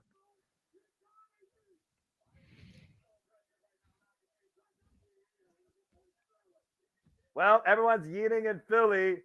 Jey Uso emotionally distraught, but victorious tonight at WrestleMania over his older brother. While Jimmy has been looking to make sure that Jey never sensed the greatness, Jey just had his WrestleMania moment. Yeet. Let's take a look at the replays here down the stretch. That spear cutting Jimmy Uso in half, and then the splash, to your point, JJ, with the rotation in the air for extra momentum and impact deep under the leg. And we're yeeting in Philly tonight at WrestleMania 40. And there you see the watch along parties across the world yeeting it up as well, including London in the United Kingdom. Philly's yeeting. I'm yeeting. Not sure if Natalie's yeeting. I'm not looking at JJ or Jeff to know if they're yeeting. Not sure if most of the No DQ is yeeting because most of them said Jimmy. Glad I changed mine to Jay, especially the last night. But regardless, we're yeeting in Philly, and it is a bad start for the Bloodline. As we have another intermission, we now go to Jeff and JJ to hold you all over as I relax my voice. Bad. First time I disagree with the booking. Oh, the WWE experience. Yeah, the thing over in Saudi. Riyadh, Saudi Arabia. Yeah. When at first I saw the thing that said Crown Jewel, I thought, oh, we're getting an announcement for Crown Jewel. But no. Yeah. I think with Jay getting roped into that, that should have been the end of it. Jimmy should have kicked it. Like, I was trying to type out when Jay was helping him up, I was like, Jimmy's a lying ass who was kick his head off. And then every time I said ass, I got rejected. I censored it. It still got rejected. I'm like, God damn it, YouTube. But all right, it was good to see a match on a major stage with two brothers who love throwing super kicks that actually know what the fuck is the best for business. That's right. All right. There's the one for now. There's the one for now. We'll see you at 8 o'clock tonight for more. Did I say that out loud? Sorry. You did. You totally did. That's okay. Because, like I said, 8 p.m., we're going to lay open the old wounds. Well, as we continue here we go. Yeah, buddy. Get ready, baby. Can you say anything? JJ, promote this Kabuki match. Warriors and Dakota Kai representing Damage Control, taking on the team that I have dubbed Black Excellence. I don't say anything else. Your This is JJ. former Knockouts Women's Champion for TNA, your former AEW TBS Champion, and the longest reigning WWE Women's Champion of the modern era. Here we fucking go. I don't need to say anything else besides the fact that, again, we are talking about Damage Control that have ran roughshod over the Monday Night Raw and SmackDown women's division. Of course, Kairi Sane and Asuka are your current WWE Women's Tag Team Champions, alongside Dakota Kai, Master Manipulator, as anybody that's opposed them has always failed to the numbers game, whether it was Meacham, Bianca Belair, whether it was the returning recently Naomi, whether it was Shotzi Blackheart, or whether it was former running mate Bayley. This fearsome foursome, led by Io Sky, have ran roughshod in the entirety of WWE. Have caused every woman possible every moment they could. Mm-hmm. Until a storm arrived on the scene 2 weeks ago. Yeah, eventually you gotta realize you can't do everything on your own. You can't do everything alone, no matter how empowering, no matter how strong, how smart, how quick, how bright you may be. Numbers are numbers. And Bianca Belair, the EST, decided to add towards her battle against the enemy. Two-time SmackDown Women's Champion made a recent return. Naomi, former TNA Knockouts World Champion.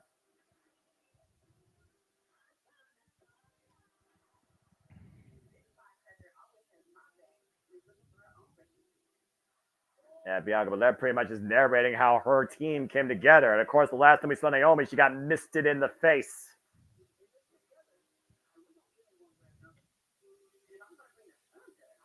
And you were talking about, again, something else was looming.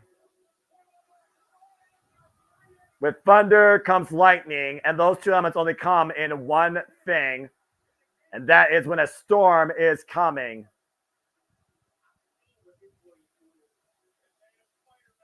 JJ's silence speaks volumes, because I feel like JJ right now is just trying not to pass out. JJ, are you okay, man? I'm not looking at the screen, but I'm not looking at you. Are you okay?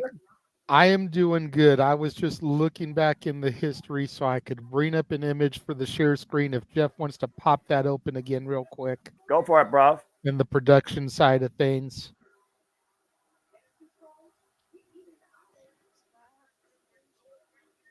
Again. And that's just within the last 12 months. This is a true Forbidden Door team. And I wish it was being addressed more on commentary. If there was ever the opportunity to do it, it is tonight. There's a reason why we're not hired by WWE.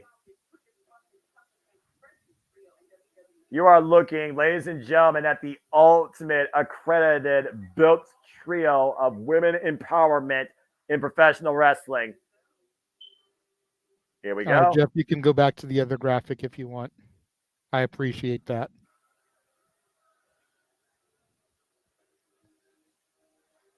Oh boy. After seeing Julia last night, earlier today at NXT Stand Delivered alongside Rossi Ogawa, we know that Rossi and Julia are watching from high in a skybox. Seeing the culture presented here by the entrance for Damage Control.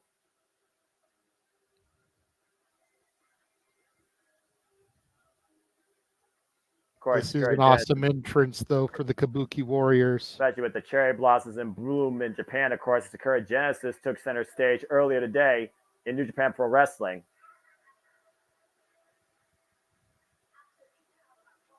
This theme still sucks. Damage Control have arrived. And my friend Casey Flynn has to be extremely happy as this is also the WrestleMania debut of Dakota Kai. Kairi, Asuka, current WWE Women's Tag Team Champions, and Dakota Kai, King Kota, leader and captain of Team Kick herself, Damage Control. The Kabuki Warriors.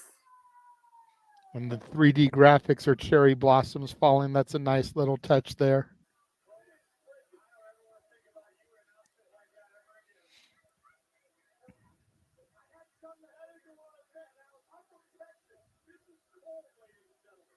But I say this is pretty cool. I'm not gonna lie. I think Michael Cole already botched and Corey Graves has put him in his place. Go figure. 25 years. Give the man a break. Of course, we saw Kairi Sane return to WWE last year at Crown Jewel, costing Bianca Belair a chance to beat Asuka for, at the time, the WWE Women's Championship. Or Io Sky, excuse me. I never had Wingstop. I've heard they got pretty good Wingstop, but that's They all, do. debatable. They're pretty good. They're a little on the expensive side, but they're really good. Figured. They're worth the money.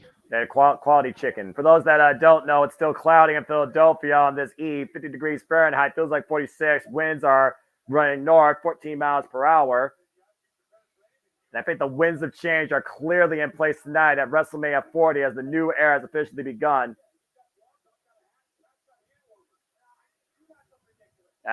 Michael Cole wearing a beanie. Oh, good grief. This is what happens when you put a Texas boy in the Midwest. What a wimp. All right. Well, whose entrance is this? The lights are out. Oh, be all three of my them. word. JJ, remind me again, what did you call these three? Black Excellence. Okay, just making sure. I'm going to just be quiet right now as I see Black Excellence descend upon WrestleMania 40. Because you can't have WrestleMania without EST. We're about to feel amazing, and the storm has arrived. Jade Cargill, Naomi, Bianca Belair. JJ, again, don't pass out on me, brother. JJ? Is here. Okay.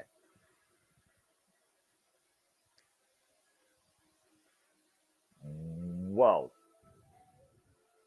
Let me ask you, Noah, how many times did Jade Cargill appear on AEW's Grandest Stage, Double or Nothing? As far as Double or Nothing goes, that would be twice, I believe, in her illustrious career. The first time she faced on a Jade Styles retaining the TBS Championship, and the second time, of course, she faced Taya Valkyrie for the TBS Championship before Chris Statler returned from injury and beat her. And that was, by the way, during her entirety of her AEW career. For those that don't know and are uneducated, W refuse to tell you, Jade Cargill is an AEW product, original, the bitch.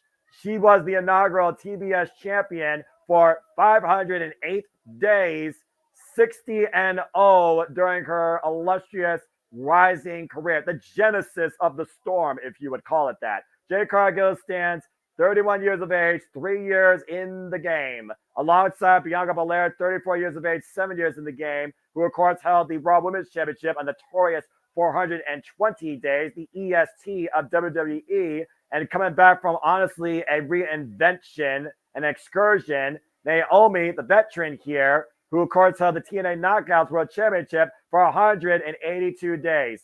JJ calls this Black Excellence. I call this excellence of professional wrestling, period. There you go. We all saw what Jade Cargill was able to do, though, in a WWE ring firsthand at the Royal Rumble, which incredibly impressed the EST. And as we know, the EST is undefeated at WrestleMania 3 years in a row. Each of those years, of course, culminating surrounding championship gold. Tonight, though, is about a statement.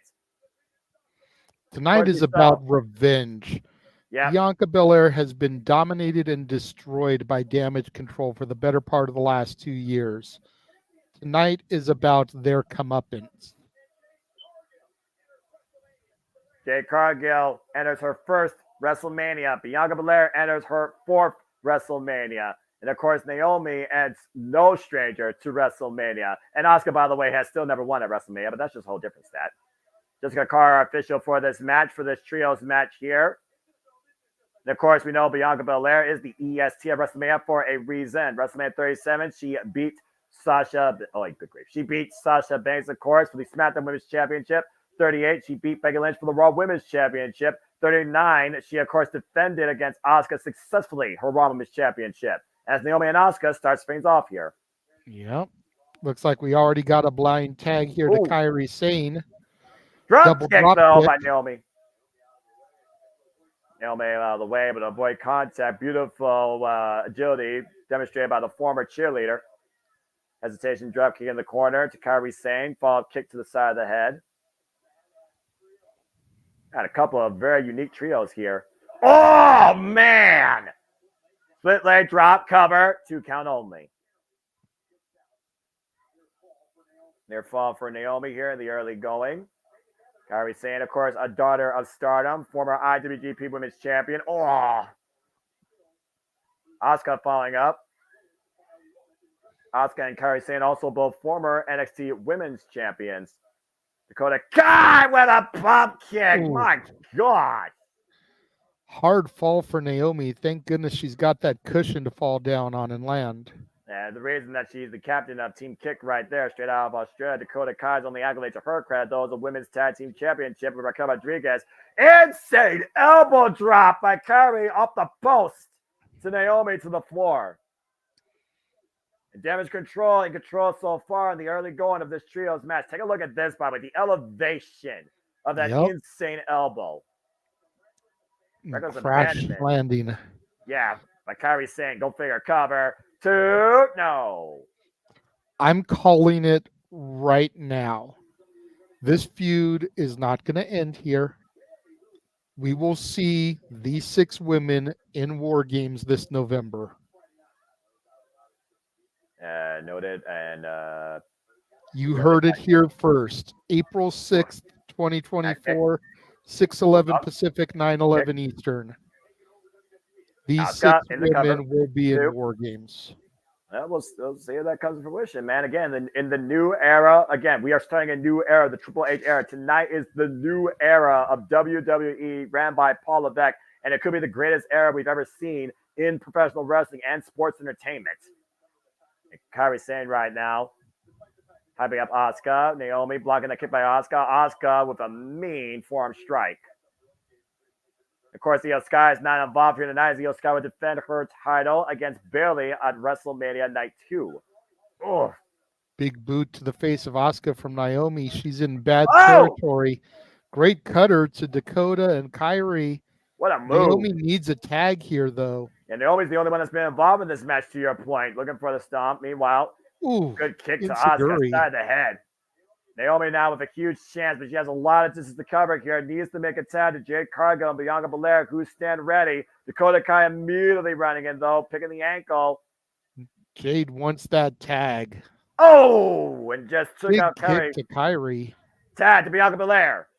The EST of WWE is off and running. Single leg drop kick to Dakota Kai. We've been saying it every year for the last 4 WrestleManias now, Noah. You can't spell WrestleMania without the EST. And Bianca Belair showing off her strength with the stalling vertical drop suplex. Beautiful kip up follow-up. Bianca Belair has regained control for the moment for her team. Shoulder tackle to Asuka and Kairi Sane in the corner. Kabuki Warriors right now stacked up in the corner, and Bianca Belair teeing off against them. Hammer's fist right on the top of the head. Up and over. Great awareness agility by Bianca. Dakota Kai caught, though. Tilt the world. Gutbuster. Over the knee. Pop a spine buster. Kairi Sane now. Hoisted up in the military press by Dakota Kai and Asuka. Uh-oh. Gorilla press slam. Oh, man. Bianca Belair just took damage control out, all 3 at once. And now the handspring move. Salt! Triple cover, level press, and a 2 count. No. I do want to take a second. I saw what Jeff threw up there. Thank you again to everybody watching on all our outlets right now. Ooh. Just means a whole lot to us. We enjoy doing this for you guys as much as you guys love watching us. And Jade wants that tag.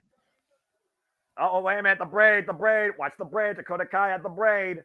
Brand Bianca Belair making the tag. Oh, nasty stomp between the shoulder blades. Second rope assist. Cover by I Dakota guess Kai and a 2 count. I thought she got the tag, but apparently she did not get it. Jessica Carr is not making it official. Again, referee, don't see the tag. Tag's not legal. Code breaker. By Asuka. Blockbuster. Sliding knee Shiny strike. Wizard.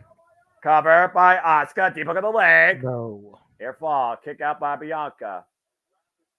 Rapid fire offense by the Kabuki Warriors. And again, we truly appreciate you folks that are always tuned in to our coverage and our content here. And we hope that we continue to bring you joy and entertainment in all things we do at the JMN Multiverse of Media in and out of the live watch on events. Tad to Dakota Kai. Bianca Belair isolated. Damage controls corner. Now it's a 3-on-1. This has been the numbers game, to your point, that Bianca Belair has dealt with actually for the last year. And now hoisted up. Lands on her feet, though. Out of the little suplex attempt. Rolls through. Tag! There's the tag. Jade! Here we fucking go. I know I'm the commentary guy, but JJ, this is your moment. Oh! Forearm to Asuka. Boot to Dakota. Uh-oh. Has Asuka goozled. Going up. Go, slam. Y'all know what's up. And Kairi Sane knows what's up, and she's perched on the top rope. Okay, he got Jade at his moment. I get that play. Kairi flies. Jade my catches her. God. No, bitch. Oh, backbreaker. Backbreaker. That bitch is in firm control of this contest. Dakota Kai from behind, though, doesn't need the clothesline, up the ropes. Ooh. That body drop by Jade Cargill. Flies in with the splash to Dakota Kai. And Cargill right now hooking up Dakota Kai. Oh, my God! Michinoku driver! Cover! Oh! Never seen Jade do that before. All you haters out there that say that Jade can't learn how to wrestle can eat it right now. And right now, Kairi Sane might eat the K. Oh, dear. Nope, Asuka saves it. Waist lock. Oh, the mist! The mist in Kairi Sane's face. And Naomi.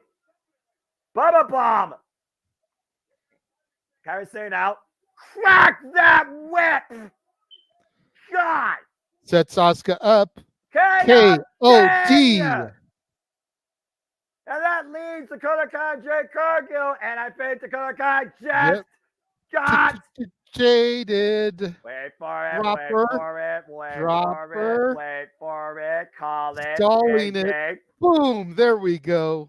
Jaded. Cover 2. That's a 3. win for Jade Cargill WrestleMania. Statement delivered. Jade Cargill, Naomi, Bianca Belair have overcome damage control and win this trios affair at WrestleMania in the start of the new era. I don't care about the day that she debuted alongside Shaquille O'Neal to take on Cody and Brandy Rhodes and won. I don't care about the day that she won the TBS title. I don't care about all of her defenses. That was the biggest victory in Jade Cargill's career.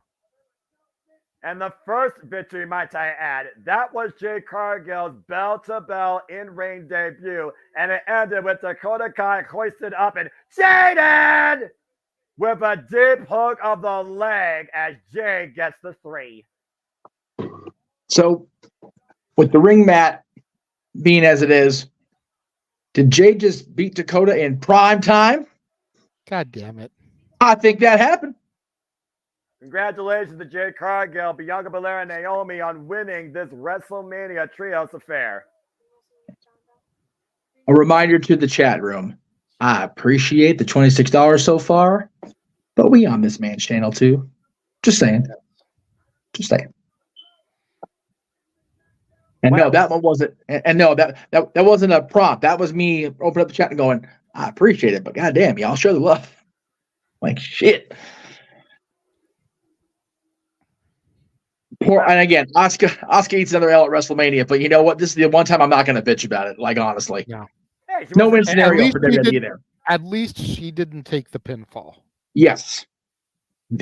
Dude, you called it exactly. Dakota was in there to eat the pin. That's exactly why she was in this match. Yeah. And now, hopefully, either Monday night on Raw or Friday night on SmackDown, as a result of their victory, two of these three women will get a tag title shot against the Kabuki Warriors, and we will have some new WWE Women's Champions. Yes. And maybe for the first time ever, those tag titles will matter. But that's a conversation for another day. As again, WrestleMania continues to unfold here virtually tonight in Philadelphia at the Lincoln Financial Field capacity crowd on hand. And we are here, of course, with WrestleMania 49-1. The start officially of the Triple H era. A new era in WWE begins. There you see a beautiful shot of the skyline of the city of Extreme, the city of brotherly love, Philadelphia, PA. Known for so many things, including Super Bowl wins, as apparently Latino World Order members, and of course, Philadelphia Eagles, and of course, the immortal story of one Rocky Balboa. And tonight, we're going to see if Rocky gets the W, as it is time to see if the mat remains sacred. The Ring General Gunther defends his Intercontinental Championship against Sami Zayn. Dude, Would that be the first time since we had iconic tag team champions, Noah? That would be yes. Bite me if you think otherwise. Oh no. Misa no fight. So you don't even give credit to the Boston Hug connection? No. Two singles brought together. But at least they had a team name. Isn't that what James is always complaining about? Like, at least give these teams some names. At least they had a name. Say their name. Oh, sorry. Wrong empowered female. Go ahead. Y'all good. Go ahead. I'm just going to look at the title I care about the most, the Inter-Once-Continental Championship, a title that I thought lost legacy, lost prestige for decades underneath the old eras. Only one champion made it must see the last 20 years, and this guy has redefined what it means to be a champion in WWE once again, to be a workhorse, to lead by example, to show constant weekly dominance, and I'm going to remind the world about it. Someone that truly deserves to be acknowledged. A throwback, the Ring General Gunther. Dude, who has restored honor to the Intercontinental Championship. For the mat is sacred. We are down to this and the main event, guys. That's it. There's this match for the Intercontinental Championship, and then the tag match, and we're home. That's right. Holy shit! But You gotta figure this is probably going to be a 30-minute match here. Well, we know I would Sami hope so. Zayn can endure. You guys know what Sami Zayn can go through. We all know what Sami Zayn is willing to put forward. And after being reminded by Chad Gable what it means to face your fear, believe you can conquer it, believe you can do your family proud, I don't think there's nothing that could stop Sami Zayn tonight, despite the fact that I think I did pick Gunther in my predictions. Ole. What happened to that guy? I don't know. I heard he opened an orphanage down in Mexico, and I heard a report that he perished in a fire at that orphanage, but I have not heard that confirmed. That was reported by the Wrestling Observer, and you know how credible that source is. So you know. I don't read that. Damn it, I had a great retort, but I got nothing now. Shit. Okay. Yeah, let's keep talking. Sometimes, Jeff. Keep talking. Sometimes, Jeff, in the words of my intelligent, intellectual daughter, sometimes you just gotta let me cook. No, I know, I get that. I was going to talk about something completely different from the Meltzer thing, but you just scorched Meltzer's wrist. It's like I gotta wait a second. Okay, let it breathe, let it cook, and then I'm gonna say all I was going to say. I will stand corrected on my sharing the love. The only reason I am ahead as far as whatever or getting more is because of the 20 we demand out of Josh for me stopping bitching about the football. Other than that, we're on par. So yes. It is what it is, and that's my bad. Sami refused to stay down on Monday night till Gunther took the title to his face. Will that be the sight tonight at WrestleMania? Oh, baby, I'm so damn ready for this. But is Sami Zayn ready for the fight of his life? I hope Sami Zayn's got some ointment going on. Wife, But his baby. The wife and the son. Why you got to do this? Why? Last time Gunther fought somebody in front of their wife and kid, it was a loss. Just ask Chad Gable. Yes. Father's got to lead by example. Father has to be that role model.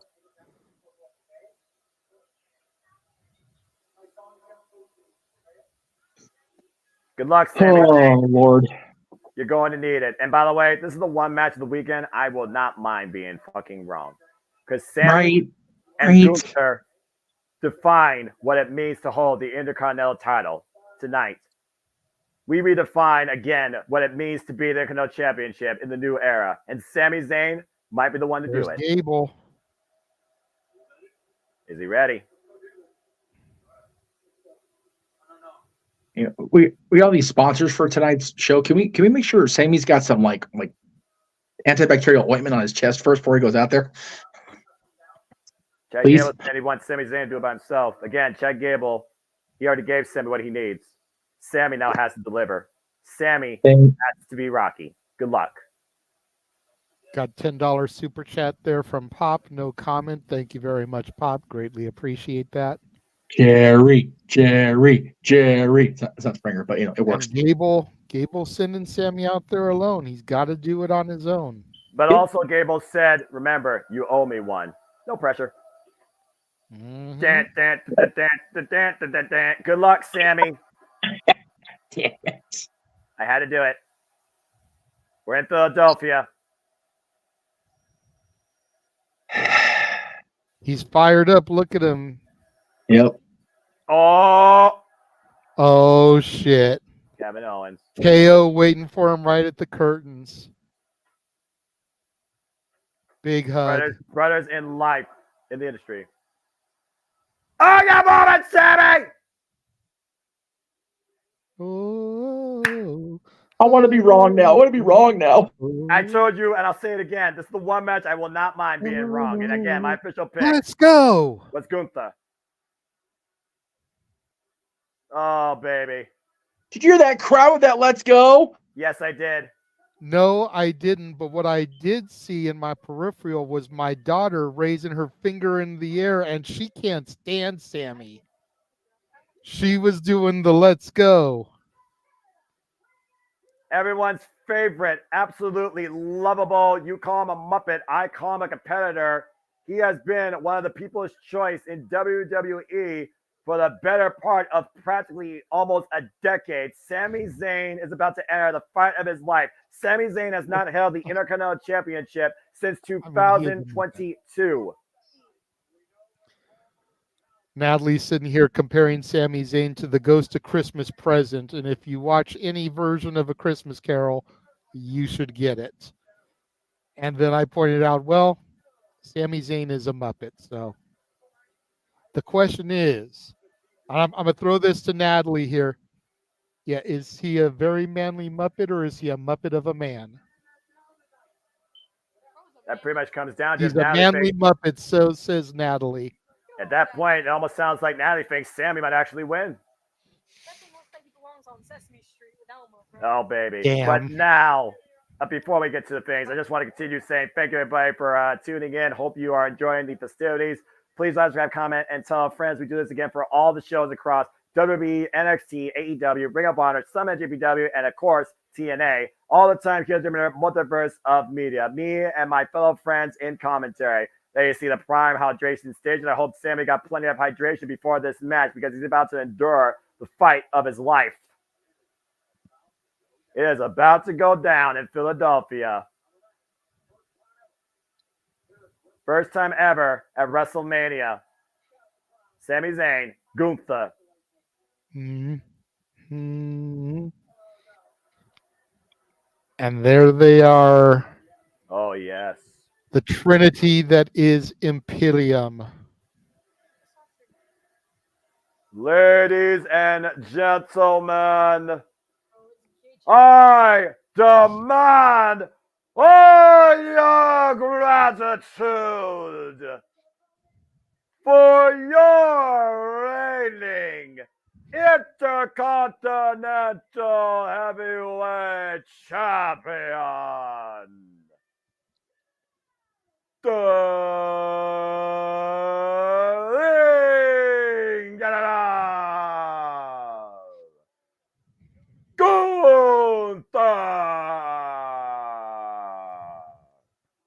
Of course, you see a watch party in Germany watching along tonight's festivities here at WrestleMania. Gunther has remained unopposed for 687 days as the Intercontinental Champion, the 184th Intercontinental Champion in this company's history, first established by Pat Patterson in 1979. 21 successful defenses so far.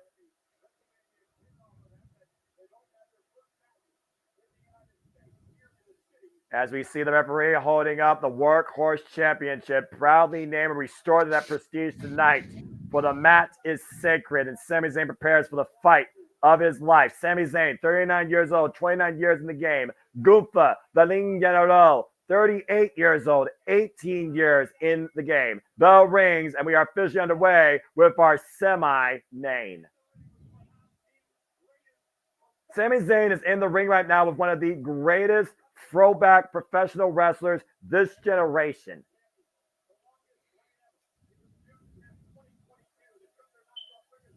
It was June 10th, of course, that Gunther knocked off Ricochet and his illustrious run began. You could literally name the people that he has defeated while holding this championship. A good portion of the roster. Jey Uso, Sheamus, Drew McIntyre, Ricochet in a rematch.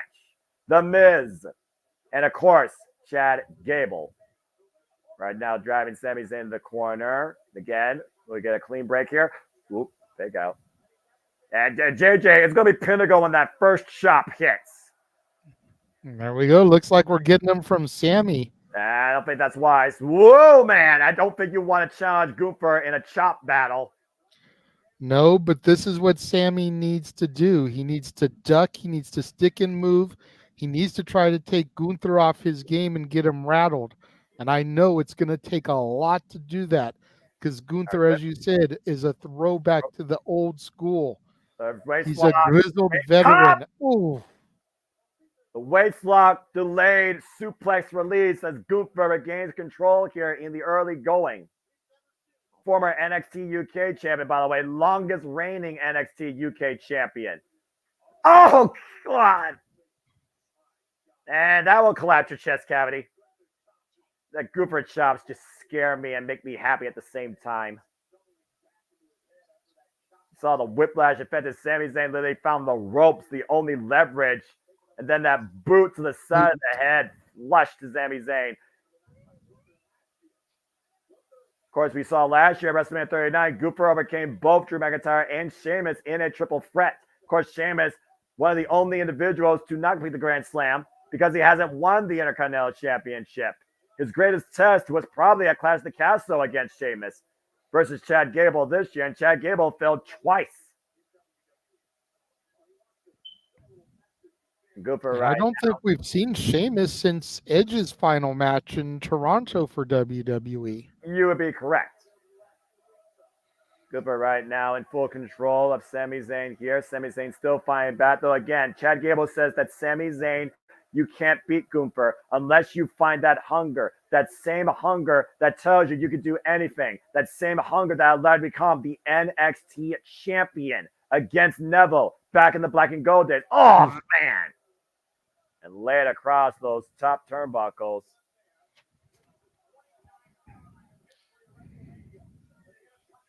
Just exercising his will.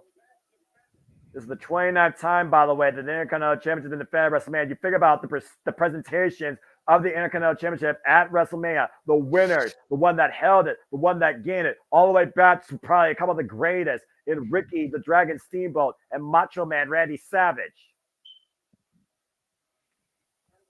That's crazy. 29 out of 40. Gotta wonder what 11 they weren't defended at.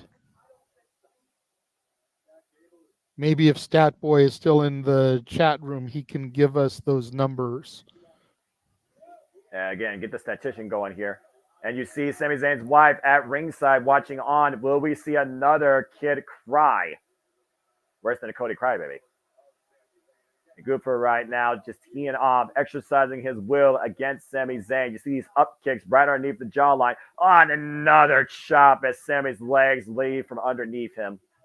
And again, this does not end via 10 count knockout in the ring. This ends via pinfall, submission, or ref stoppage.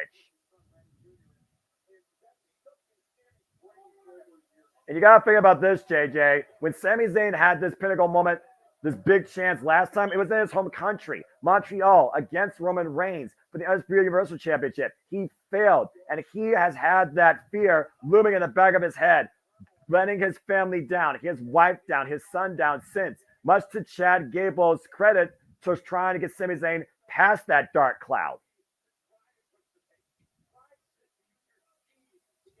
Is the greatest test of a wrestler being a stronger father for their family versus becoming a champion. Oh, God. And Sami very defiant, not going down here. Ooh. Oh, my God. Do you hear these? Now, Sami Zayn firing lights and reds.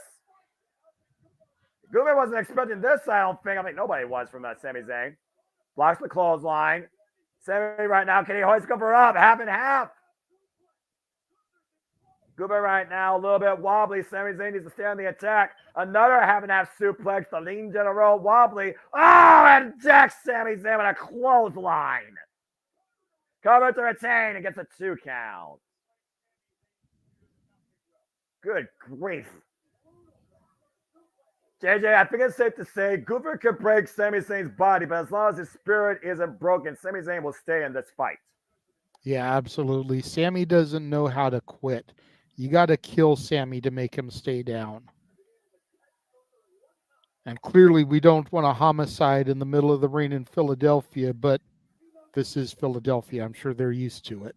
There's also the city of Rocky, and we've also seen Rocky, of course, and you know the victories and defeats that Rocky faced there. We also have Muhammad Ali, fought like a butterfly, steamed like a bee, of course, inducted in the WWE Hall of Fame last night. So he's had his fair share of top prize fights and losses, and right now Gunther is having his way with Sami Zayn, looking to hoist him up, possible power bomb. Sami Zayn trying to counter, though.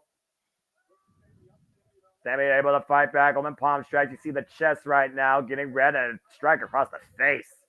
Escalera, step up. Tornado DDT! Sami's got a huge Gunther chance there. Here. Yeah, big chance for Sami Zayn. And look what he's setting up for. Yep, Gunther in that corner there. Sami's ready for it. Can he connect? Oh, no he can't. And Gunther with the sleeper. Gunther with a sleeper hold, to your point, but Sami Zayn able to rip him off. Part of that training, if you remember, we saw when he did it with Chad Gable. Now trying to hoist them up, possible blue thunder bomb, and Gunther denying it once again, breaking Sami Zayn's grip. And Sami Zayn right now still just trying to wear down the Ling de Low, and that's probably what you need to do to hoist them up. At Sami Zayn looking for it again. Sleeper hold, got him down the ring. Body scissors in. It's got it deep. Is see Sami going to pass out or tap out here? Again, if he doesn't pass out, his body might give out, to your point. And again, you see that forearm deep underneath the chin. Sami trying to hang in here, but the lights may be fading. And Gunther's got locked in deep. Sami Zayn trying to roll around and reverse the pressure, trying to find a way to the ropes, trying to find leverage, trying to get back to his feet. As long as he's in a seated position, Gunther will remain dominant. Can Gunther somehow put Sami Zayn down? Sami Zayn looking to force the break. Sami Zayn back up to his feet once more. And Gunther hoisted up off the mat. Sami right now reaching for everything he has left. Carrying Gunther all 250 plus pounds of that man on the back of Sami Zayn. And Gunther away the situation. German suplex transition. And again, this is what makes Gunther so effective, so dangerous. He knows how to adapt on the fly. He saw Sami Zayn was getting close to the ropes. What did he do? He changed the offense and brought back towards center with a suplex. Exploder! Now Sami's feeling it. He didn't get all of it, but he may have got enough of it. Gunther back to his feet. Wow, my God! What a drop kick by Gunther, hoisting Sammy up. Power bomb! High stack cover 2, no!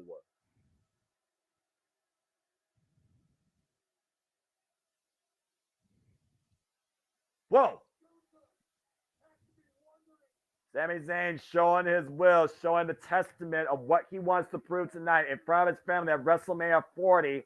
High stack off the powerbomb. Sami Zayn somehow able to push Gunther's weight off his legs and kick out. And Gunther, a little bit of a shocked look on his face.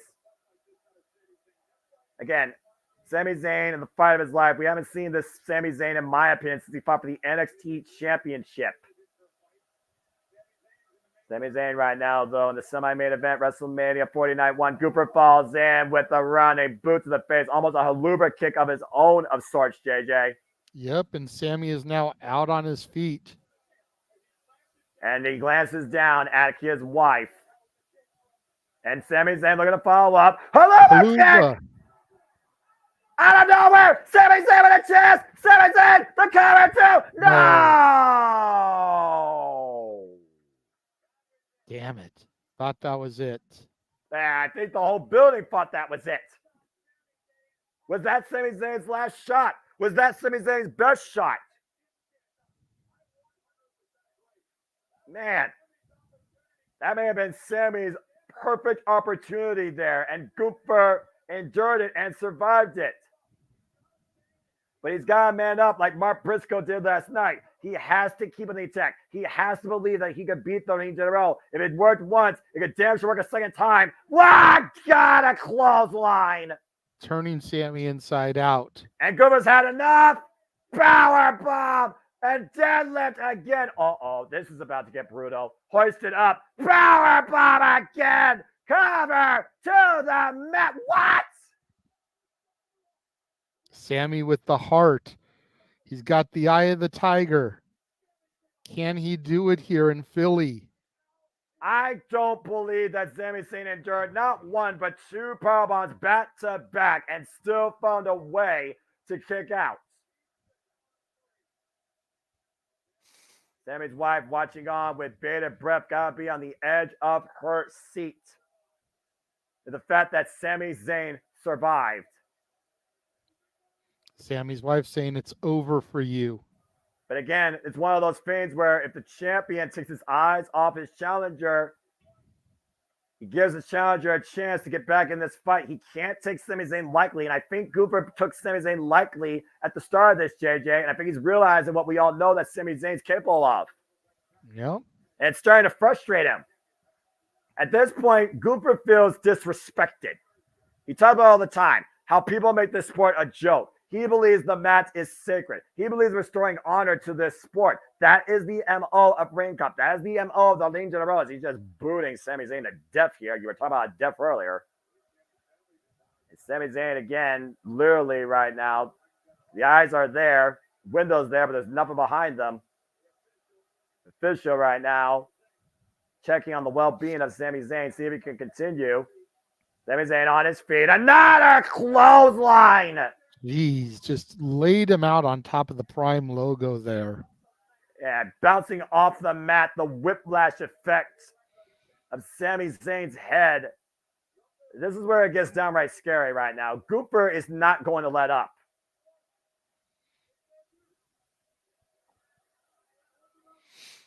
And Gunther literally asking if the wife's going to come in and help him or his son. Again, the most powerful force in a person's life could definitely be their wife, but is it enough here to overcome the Ring General? Gunther again was just saying another power bomb release. I want to put this in perspective, JJ. When it was Kevin Owens versus Sami Zayn, Kevin Owens powerbombed Sami Zayn into oblivion to the point the refs stopped the match and Sami Zayn lost his NXT championship. We very might get a repeat of that here tonight. There's got to be a little bit of fear right now in Sami Zayn's wife's eyes versus Sami Zayn himself. Sami Zayn might be his own worst enemy here. And Gunther to the top rope. Big splash connects. I don't think I've ever seen Gunther go off the top rope like that before.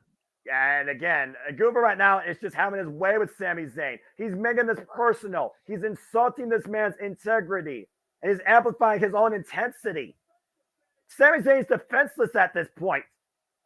Not again. Oh, God. Come on now. Seriously. End this. I mean, I'm all about, brutalizing an individual, but Sami Zayn, I do for a little bit more of a sympathy effect towards him. Sinister smile of the Lean General. Again, Sami Zayn right now, that ragdoll Muppet. I don't know if he's convulsing or literally somehow finding another fighting spirit within him. As Sami Zayn is refusing to stay down, refusing to accept this defeat, refusing to accept this punishment for what it is. And Goober right now kept saying, "Halama kick! Halama kick!" Yeah, I don't think he did much damage with it, Joe, though, just enough to get Gunther off of his feet there for a second. And sometimes all you need to do, JJ, to pull off something like this. Oh my God! Brainbuster! Off the top turnbuckle pad! Fate of El Generico! Whatever that guy, I don't know! What the hell? PWG represents Sami Zayn has rocked the ring arrow. Gunther's out on his feet. Halama kick! Halama kick! Gunther collapses in the corner. Sami Zayn has a moment, has a chance. Do it, man! Do it for your wife! Do it for your family! Halama kick connects again! And the cover! 2! Sami Zayn has done it!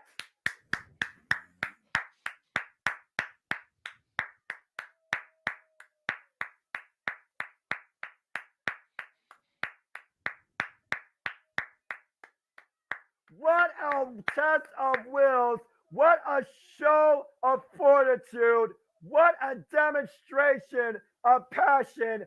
Sami Zayn never gave up. Sami Zayn faced his fear.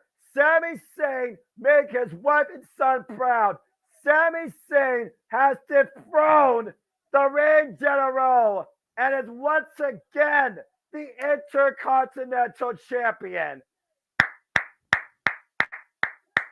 Can you believe it? I thought he was dead to rights, JJ. And to your point, El Generico, brainbuster off the top turnbuckle, and the Haluma kick, and a follow-up, and the fall on the cover. Sami Zayn has done it. In the new era of WWE, Sami Zayn claims his biggest victory. Congratulations to the new Intercontinental Champion. Sami Zayn has won the big one in front of his wife and son. The reign of the Lean General is done. Absolutely incredible. So happy for Sami. Your silence speaks volumes, considering I know the routes that Sami Zayn goes with you and Jeff, and I see Jeff piercing off of the side of my screen, finally clapping. Congratulations, Sami Zayn. You did it. You freaking did it. And thank you, Gunther, for restoring honor to the Intercontinental Championship. What a run. And what a match. All right. Well, I don't have to say anything else. We take another intermission here. I'm going to leave you guys with JJ and Jeff as I basically calm down after having, so far, my favorite WrestleMania moment. Let's go to the producer man.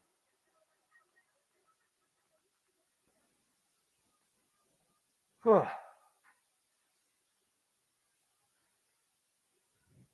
if I got a little bit high there, by the way. Nah, you're good. You are absolutely fine. Lost myself in the moment. I'm so that's what I mean when I say I got blessed. I love that Intercontinental Championship. That's what it means to fucking represent that title. Anyway, y'all continue. Yeah, it's okay to lose yourself in the moment. I mean, we wouldn't be fans if we didn't. I am going to say, and I'm sure it's been addressed earlier in the day, I'm going to address it one more time as we get ready for the main event. Let's keep the conversation on the matches at hand. Matches that don't happen until tomorrow can be discussed tomorrow. If we have to speak to you again, you will be blocked.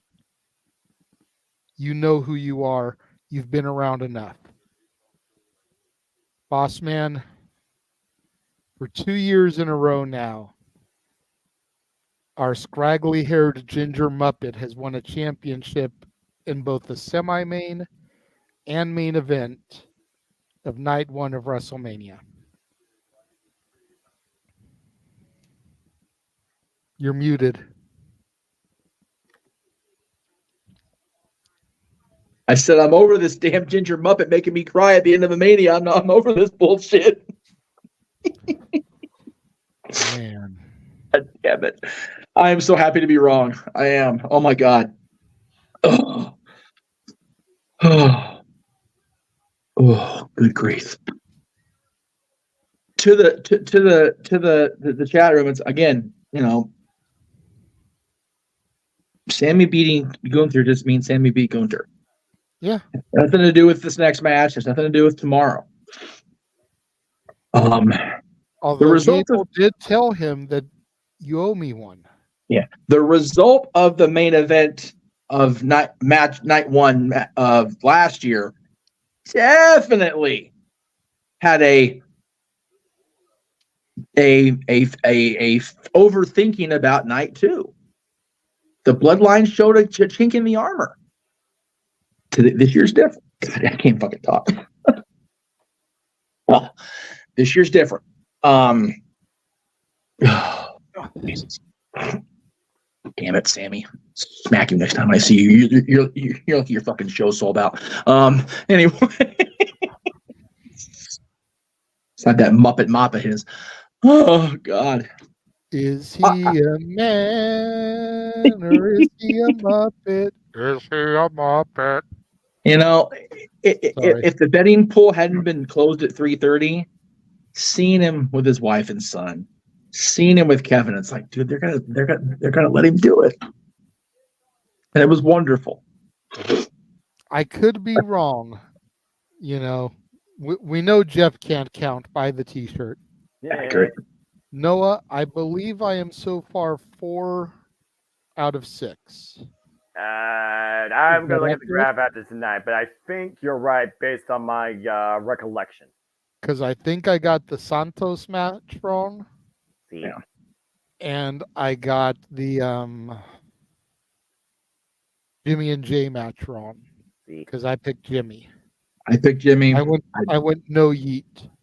Yeah. I picked those 2 matches I got wrong. Yeah. I think I've been spot on about everything else, which, 4 out of 6, 2/3 going into the main event. That's pretty good. Yeah. Sorry, they're trying to recover. Again, we go back to earlier tonight. It's been an incredible night as we saw the Philadelphia Eagles apparently won't go into the Latino World Order, and big assist to Mysterio as Pat McAfee gives us the play-by-play as only he can. Why I gotta ruin the Samuel with these fucking Eagles back on my screen? Why? Pat McAfee's doing the play-by-play, so it's. I like Pat McAfee just fine, but this bullshit is that. God damn, poor Don nearly bounced into the first row of that. Jesus Christ. Should have bounced back to Mexico. Poor Dom. Dude, I know people hate on Dom, but man, he nearly bounced off that ring post far enough where he was going to be in his mom's lap at ringside. Jesus Christ. Sir. Oh, man. And see, I'm not looking. Jason, can we leave our shirt on for at least one appearance on television? Can we seriously? Jesus. I mean, it's mildly cold outside, so hey. Anyway, and maybe Zelina Vega wanted to see that dad bod. I reckon so. Pretty sure Black had an argument for that, but yeah. All I know is, hey, there was a green shirt guy.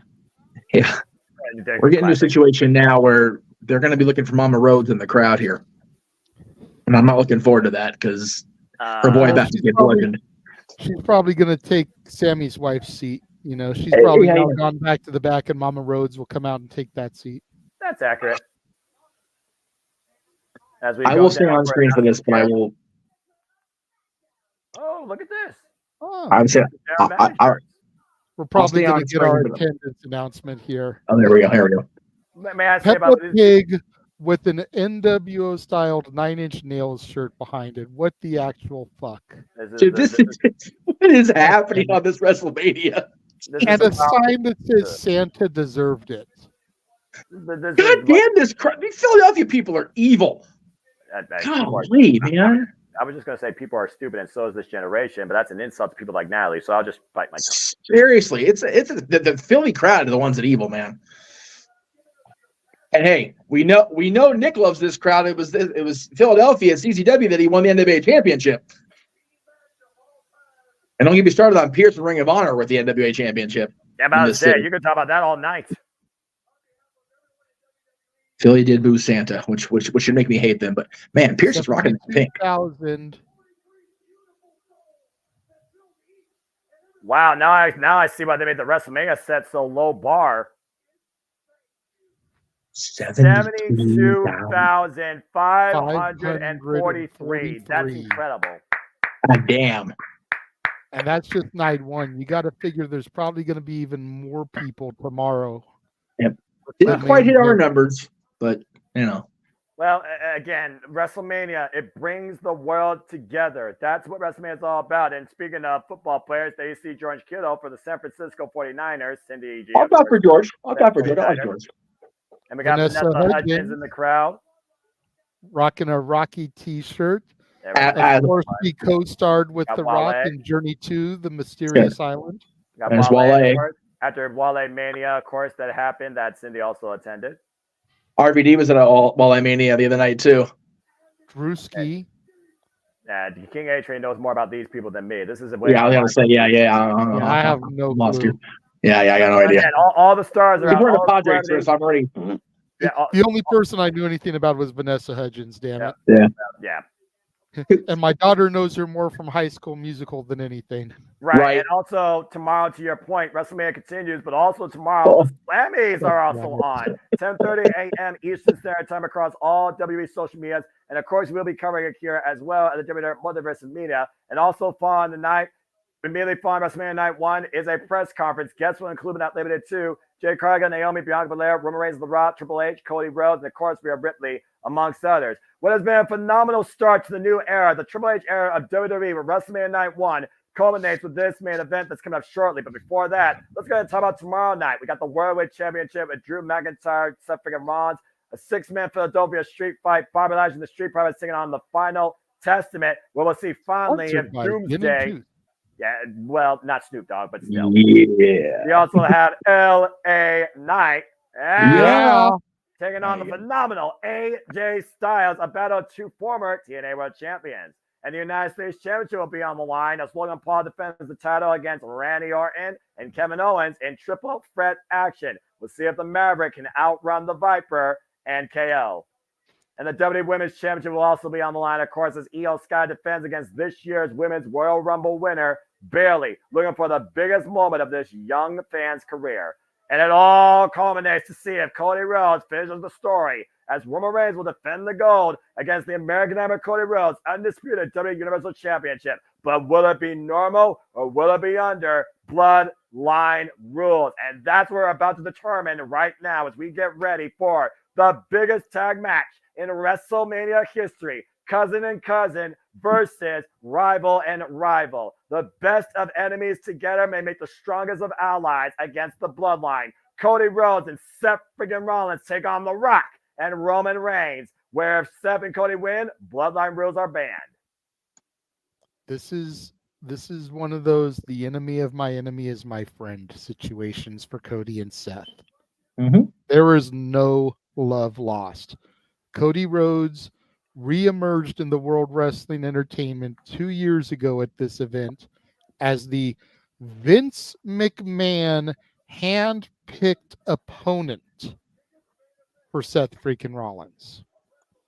Those two men then engaged in a 3-month war that culminated in Hell in a Cell, where Cody fought and defeated Seth freaking Rollins with a pectoral muscle that was completely torn off.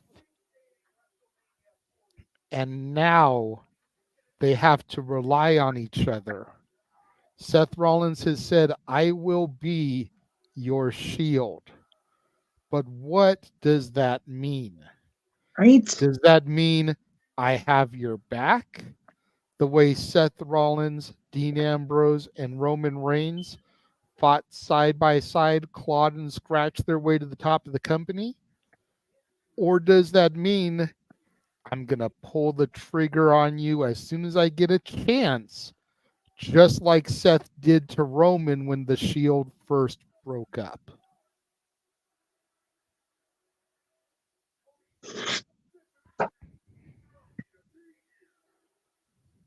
And again, to counter WWE showing of their own stuff, of course, as soon as we're off the air tonight.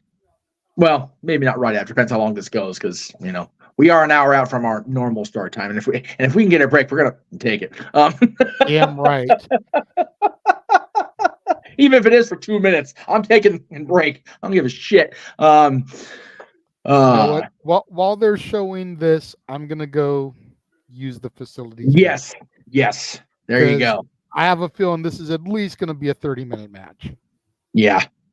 With probably a 45-minute entrance. Right, get your DoorDash ready. Just Roman's going to take 30 to get there. Anyway, yeah, again, to everybody that's still here, we've got people across the multiverse all watching. I love to see it.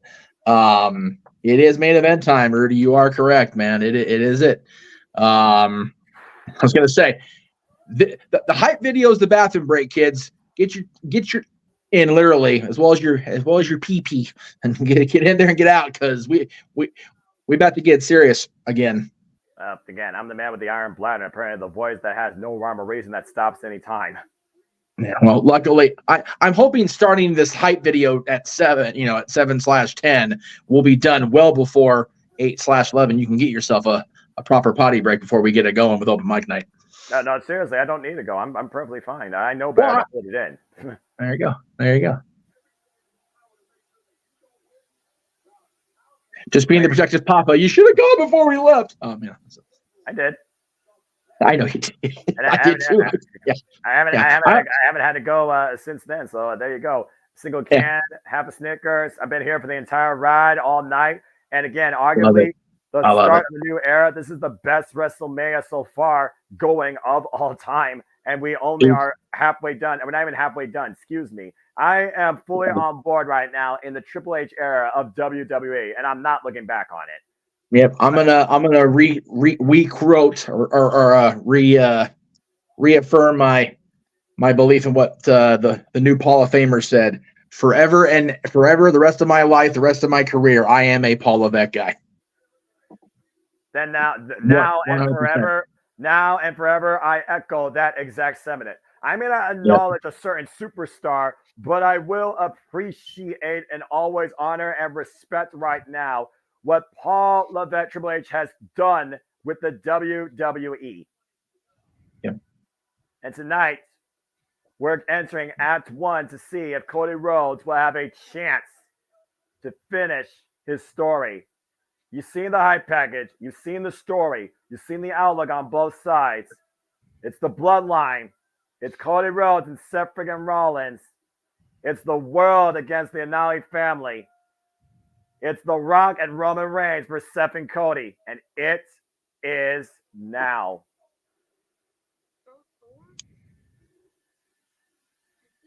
This is the final boss of WWE. Yes, he's got Mew Mew up in here. Oh, boy. And again, if Mama Rose is at ringside, Lord help everybody's blood pressure.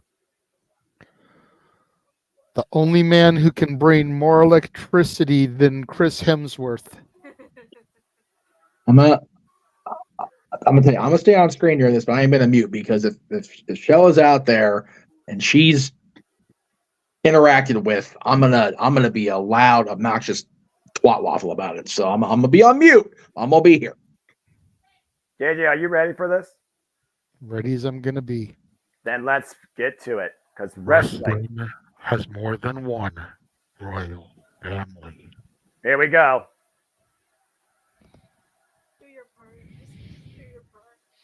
Okay, Oh, okay. baby. I will keep it to just my part. Damn, damn, damn, damn. Cody Rhodes has arrived. Out of control.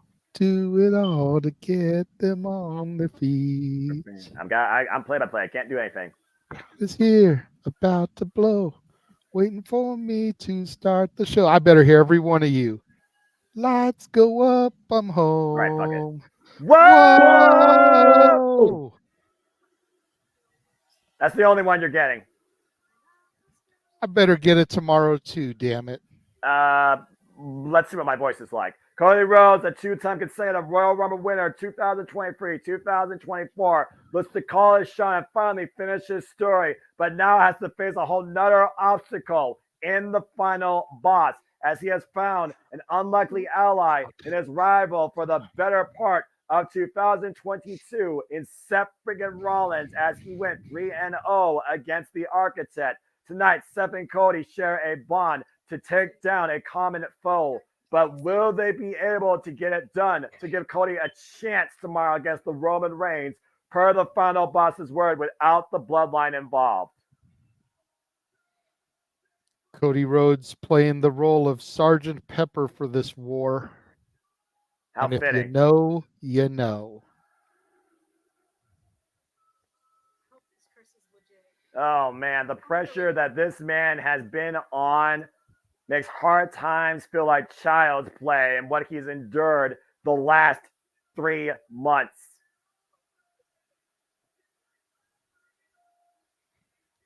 Oh, man, the silence speaks volumes, as even commentary is not saying anything. I'm only talking so we don't have dead air and we need a non-copyright strike. And there's Mama Rhodes at ringside tonight to watch her son once again in the main event of WrestleMania, night 1 this time. As a Did that say Cody freaking Rhodes. nightmare? Yep. And that's his father-in-law. Okay. Who went through chemo radiation therapy to be there tonight for Cody Rhodes. Nice. And this main event. It is truly a battle of families, culminating night 1 of WrestleMania 40. This night has been magical. It has been special. It has been awe-inspiring. It has been era-defining. But what will be the final sight we see after the second bell rings? Burn it down. I can only imagine the drip he's coming out as.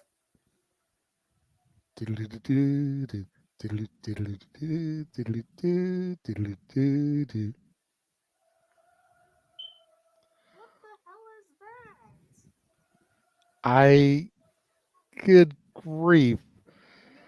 The train on that would make most women's wedding dresses jealous. Fashion choices aside, Seth friggin' Rollins is still our world heavyweight champion and has decided to be the shield to Cody Rhodes' sword in taking down the bloodline. He has been champion now for 315 days since winning this back at Night of Champions last year against AJ Styles. Defenses against Finn Balor, Jey Uso, Sami Zayn, and of course, most recently, Drew McIntyre, who he will face tomorrow as of right now for the title. But to your point, JJ, there is a looming Senora Money in the Bank waiting in the ring somewhere here during WrestleMania weekend, and that cannot fall short on anybody. Nope. I have to ask my daughter this question, and I know you may or may not be able to hear her answer, so I'm going to ask her to speak up louder than normal, okay? If Cody Rhodes is Sergeant Pepper, does that make Seth Rollins Billy Shears? God damn it, Jay. She said no. Okay. Fair enough. Hey. Now, I had a feeling she was going to say no because when they introduced Billy Shears, Ringo starts singing, and Ringo's her favorite, and she can't fucking stand Seth. So I figured she would say no, but damn it, I just thought it was too good of a joke to throw away. No, that's just tremendous. The Jumbo of the Beatles. And Seth Rollins taking it in right now, conducting his own symphony, but will be bittersweet when the final bell rings. Well, they are on the Peacock Network, so. Dude, at least Samantha Irvin's here to give us a Roman Reigns introduction. My dad, with the comment of the night, says that he's a blue meanie. And Natalie from the side saying, "I love you, Grandpa." Now, see, I'm not going to lie. I'm curious to see what Seth has under that because you think about when Cody and Seth fought in the cell, Seth tried to play mind games. He came out in an outfit that was very Dusty Rhodes inspired. I thought, and a lot of people online were saying that Seth's outfit tonight should be reminiscent of Survivor Series 96, Rocky Maivia's debut. And what a mind fuck that would be to Dwayne standing across the ring from somebody wearing an homage to his debut. Oh, the boy. Mind Games. Who's entrance first? The Rock, of course. Oh, shit. All levels cleared. And you know what that means in a video game, folks. Yep, that means it is time for the final boss. If you want 99% complete. If you want that 100%, Activating version 10.0. Oh shit.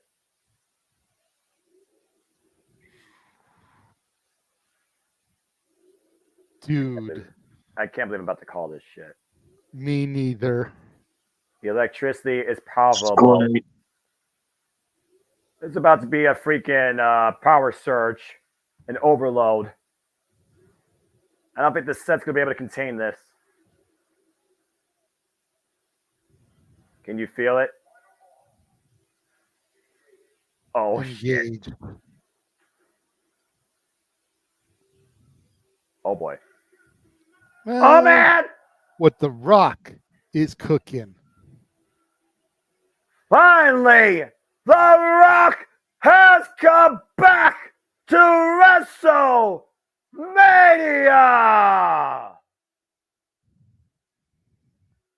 He's coming out with the People's Championship bestowed upon him by Lonnie Ali last night at the Hall of Fame. And The Rock just evolved into the final boss. Look at that logo. Take it in, folks. I acknowledge that sight. That is something else. Dude. This is unreal. This is fucking unreal. In a new era defined by family, legacy, honoring and creating history, we close out night one of WrestleMania 40 with the final boss entering currently. Considering he's standing in the middle of a flaming Brahma Bull, a Brahma Bull that is on fire, would you call that, ladies and gentlemen, a Red Bull? The Rock, of course, who has transcended sports entertainment and the world of entertainment, sports and movies, any form of entertainment you could think of, The Rock has done nothing but evolved it. And of course, The Rock is making history here tonight. He is one of the only members of the entire bloodline, the Anali family, to transcend WrestleMania across all generations. not just all generations, but all forms of media. He is a multi-time world heavyweight champion in sports entertainment. He is a multi-time #1 box office drawing actor in Hollywood. He has been on songs and featured by rap artists. You know, he's on the Face Off song with Tech Nine. He's on It Doesn't Matter with Wyclef Jean. He had his own song on WWF The Music Volume 5 called Pie. He has You're Welcome from Moana. This member of the Anoa'i family transcends media. He's a best-selling author on the New York Times best-selling list. Shall I continue?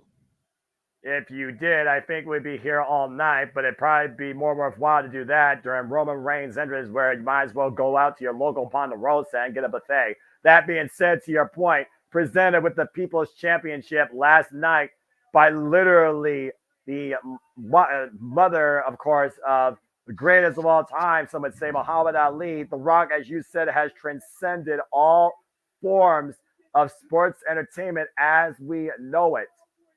And again, last night, he also gave Cody Rhodes the subtle note. Tonight, it is not about business. It is personal.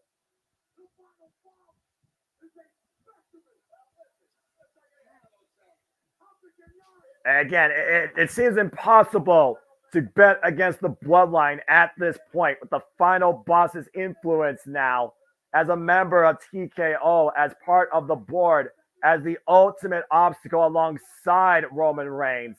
Cody Rhodes not only has to deal with the tribal chief, he has to go through the final boss to have a fighting chance. Oh, man. Oh, fuck me.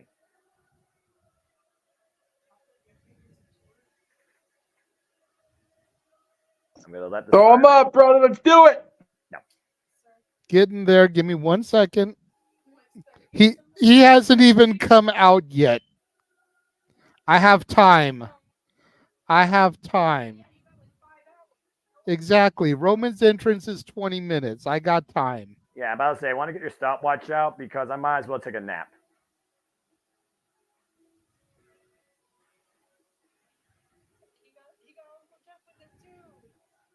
Alongside his wise man, his special counsel, and now WWE Hall of Famer, innovator of Extreme, in the land of Extreme, Philadelphia, Paul Heyman, for 1,316 days, four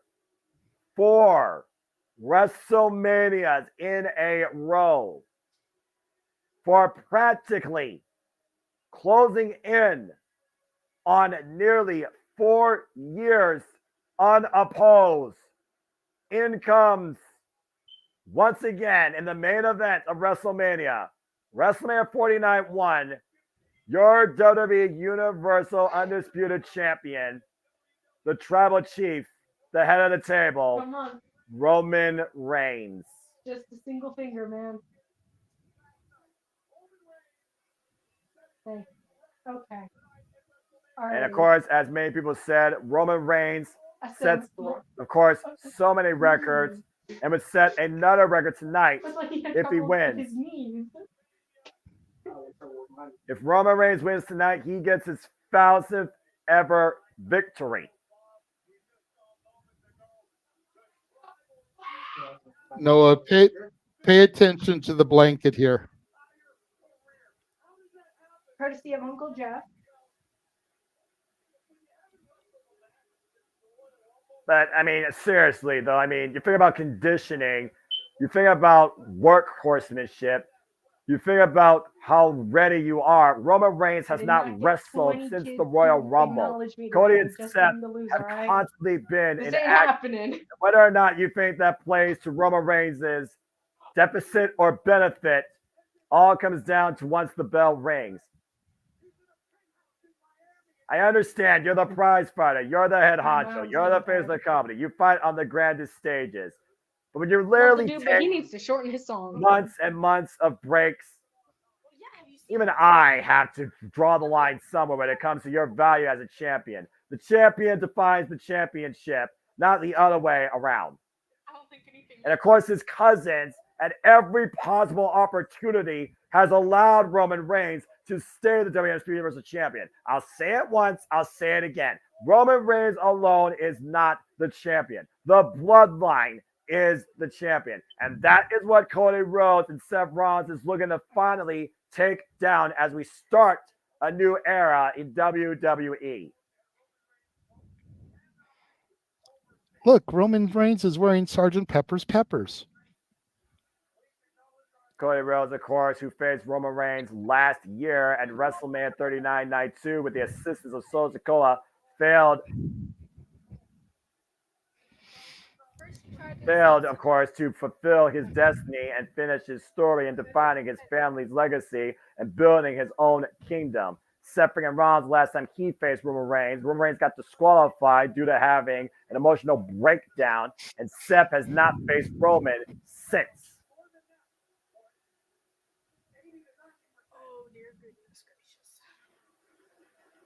This is the first time that Paul Heyman has stepped into the ring since adding a new nickname to his itinerary, Hall of Famer. First bout Hall of Famer, no doubt, and absolutely rightfully so. Number 1 draft pick for Paul Levesque's era of the Hall of Fame. Let's go down to Samantha Irvin for our main event introductions. Get ready, folks. 1 fall. Again, this match determines the stipulation of the main event of WrestleMania Sunday. No. Atlanta, Georgia. There are going to be tears. The American Nightmare. Pretty. And the winner of the 2023 and 2024 Royal Rumble, the American Nightmare, Cody Rhodes.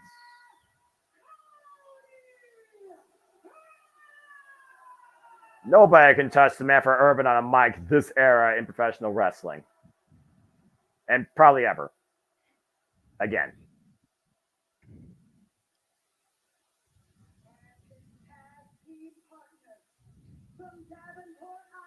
Wait, that's a hat?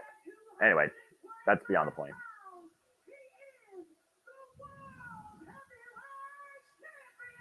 For right now,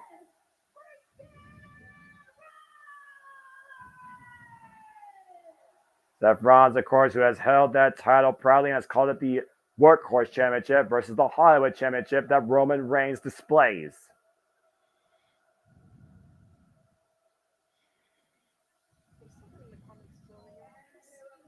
Oh, here we go. It's got to be surreal for Samantha Irvin to introduce The Rock like this. Right. Just put that in perspective.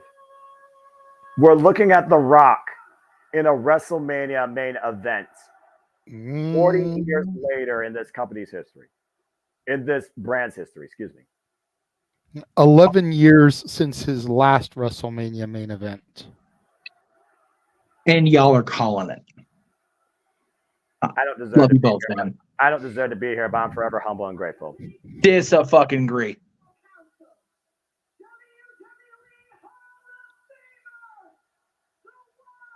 And then once again, here's the introduction.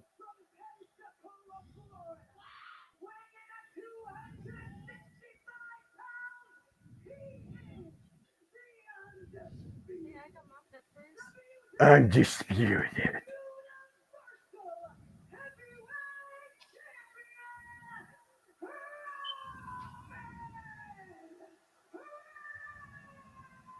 And she has to do that same intro tomorrow, by the way. Samantha Irvin, you are the fucking GOAT right now of the industry. Bite me, people, if you think otherwise. She is a badass. We talked about the attendance record earlier, guys. Over 72,000 plus on hand for our night one main event. History being made in the biggest tag team match in WrestleMania history in the first main event of the new era at WrestleMania 40, night one. WrestleMania Saturday. As we get ready to begin our main event, once again, thank you to everybody out there watching us across all the platforms we are streaming on. It means so much to us that you guys are here. The bell rings for the main event of night one, The Rock and Roman Reigns versus Cody Rhodes, the American Nightmare, and Seth freaking Rollins. You look at the physical conditioning, though, of The Rock, by the way, to your point, this is the first time we're seeing The Rock in ring action in over a decade. Cody Rhodes right now and Seth freaking Rollins have not taken their eyes off of the bloodline yet. You can give me all the statistics you want, Stat Boy, but you can't measure the heart that Cody Rhodes exemplifies and what he's been trying to achieve now for the last year. And honestly, his entire career. All four men just kind of taking the moment in right now. This is something you will never see again. Take it in, ladies and gentlemen. Generational greatness. Absolutely. The only person in the ring, not counting the referee, that is not a generational talent, a man from a bloodline, is Seth freaking Rollins. He is the odd man out here. Cody Rhodes, the descendant of the American Dream, Dusty Rhodes. The Rock, the son of Soul Man Rocky Johnson, the grandson of the High Chief Peter Maivia. Roman Reigns, the son of the Wild Samoan Sika.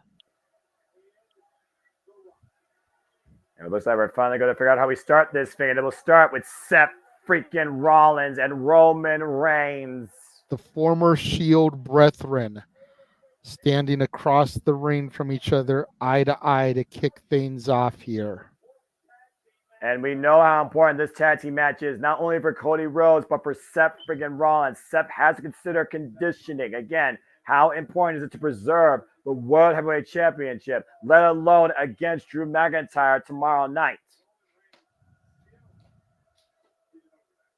And I think Roman Reigns has never gotten over, honestly, JJ, that loss at the Royal Rumble. Again, he may have kept the title, but he lost via disqualification, and he never got back to get a receipt from it. You think a person's going to truly just move on idly by and Here not we forget go. about that? Combo tie up. The start of our main event here at WrestleMania Saturday. Side headlock right now by Roman Reigns.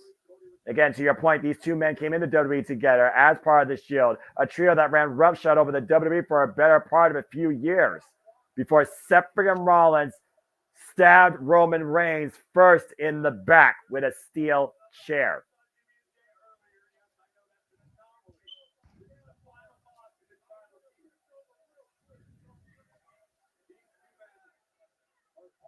These two men, arguably the two of the greatest this generation of WWE that have been built, defined, and shaped into who they are. But again, as Roman Reigns said, it's Seth freaking Rollins nothing more but just a B player. Another Always collar lesser elbow than him. tie up into a side headlock, a little bit more aggressive that time for Going the down, collar Roman elbow Reigns, tie picking up. up speed. Whoop, good agility by Seth freaking Rollins. And right now, Seth freaking Rollins outspeeding Roman Reigns, catches him with a kick to the midsection. And Seth right now needs to stay on the offense here. Looking to make the tag to Cody Rhodes. Roman immediately breaks the grip.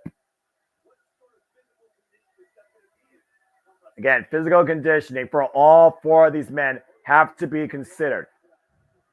And three of these men are in action tomorrow night. One isn't, but one also has not been involved in the ring for a decade. Tag to Cody Rhodes. Now, what's going to happen here? Are we going to get a previous Sunday night, or are we finally going to see if Cody gets the better of The Rock? Cody Rhodes, of course, winning back-to-back Royal Rumble matches. A very small accolade shared by a very limited list of men. Collar tie right now. The wrist lock. Cody Rhodes right now trying to take advantage of Roman Reigns, working the left arm. Only the fourth man in history to do it. And of course, Rock and Undertaker are the only two men to literally be part of WrestleMania across all 4 decades. And Roman Reigns runs up with the clothesline. And we all know how Roman Reigns loves to approach a match, prolong the punishment, dictate the pace, guide the ending.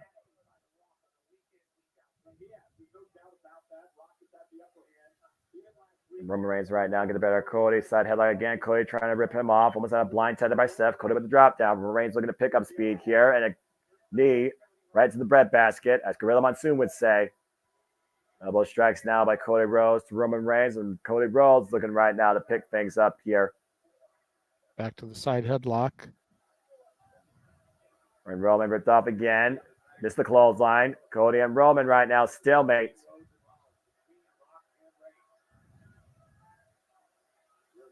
Again, to JJ, we have not seen neither of these teams in tag team action before tonight, but we've seen how far Cody and Seth have pushed each other in one-on-one battles. That's fair. It's fair. And of course, we remember Cody versus Roman from last year. Blind tag tag. from Seth. Yep, Seth tied himself in, and Cody doesn't need the clothesline. Cody and Seth looking for a double team. Roman able to scout it. And notice so far that Roman has been the only one involved on his team's behalf. Uh-oh. Again, the physical conditioning of WWE superstars that do this 52 weeks a year, 4 times at least a week. Are we finally going to see The Rock display what he's worth? 72,000 in Philly chanting The Rock's name. And there's the tag. For the first time, ladies and gentlemen, over a decade, The Rock takes center stage in the main event of WrestleMania. Look at Rock the and smile. Seth Rollins kind of circling each other here. Yeah, look at the smile of Seth freaking Rollins. Yeah, you got to think about this. Seth freaking Rollins, to a degree, has been playing, like, second fiddle to all this. Again, he came out at the WrestleMania kickoff show, was talking about the importance, the value of his championship, and Cody Rhodes maybe choosing it. And before we heard Cody's answer, it was The Rock that basically told Seth what he's worth, which isn't a whole lot, apparently. Rock so far getting the better in the early going here.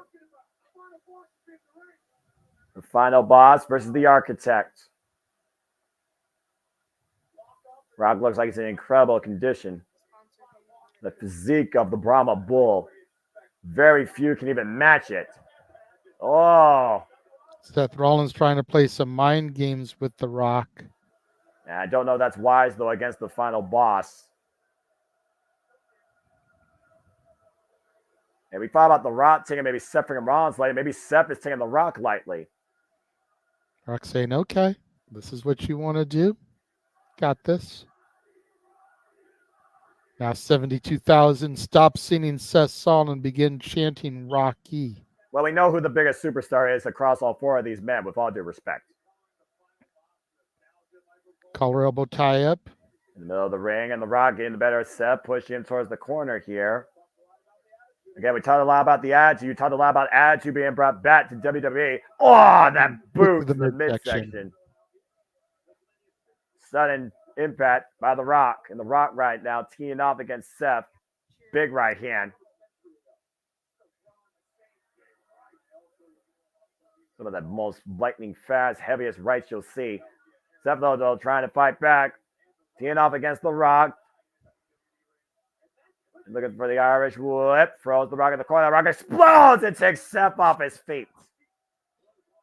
Signature Rock and Rocky taunting Cody saying, just bring it, bitch. Oh, baby.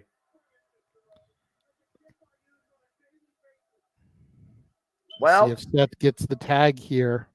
I mean, I think it's safe to say that Rocky wants it. Cody wants it. The people want it. The world wants it. Give it to us. Got to give the people what they want, right? And there it is. Tag made, and here comes the American Nightmare to take on the most electrifying man in all of entertainment. And in fact, the only offense that Cody ever got against The Rock was a slap across the face.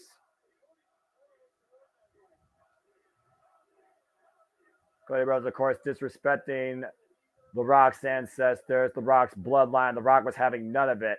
The Rock, of course, disrespecting the Rhodes family, talking about that his dad don't know nothing about hard times. Made it personal to Cody Rhodes' mother, promising to give his mother the tears of Cody and his blood on a weight belt.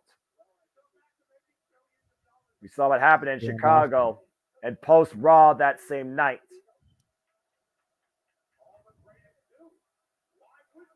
You see The Rock and Cody Rhodes right now, taking in the moment. Again, this is a moment. This is a generational defining moment. Absolutely. This is Rock Hogan. This is Rock Cena. And now it's Rock Cody. God damn. And we don't digress. And Cody Rhodes right now, teeing off against The Rock. Gets to the midsection, though. Kick to Cody. Irish whip reversal attempt. There we go. Pop-up uppercut. Classic Rhodes. Face first to the top turnbuckle. And Cody Rhodes up in palm stride to the Brahma Bull. Again, got to bring him out of the corner. He's got a 5 count, though. It's Cody Rhodes teeing off against The Rock. Cody unloading on The Rock again. 2 months plus of pent-up frustration, anger, embarrassment being unleashed by the American Nightmare. Tied to Seth now. And Cody and Seth double teaming the final boss right now. Sometimes it's smart to go in with a team versus just go in by yourself. Cody checking to make sure Roman's staying put. Irish Double whip. elbow. Double elbow straight. Now Roman seems like he's had enough. And now Roman, sling blade by Seth, takes Roman down. And the baby faces are standing tall here, or should I say they are walking tall. Right now, Seth and Cody are slowing down the pace. The referee again reminding them one person in the ring at a time. 22,000 plus witnessing right now the first main event of WrestleMania weekend. Here's all 4 men once again in a standoff.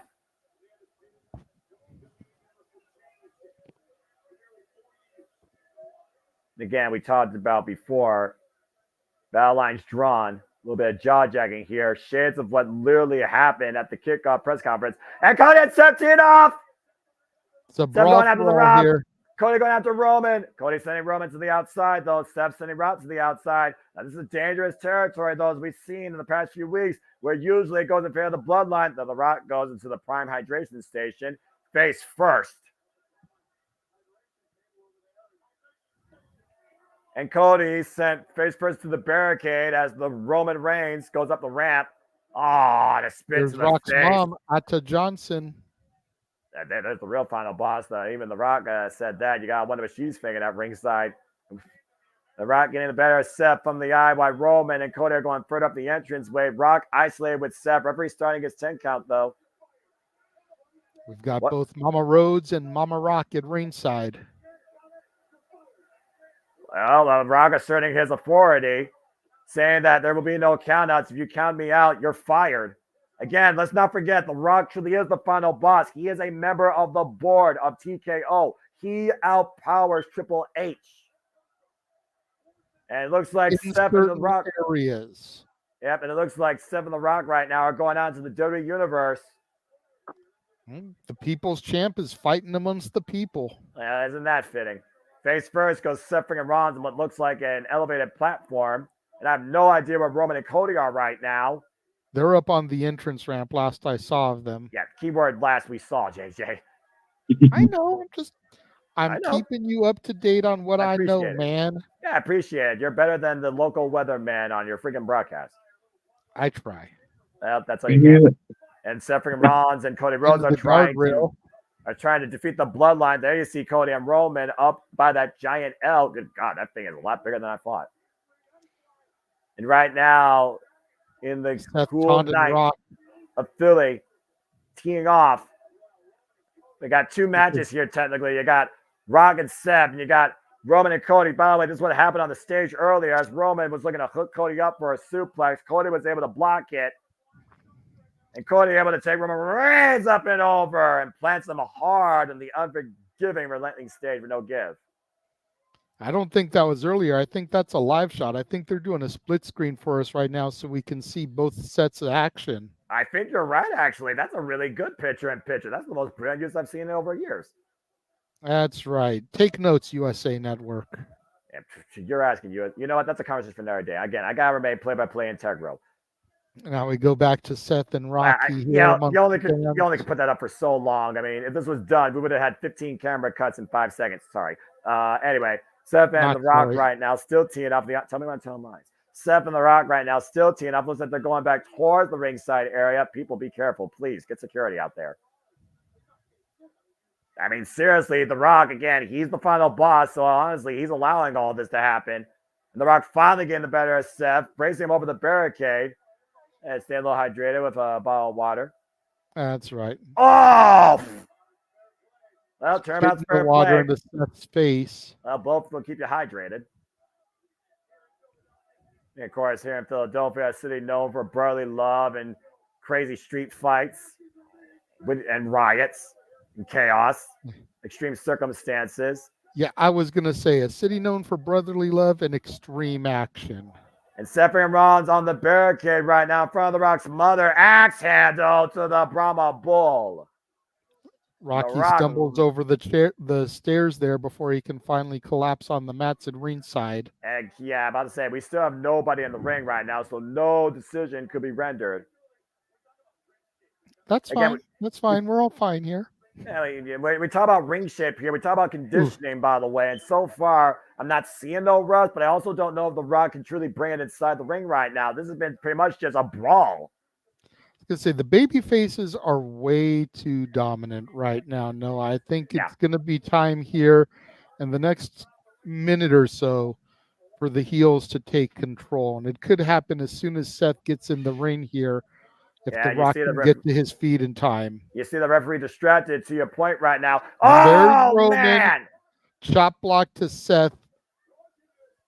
Awkward landing. You see the way Seth is grabbing his kneecap. That could be it. Look at him. Yeah. Smacking the ring mat. That could be exactly what one Senior Money in the Bank needs to capitalize on a situation as well, Noah. And think about this, JJ. That's the same knee that was surgically repaired when it was last week when we thought that Seth Rollins wasn't going to be involved in WrestleMania. And again, to your point, we know there's Senior Money in the Bank. Tomorrow, Drew McIntyre waits as well. And he's got a guaranteed shot at the title. Who currently holds it? Seth Rollins, as The Rock drives the knee down into the mat. A vulnerable target has been executed. And look, Seth can't even get to his feet. Rock smells blood. That's a dangerous thing. Rock right now pulling Seth Rollins across the turnbuckle post.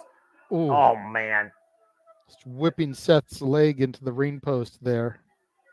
And the bloodline has once again regained control, and Seth is in a world of trouble. It's Cody Rhodes is on the apron and can't do nothing about this. Again, The Rock can do whatever the hell he wants. The Rock is the final boss. It's not a cheap moniker or a cheap shirt ploy. It is absolute power that The Rock possesses now more than ever to add to Roman Reigns. Well, Seth, no pain, no gain. Of course, we saw Seth Rollins also come back from a debilitating leg injury back at WrestleMania 33 and overcome Triple H, who you thought that time was the final boss. But no, that was the King of Kings. This is a whole different level of enemy to overcome. And Roman Reigns right now taking advantage of Seth Rollins, wrapping that leg. You hear the angst of Seth Rollins right now. A cheap shot by The Rock. Give me a break. And Chad Patton blatantly saw it. Of course, Chad Patton, he may have some control, but he only has so much control when it comes to admonishing the final boss. Might as well call this truly a handicap match with favoritism. Seth literally a one-legged man right now hobbling. The single leg crab locked in deep by Roman Reigns. Once again, working over the knee. High elevation here. And Seth right now refusing to tap out. Seth needs to find a way to the rope. Needs to force a break. Roman Reigns on a rampage here. Yeah, and he's also sitting in it too. And even more pressure primarily to the knee. Cody Rhodes trying to will Seth freaking Rollins back into this match. We know the implications, how important this is. It's more important, though, I think, for more than anybody in this match, Cody Rhodes, than it is for Seth freaking Rollins. Nice up kick to the side of the head of Roman. Again, creating separation for the moment. Teeing off right now. Knife edge chop. Rocks the tribal chief. Looking for the tech. Gets to the midsection, though. Takes him down. And a cheap shot again by Roman Reigns. Mrs. Wiley. Seth Rollins sets Roman up and over the top rope to the floor. And Seth looking for his partner, but his partner got taken out. Seth was looking back at his corner right now, and you see The Rock. Again, The Rock exploiting his power, abuse of power display here, cheap tactics here, sending Seth into the steel ring steps. Rock jumped into the scene fast and furious. Oh, man, the back this time against the steel ring steps. And right now, Roman Reigns and The Rock just having their way with Seth freaking Rollins. Again, Cody Rhodes is facing almost an unwinnable battle, an uphill battle in the highest degree, and it starts tonight at WrestleMania 40. And so far, I have to admit, good working unison by The Rock and Roman in their first ever tag teaming together, at least in WWE. I know they did a movie together, but I don't watch movies. Yes, that would be Hobbs and Shaw, the Fast and Furious spinoff. And Roman right now just picking his spots, dictating the pace once again, slowing things down. Irish whip hard in the corner to Seth Rollins. Tag made to The Rock. The Brahma Bullin.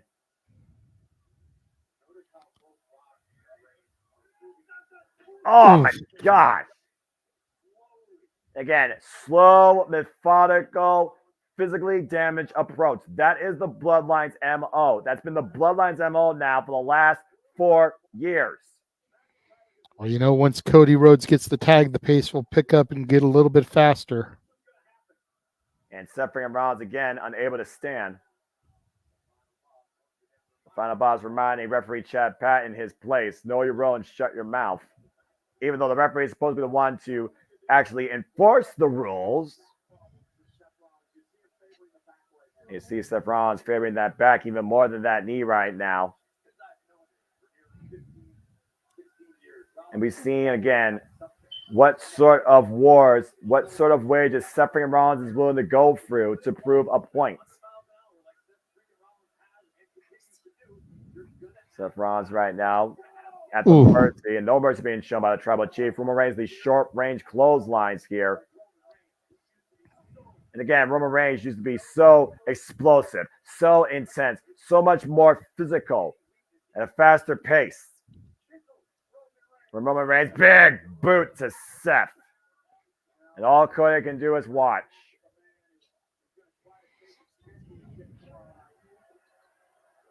Roman Reigns is looking at the man, looking to try and finally finish this era of nonsense to usher in a new, brighter era. And hopes to finish his story. Roman Reigns just taking it in right now. Oh, got that fist locked and loaded. Yep, he's looking for that big knockout shot. Seth Rollins to his feet. Superman punch counter. Meanwhile, Seth Rollins looking him up. Neckbreaker! Neckbreaker! And Seth has a moment right now. Seth has a chance.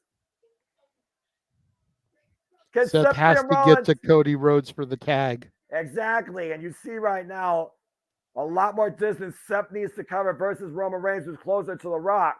You saw that urgency there. Time made to The Rock, and Seth looking to crawl over to Cody, and The Rock dragging Seth back away from Cody Rhodes. Again, screaming at the official again. Oh, come on. That was a deliberate low blow. You can't fucking freaking make an excuse for this. This is abuse of power. This is freaking nonsense. Stepping in Rollins again. Back elbow strike. Chad Patton's like, I'm sorry, I'm just an employee. I'm trying to make money. I'm trying to make a living for my family. My boss is a dickhead. Yeah, I know. That's most of America's problem. Kick to the midsection.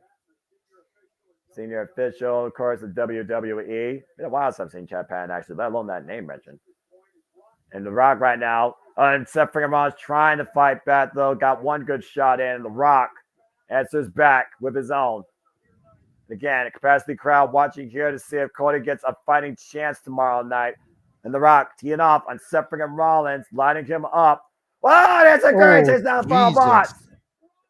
Rollins buys himself precious time here. Critical moment in the matchup.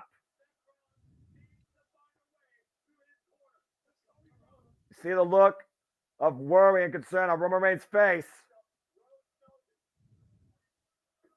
Seth freaking Rollins right now just trying to find a way back up to his feet. Roman Reigns trying to play defense. Roman Reigns sideline to the outside. Cody Rhodes on the corner. Lunge tag. Roman takes Cody's down from the apron. And The Rock right now, double leg by The Stepped Rock. over into the sharpshooter. Oh, shit. Turns him over. He's got it locked in. Sitting back with it. One of the best executed sharpshooters I think I've ever seen The Rock do. Yeah, he's got that in Usually he deep. does it really sloppy, but that's a good-looking sharpshooter. Yeah, I gotta say, I like his position. The fact that he truly is floating back on the... Oh! And finally, Cody Rhodes had enough of The Rock's nonsense, some of the taste out of his mouth on behalf of 72,000 people. And The Rock caught across the top rope. It's a super kick. Seth freaking Rollins right now. Look at a curb stomp. Curb stomp. Can Seth capitalize? But also what did Seth do to his own knee, JJ? That really compressed the knee. But Seth is in dangerous territory. He's still over in enemy territory. And to your point, Seth finally looks like he's crawling over to make the tag to Cody. There's the tag to Roman. Tag to Cody Rhodes! And there we go. A preview of tomorrow night's main event. Cody Rhodes, Roman Reigns. Irish whip, reverse Irish whip, Roman Reigns. Cody sent off the ropes. Cody takes down Roman off his feet. Chad Pan, get out of the way, man. Roman, again. Wow, man, what a power slam. Scoop slam, beautifully executed. The American Nightmare is feeling it here. Scoop slam like his old mentor Randy Orton would do. And of course, that's when Cody Rhodes started to find a legacy, looking for the disaster kick. Down goes Roman. And this is a critical point right now. This is the best opportunity Cody Rhodes has, not only to have an advantage, a comfortable, pure match tomorrow to finish this story. Going for it again. Cody Cutter! Cover! 1, 2, no! Damn it.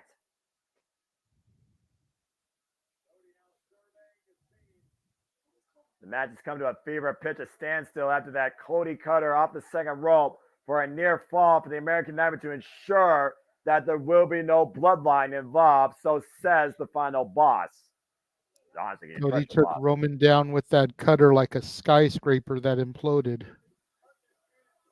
And Cody Rhodes again looks to build from the Kids Kingdom, hooking up Roman Reigns' busted nose. Might be looking for crossroads snapmare though by the Tribal Chief. Doesn't need to close on again. And Roman Reigns. Oh my God! Superman punch. Superman punch. Cover. Deep hook of the leg and a near fall. Look at this. He caught him off the attempted disaster kick. Boom. Shazam. Flush underneath the jaw. In midair. And somehow Cody Rhodes still finds a way to fight on in this match. Oh, but he has drawn blood on Roman. And yep, Roman just realized it. Mm-hmm. Roman Reigns busted open. When was the last time you saw that? The Tribal Chief has tasted his own blood and he does not like it. Oh, Gonna go for that battle cry. This might be the most lethal spear he ever delivers. Ooh, ah. Is it going to connect? Cody Rhodes up and over the sunset, the cover too. No. Ducks the clothesline. Wow, they tag. missed tag. Top rope. Super cutter. Rollins up the top. Frog splash.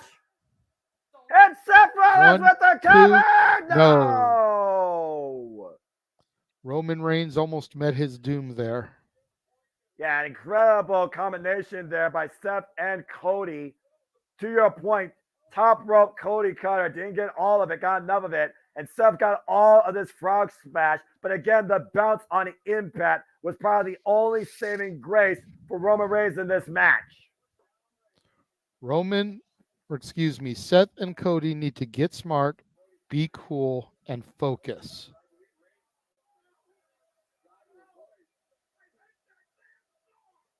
And Paul Heyman apparently hates Seth freaking Rollins' song. Seth freaking Rollins looking to burn it down here in Philly. The Tribal Chief is in a vulnerable state, middle of the ring. Rollins just realized the opportunity that is here before again. Bad knee deciding it. Pop up. Oh no. Oh no. What? Power bomb. Power bomb. Roman getting in the corner, setting up for it again. Ooh, ah. Has yet to hit it though. Oh, went for the spirit again. Up kick. There's a tap to Cody. Roman Reigns now as in the middle of the ring. There's a front kick to the torso. Super kick fall by Seth freaking Rollins off the second rope. Double super kick. Super kick party. Down. Dead center. And Seth freaking Rollins looking for curb stop. Into and Roman Reigns looking to hook him. Finally. Crossroads. Cover. 1, 2. No. And The Rock pulls the ref out.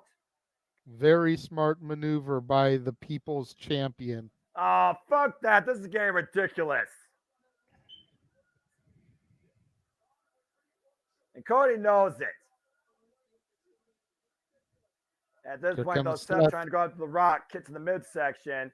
And The Rock sends Seth freaking Rollins into the barricade, torso first. Oh, dreaded low blow by Roman Reigns. Fucking punk.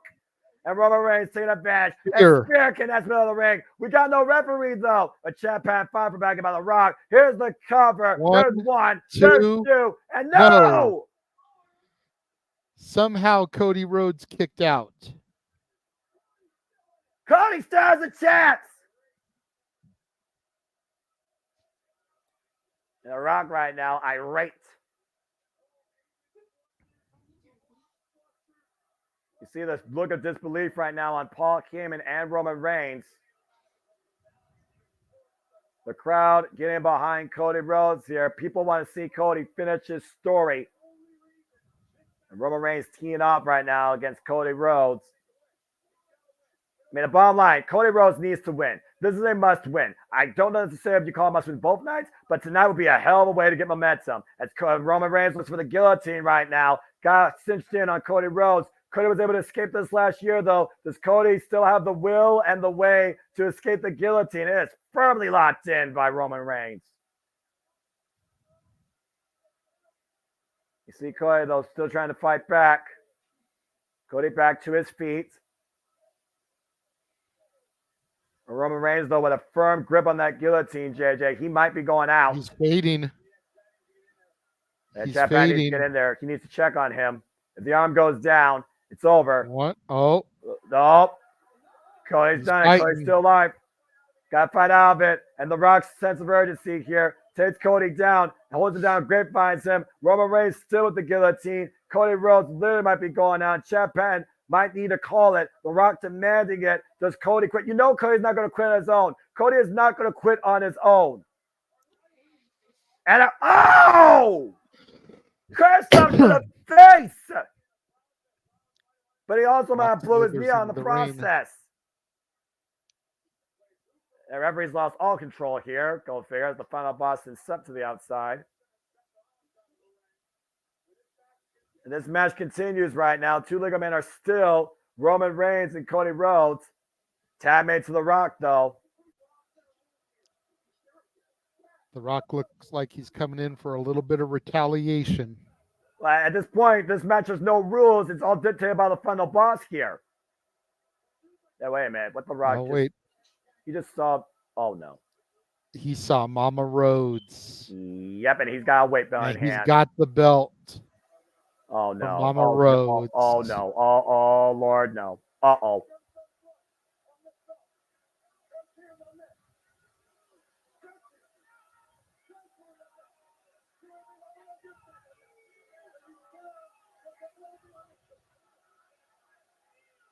Oh.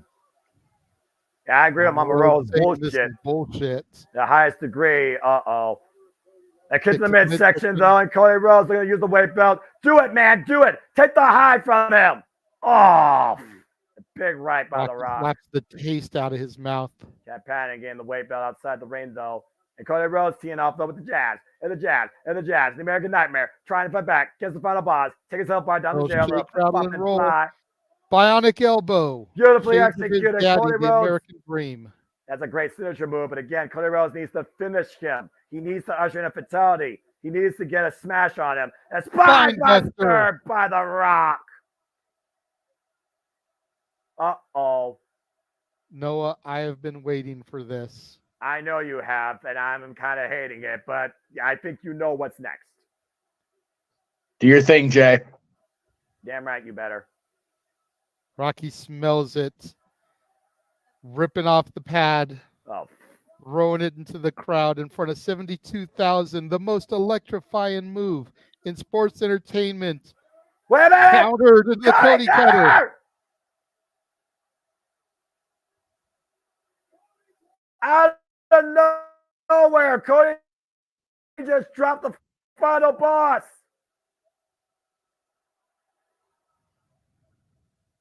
And Cody is feeling it. Cody Rhodes. Got him locked in, but here comes Roman. Superman punch. Superman punch by Roman Reigns, saving his cousin.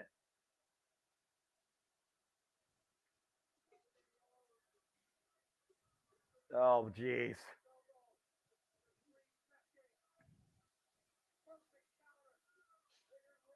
Roman Reigns and The Rock once again back in control. Neither man capitalizing, though. The Rock is down. Roman not legal. Cody Rhodes trying to get back up to his feet. Crawling over to The Rock. What's Roman Reigns thinking? Uh-oh. Setting up for it again. Cody trying to pull The Rock up, though. Cody unaware of what's facing him. Ooh, ah. There's the war cry. And Roman Reigns gets up like, oh my God! Roman Reigns just speared The Rock. Roman just speared The Rock! Roman just speared the final boss! Get to the midsection! Double underhook! Seth and Cody! Pedigrees! Covers! One, two, no! Both men kicked out. Damn it!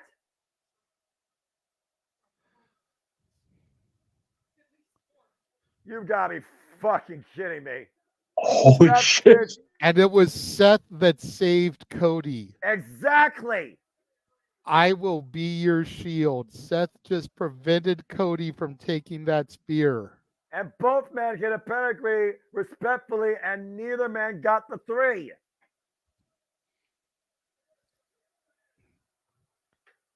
The arena is shaking like an earthquake on the San Andreas. I am freaking about to lose my shit here. This is insane. This is beyond crazy. This goes beyond what I expected to see tonight at WrestleMania 40, especially in this type of match. Shit, Jay. God damn it.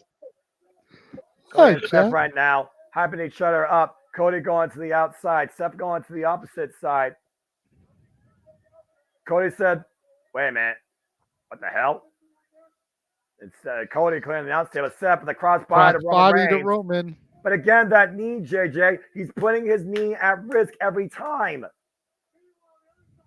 You on the other side of the ring, the eyes of Cody. Yeah, I'm about to say it's The Rock and Cody. Cody sent face to first. The stairs. I think I smell what Rocky's cooking here. And I don't like it. Now the Spanish announce table. Been a long time since I've seen that, by the way. Getting cleared off. And again, you see The Rock's mutter there at ringside, to your point, the real final boss. More hydration and insult by The Rock. Spits on the American Nightmare. Spits on everything that the Rhodes represents with that sort of insult. Hoisting up Cody now. Oh, no. Look at your son, Mama Rhodes. He's looking for a power slam. Just dropping him on the announce table. Yeah, Rock's got more evil intentions than just a power slam. Oh, no. Oh, yes. I think Corey, Michael Cole, and Pat McAfee needs to get the hell out of the way. Got the arm Cody, baked up by over. Rock. Oh, wait a minute. Suffering Roswell picking the ankle of the Rock. Trying to go for the rock bottom. Cody able to fight back, though. Fighting back for all he's worth. No way. No way. Yes, no way. way. Cody, Rock bottom. Bottom of the Rock for the table. And Roman Reigns set for the barricade. Body screwed everywhere.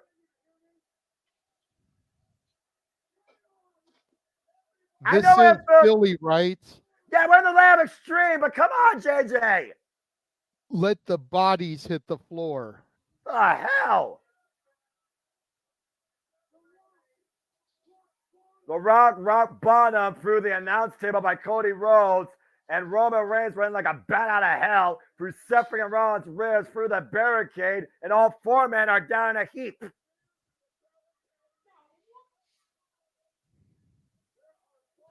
Seth Rollins grabbing his knee, Roman Reigns grabbing his shoulder. Cody trying to get the Rock back up on his feet and bring him back inside the ring for the cover. Throwing Rock Cody in. throws Rock back in, finally. And finally we're down to a one-on-one match, by the way. Oh, drive-by by Roman. Out of nowhere. Caught Cody flush. Desperation move by the Tribal Chief. I don't even know how Roman's even on his feet. Tag to the Tribal Chief. Ah, shit. Again, Roman Reigns legal now for his team, isolated with the American Nightmare, who's legal for his team in the ring. Preview of Sunday. Who's the worst for wear?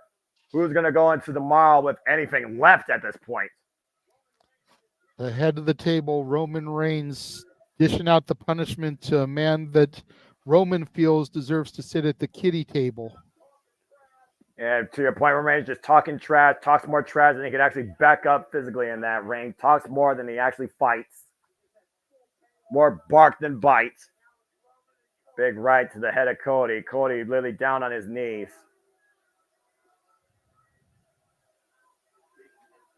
Beaten, battered, bruised, but still in this match. Cody went from undesirable to undeniable. Will we see him become undisputed in less than 24 hours? And Cody Rhodes a big right to Roman, and Roman answers back.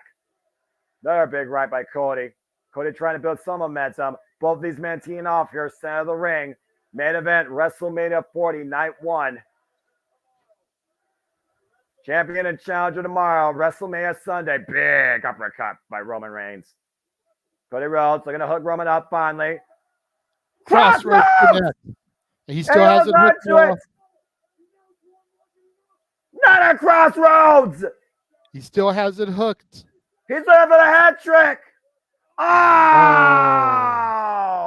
And there was the Mama Rhodes belt to the back of Cody Rhodes. Did you hear that whip? And Roman Reigns. Spear!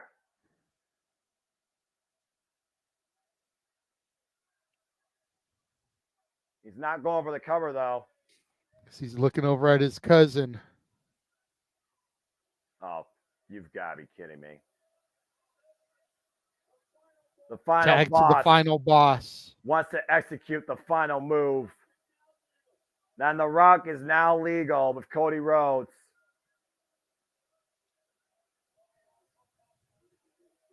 Oh, boy. Again, The Rock said this is not business. Stalking him. This is personal. Cody struggles to get to his feet. The Rock is in prime position. And Cody has no damn idea. Back to his feet, face the final boss, get hooked up. We are about to go. Rock bottom. Oh, man. We didn't get it earlier. Are we going to get it this time? God damn it. Don't deny me this moment. We're going to cut Rocky the head. sluts the throat. Puts the one in the air. Acknowledge me. Acknowledge the bloodline. This is for you, Mama Rhodes. The most electrifying move in all of entertainment. The People's Elbow connects to Cody Rhodes. And the cover by Rock is 3. Bloodline Rules tomorrow.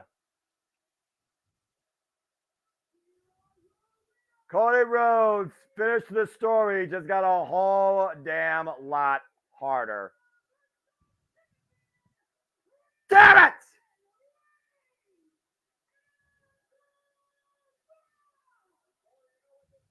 And you know what this means, JJ. Tomorrow night, it's Cody Rhodes versus Roman Reigns, Undisputed Universal Championship under Bloodline Rules, which means anything goes.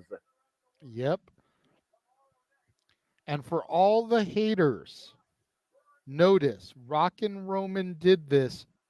No Solo Sikoa, no Jimmy Uso, no Paul Heyman interference. They did it on their own. But you also got to consider this, JJ. The other part of this story is, what is the condition of Seth freaking Rollins ahead of Drew McIntyre? Seth freaking Rollins might have a blown out knee almost at this point. You see him crawling, trying to get back up to his feet. After that spear, though, to the barricade, he was a non-factor. As we usher in a new era, the Triple H era in WWE, where we hope for change, are we truly in for more of the same as the Bloodline stands tall tonight? That freaking weight belt and that spear by Roman Reigns was enough to end Cody, but they were out to send a message to anybody with a rock bottom and People's Elbow as the final boss puts down Cody Rhodes. And there it was, the most electrifying move in all of entertainment. The People's Elbow connected for the 1, 2, 3. Damn it.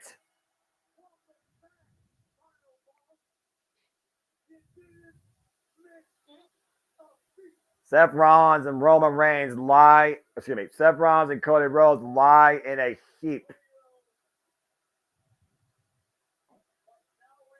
Cody Rhodes, you got to realize now what you face tomorrow. Seth freaking Rollins, you got to prepare what you're going to engage with tomorrow. And it could be the worst. He still makes it to tomorrow. We haven't gone off the air yet, Noah. There's fair. still time for a cash in. Yeah, well, regardless, doesn't matter whether it's Damian Priest or Seth freaking Rollins, the Scottish psychopath, the Scottish warrior awaits for the World Heavyweight Championship, and Cody Rhodes has to cope with the fact that he has to deal with Bloodline Rules tomorrow against Roman Reigns for the Undisputed Universal Championship, where honestly at this point, he may never finish his story if he doesn't win tomorrow night in the main event of Sunday night, WrestleMania 40. You may very well be looking at the unstoppable, unmatched duo and the ultimate family in WWE history, ruling the new era if Cody Rhodes fails to finish his story. This has got to be so breaking and heart-crushing for Rollins and for Cody and for anybody that hopes to see change and see a story finish. But it's quite a sight to see, I'm sure, for Roman Reigns and The Rock that stand triumphant, cousin and cousin, on the WrestleMania 40 ramp. I think it's starting to sink in for them, JJ. The American Nightmare is facing an even worse nightmare that you think is impossible to dream. Cody Rhodes, good luck, man. You're going to need it. That's all I got to say. Roman Reigns with his 1,000th win in the WWE. Well, Seth Rollins and Cody Rhodes, their chances for glory might very well end tomorrow, as tonight we go off the air with the Bloodline standing tall. For the Renegade Wrestling, JJ Williams, I am the Seminole Foster. We'll see you tomorrow night, WrestleMania Sunday, where we hope to finish the story. Or is Cody Rhodes living a nightmare he may never wake up from, as a new era in WWE has officially begun. Welcome to the Triple H era, and welcome to the continuation of WrestleMania. All right, gentlemen, I am going to depart you as you wrap up here. Jeff, watch the messenger so that you can send me the code for open mic night. For all the viewers, we will see you live with open mic night in 15 minutes. We will start at 8:30 Pacific, 11:30 Eastern time. Give us a 15-minute intermission. Yes, sir. I can't hear you. You're muted. Don't forget to log out of Peacock for me, brother. I know. Didn't think you wanted to blast that in front of everybody, so I got you, though. I don't give a shit. I'll see everybody on open mic night in 15 minutes. Thank you, sir. Man, oh man, I'm torn. Like yes, the decision is the right way to go as far as, you know, drama, business, you know, whatever. But could have gone both ways for me personally. So I'm mixed. Yeah. But cool, great first night. It's on its way to being the best of all time for me. That was a hell of a start. Yeah. I'll say that. And again, no, give me 1 second. No, hang on. No problem. As Jeff continues to fix his feed, real quick, want to say thank you for tuning in to our coverage of WrestleMania Night 1, WrestleMania Saturday, WrestleMania 40. Hope you enjoyed the ride. Hope you enjoyed the watch along. Please like, subscribe, comment, tell a friend. Know that we are going to continue this tomorrow. And of course, as always, we do this for all the shows: WWE, NXT, AEW, Ring of Honor, TNA, and some stuff, NJPW. So we hope that you are along for the ride and continue to support the JMN Multiverse of Media and the live watch event schedule where we're just beginning. And again, I thank you all for tuning in. I appreciate you all for being part of the journey. I appreciate you all for allowing us virtually into your homes and into your phones as we continue to go along at the start of this new era to see if Cody can finish the story. Hi, Jeff. Welcome back. Sorry, just trying to. I've got people across the world that want to see this, so I'm trying to get everybody logged in, all the things.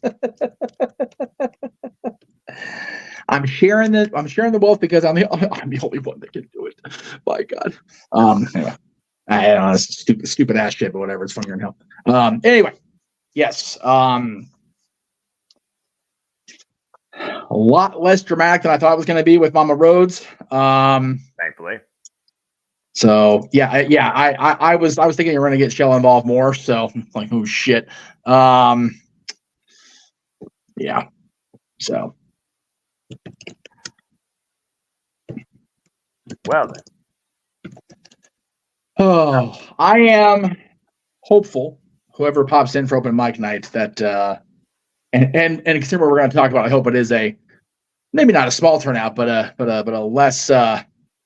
less bad shit turnout, because we know James is coming in, guns blazing. And again, for those of you watching that are going to pop over to open mic night here and that are still here with us now, please know right now that we all understand within the multiverse of media that what Punk had to say on Monday with Mr. Anawahi, with Mr. I forget his Ariel's first name. Let's say Ariel. What he said with Ariel on Monday is very much from his perspective, his point of view, but I feel it's about as close as we're going to get to a complete account of what exactly happened that we can within legalities. So, and we all in this multiverse team were very passionate and very visceral about what happened in Chicago last year. Or 2 years ago now. No, God damn it. Almost 3 years ago now. Excuse me. So please understand that, I'm going to try to keep the ticker down here going, because I don't have to, everybody should know by now, the views and opinions expressed by the individual panelists are their own. They do not reflect the entirety of the opinion of the multiverse or myself or anybody else. Right. Okay. So let me, because apparently we're still logged in here on Peacock. So I'm going to go ahead. Okay. There you go. Try and fix all that. Yes. Oh my gosh. Because, God forbid it'd be my mind, my heart. Right? No, for real. You're going to hear the Roku sign. So sorry. I used to have a Roku TV. Okay, there we go. All my Roku devices. That's what I wanted to do. Hey. There we go. Okay. Anyway. All right. I'm good. I'm going to work on my church stuff now. And yes, we will see you in about 10 minutes or so for Open Mic Night, brother. Thank you again for the masterful voice, the soundtrack of WrestleMania Night 1. Can't wait to hear you on Night 2, brother. We'll see you in a few minutes on Open Mic Night. I'll see you all in about 10 minutes. See you then. Yes, sir. Yes, sir. Go ahead and sign it off, Jeff. All right. Gentlemen, ladies, and everybody else at home, we will see you in just 10 minutes for Open Mic Night. For now, for the Simple Man, for the Renegade who is setting up Open Mic Night as we speak, for everybody across the multiverse, for the entire team here at the Jeff Meacham Network. So thank you all very much, and we'll see you very shortly right here on the Jeff Meacham Network Multiverse of Media. Thank you all for watching our coverage of Night 1 of WrestleMania 40. The Jeff Meacham Network's Multiverse of Media. For over 15 years, the recognized symbol of excellence and the standard bearer in coverage of sports and entertainment.